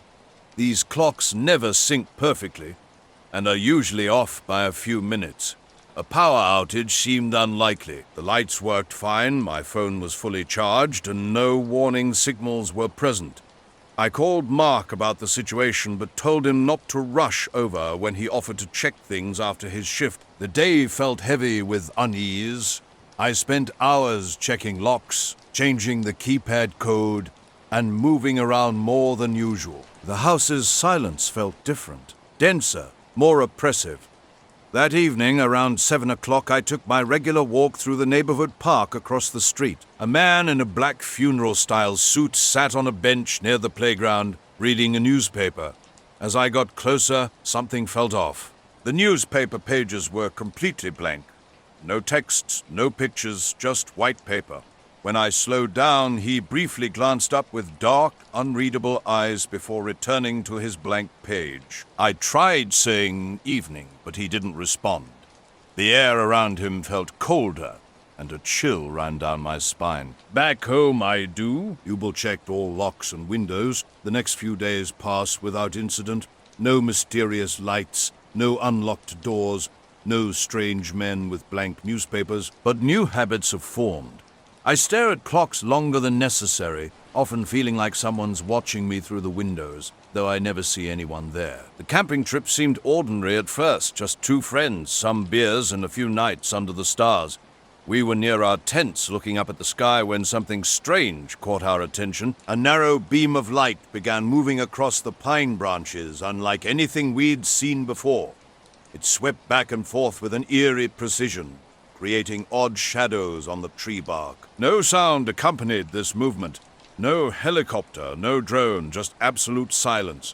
The light floated smoothly, appearing to search the forest with deliberate intent. Mike nudged me and whispered, "What the hell is that?" I had no answer. We watched transfixed as the beam moved steadily for about 5 minutes. Suddenly it froze mid-air about 50 feet above the trees, pointing straight down. Just seconds later, it vanished completely, as if someone had flipped an invisible switch. We sat stunned, the woods feeling heavy around us. Something felt like it was watching. The next day, we called the ranger station to investigate, hoping for an explanation. They confirmed no scheduled activities or testing in the area. Weeks passed, and we avoided discussing the incident. Then 3 months later, an email arrived from a sender simply listed as control with a blank subject line. The message was cryptic. "No need to share what you never understood." Mike texted me shortly after. He'd received an identical message. We never spoke about that night to anyone. Not our families, not our co-workers. The experience felt like a personal warning meant just for us. The silence, the arching light, and that mysterious message have stayed with me, connected to something I can't quite explain. Even now, I'm uncertain about the events on the river that morning or why my door was unlocked when I returned. Something seems linked, but I've kept these experiences to myself, unsure if I want to share them with anyone else. The night I'll never forget started on a desolate stretch of road outside Baker, California. I'm Eric, a software support guy who craves escape from endless screens. My old Jeep and I had been roaming the Mojave for days, far from busy highways, with no destination in mind. As dusk settled, the desert sky transformed into that deep, unique blue that haunts your memory. The day's heat still radiated from the ground even as the air cooled. My headlights cut through the darkness, illuminating empty roads. That's when the black sedan appeared. Nothing special about it, no markings, just an ordinary vehicle. A shadowy figure behind the wheel caught my eye in the rearview mirror. At first I tried to rationalize its presence as just another traveler, but something didn't feel right. Every move I made, they matched perfectly. Speeding up, slowing down, it made no difference. I pulled into a gas station, hoping to force some kind of confrontation or reveal. The sedan stopped precisely 20 yards behind me, engine humming. While filling my tank, I watched carefully. The driver remained completely still, just observing. After finishing, I couldn't bring myself to leave. Suddenly, the passenger window rolled down with a soft hiss. A clean-shaven man in his mid-40s appeared. Black suit, dark shirt, with steady, intense eyes. "You saw something you shouldn't," he said quietly. His words hung in the air, mysterious and threatening. What was I supposed to understand? What had I witnessed? The questions remained unanswered, and perhaps that was exactly the point. Some mysteries are never explained, some encounters never fully understood. Just a moment in the vast, silent desert, where reality blurs and strange encounters happen without warning or resolution. Late one autumn, I took a solo camping trip to northern Vermont, seeking peace away from city life. About 10 miles from the nearest town, I found a flat clearing near a creek off an old logging road. Just me, my tent, and the wilderness. The first day went perfectly. I set up camp before dark, built a fire, and spent the evening reading while the forest settled around me. Throughout the night, familiar woodland sounds drifted through. Crickets chirping, owls calling, pine needles rustling.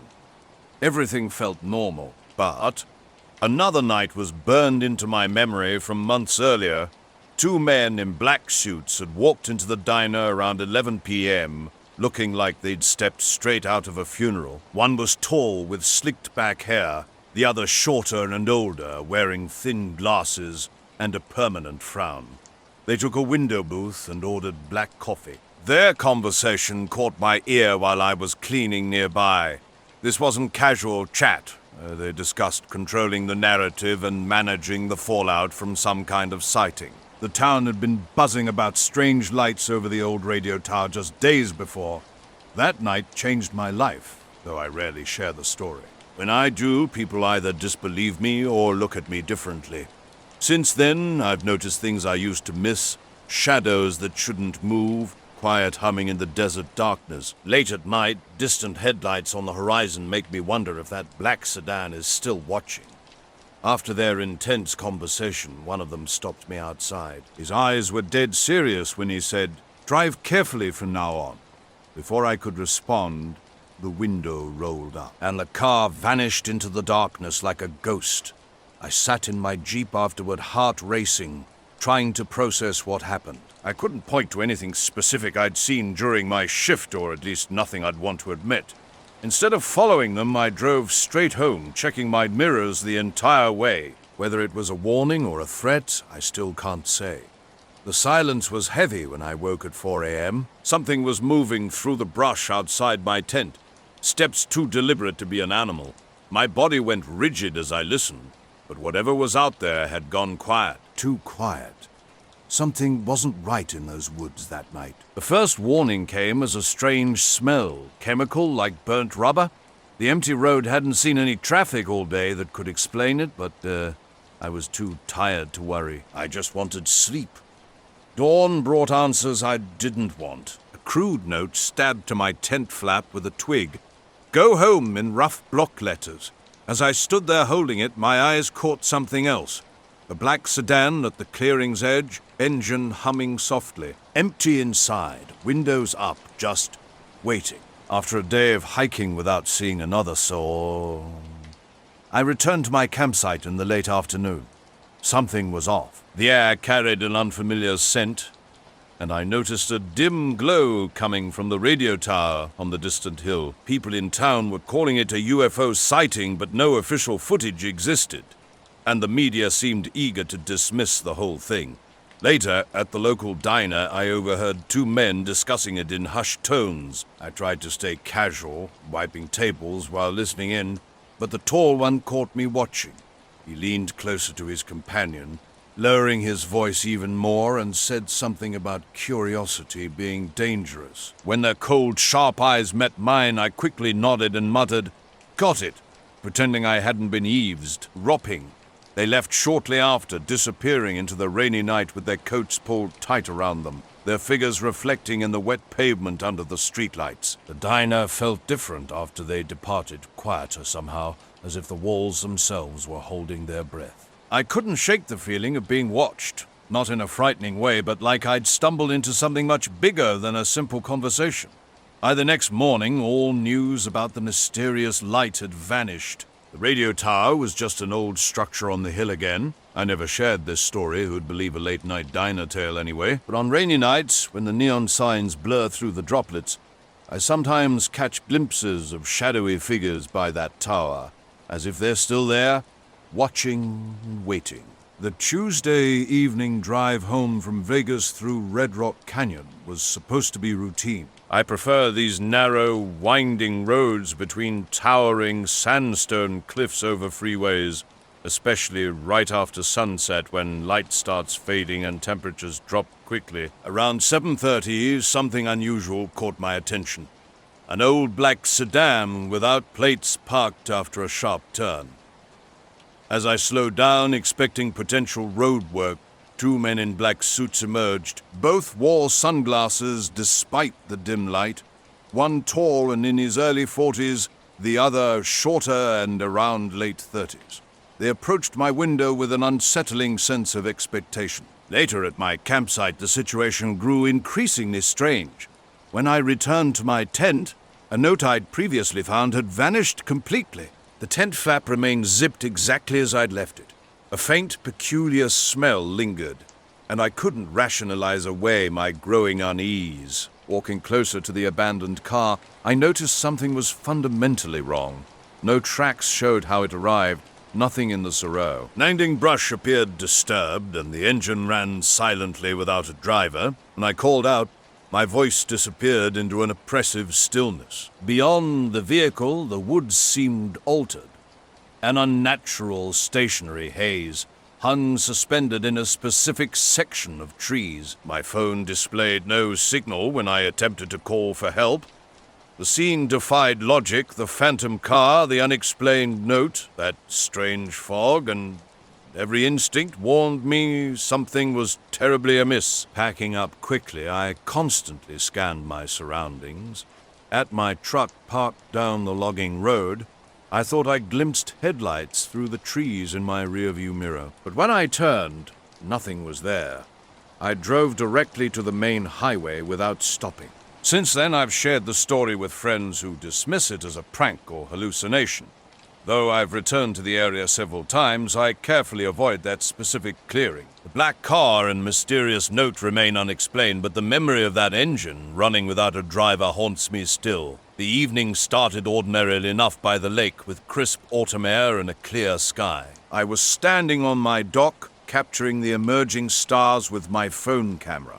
While reviewing the pictures, something caught my eye that seemed out of place. Earlier that day, two men had blocked my path on a remote canyon road. They claimed maintenance was underway, but the road was completely deserted, no workers, no equipment, no barriers. When I questioned the lack of activity, the shorter man simply stated it was a private job with no exceptions. Their vehicle was strange, a pitch-black sedan with no windows, no plates, no identifying marks. Keeping my voice steady, I asked about the maintenance duration. Indefinite, the shorter man replied curtly. When I inquired about a potential detour, the tall one just instructed me to turn around. Dear. As I began backing up slowly, watching my mirrors, they returned to their car and started moving. But when I glanced over my shoulder, they had completely vanished. No engine sound, no lights, nothing remained. The road was empty, without even tire marks to suggest their presence. I pulled over to investigate, stepping out into the quiet canyon. Dry brush whispered in the wind, and my phone showed no signal. Walking the road, I searched for any trace of the men, but found nothing to explain their mysterious disappearance. As the sky darkened to deep blue and stars began to appear, I reluctantly turned back. About 10 minutes into my return drive, a strange light caught my attention. A steady, hovering glow hung above the canyon rim. Not a plane or helicopter, but something else entirely. It followed me, lingering at the edge of my vision no matter how I tried to focus on the road. I finally stopped at a pullout, unsure what to do next. The light remained watching me from above the canyon walls. A dark silhouette caught my eye, hovering motionless above the water. This wasn't like anything I'd ever seen before. When I zoomed in with my phone camera, I could make out its smooth, oval form with a strange matte black surface that didn't reflect any light. It drifted sideways, inches at a time, then suddenly shot straight upward and vanished into the night sky. The experience left me more curious than scared, but definitely unsettled. At the small diner near the canyon entrance, I found Sam, the night cook, working alone. I shared my sighting, and he didn't laugh or dismiss it. Instead, he nodded slowly, mentioning that others had reported similar strange occurrences, mysterious lights, unexplained figures, and roads that seemed to disappear. Back home, I scoured local news and county road updates, finding nothing about roadwork or closures in the canyon. Standard warnings about loose rocks and narrow lanes. My mind kept returning to the encounter. I told some friends who joked about government agents and aliens. A few days later, I discovered a blank piece of paper folded under my windshield wiper, which I placed on my dashboard, leaving it untouched. One morning, a black car appeared without warning, parked at the end of my driveway. No tracks in the gravel, no footprints around it, just a pristine early 2000 model that seemed to have materialized from thin air. No plates, no keys, no driver.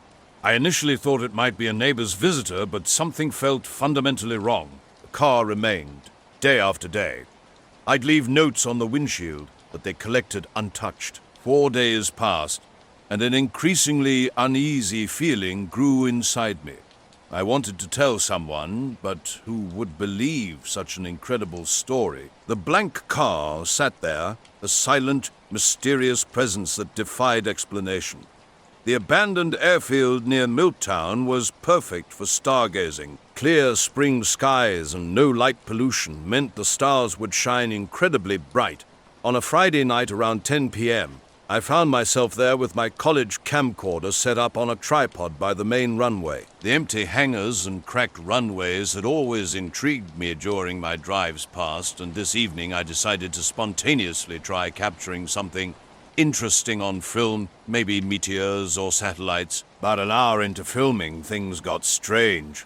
Lights appeared halfway up in the sky, moving in inexplicable patterns. They pulsed and drifted silently with no typical aircraft markers, no blinking red or green, no sound at all.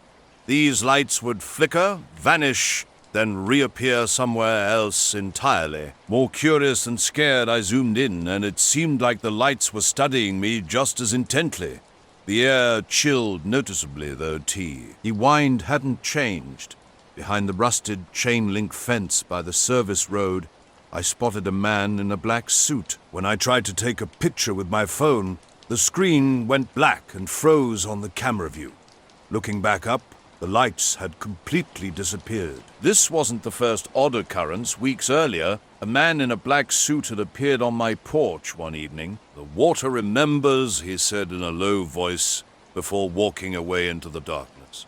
After that night, a car kept showing up, though the man never returned. Strange things began happening around my place. My phone would get static when attempting to photograph the lake. At night, a weird humming would emerge from the water, stopping abruptly when I went outside.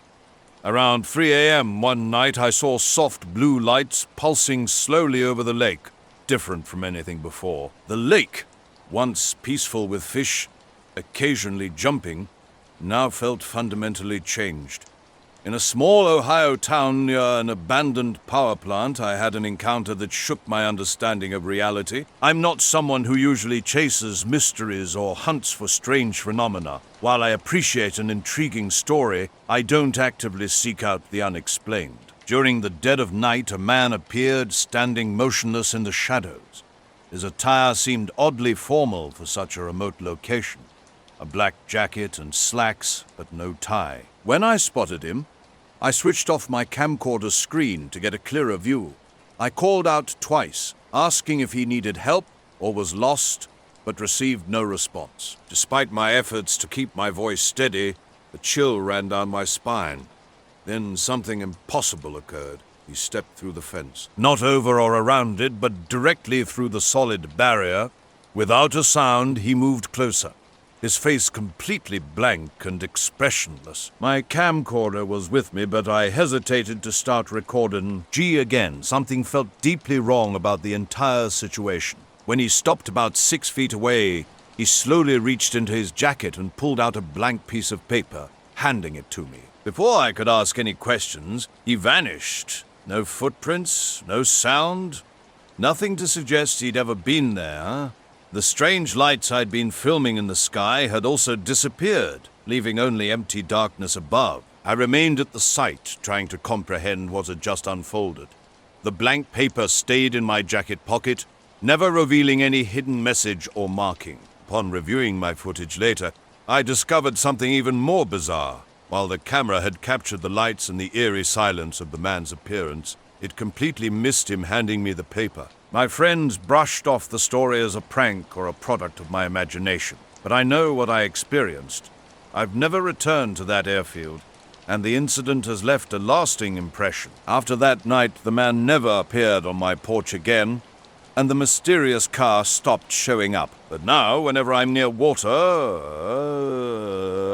an unsettling feeling of being watched overwhelms me, as if something lurks just beneath the surface.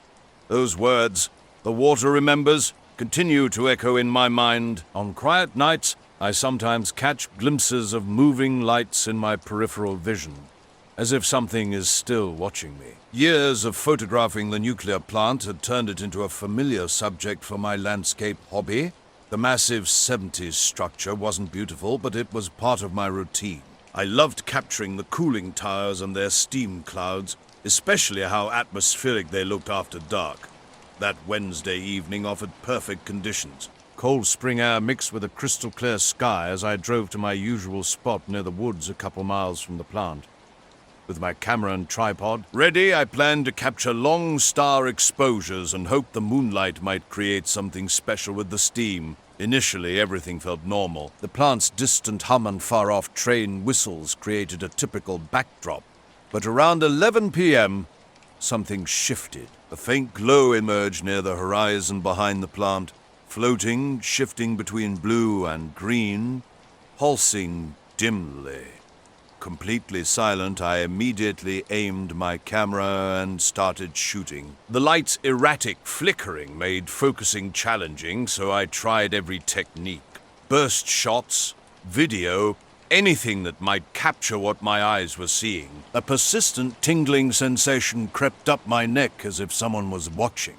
I tried dismissing it as the cold, but the feeling was different. After about 10 minutes, the light vanished without a sound or trace. I packed up and drove home, unsettled but attempting to rationalize the experience. The real surprise came the next day. My computer revealed every photo of the light was corrupted. Nothing but black frames where images should have existed. I tried every recovery method, different readers, software, multiple computers, but it was like those moments had been erased entirely. This bothered me more than the light itself. That night, while sitting in my living room and staring at my camera bag, trying to make sense of everything, a sharp, unexpected knock interrupted my thoughts. I wasn't expecting anyone. When I carefully opened the door, 2 men stood before me, black suits, dark sunglasses, looking like they'd stepped straight out of a movie. Streetlights cast weak shadows through the fog rolling in from the river, making the entire scene feel surreal. They arrived without warning, 2 figures moving with an unnerving, calculated precision. One positioned himself by the door, watching me intently while his partner headed directly toward my backyard. The neighborhood hung in an eerie silence, broken only by distant dog barks. Through the fence I could barely make out my garden shed and scattered bushes. No greetings, no identification. A business card was presented, completely blank. Speaking in hushed whispers, they mentioned a routine safety inspection. Their demeanor made it clear that refusal wasn't an option. Everything felt fundamentally wrong. The cold night air brushed against my skin as I stepped outside and locked my door.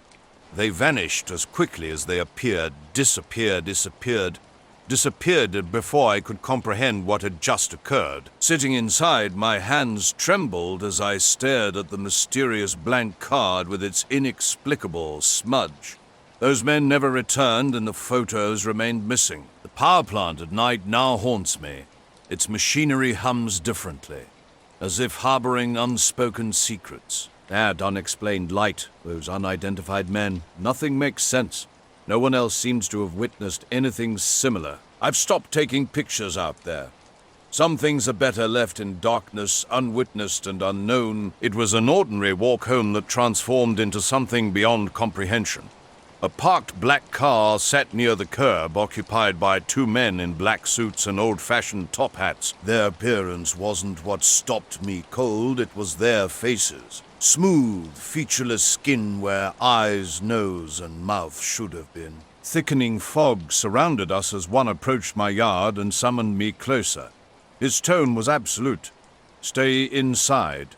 Standard procedure. I locked myself in, watching through the window as the scene outside became increasingly hazy and dreamlike. They worked with silent, methodical efficiency, extracting heavy black forensics bags near the shed.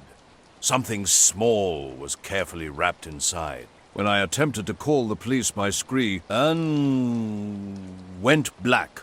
No signal. Time seemed to suspend as I stood transfixed, witnessing their unexplained actions. The night held its breath, and I with it. A scuff mark by the shed was the only evidence left behind after their departure. They had arrived and vanished without a trace, no car in sight, just 2 shadowy figures melting into the fog. One of them had given me a subtle nod that felt more like a cryptic warning than a farewell. The night was long and restless, with the fog refusing to lift until sunrise. When morning came, I inspected the area, finding nothing out of the ordinary except that lone mark on the ground. It was the single reminder that what I'd experienced wasn't just a figment of my imagination. I can't shake the feeling that something was watching me that night. Those men in black with their blank faces never returned. What they took, if anything, remains unknown. The questions swirl in my mind, likely destined to remain unanswered. Earlier, I had been walking down the street when I first saw them, men in a car with faces so featureless it was as if someone had deliberately erased their identities. Something compelled me to look back, despite my instincts screaming not to. The scene that greeted me defied all logic. The car had completely disappeared. The fog-covered street was empty, with no trace of a vehicle ever being there. No sounds, no marks, nothing to suggest anything had happened at all. To this day, the entire incident remains an unsolved mystery, as inexplicable as it was unnerving. I apologize, but no text was actually included in your previous message. Could you paste the original text you want me to rewrite? Once you provide the text, I'll be happy to restructure it according to the guidelines you described.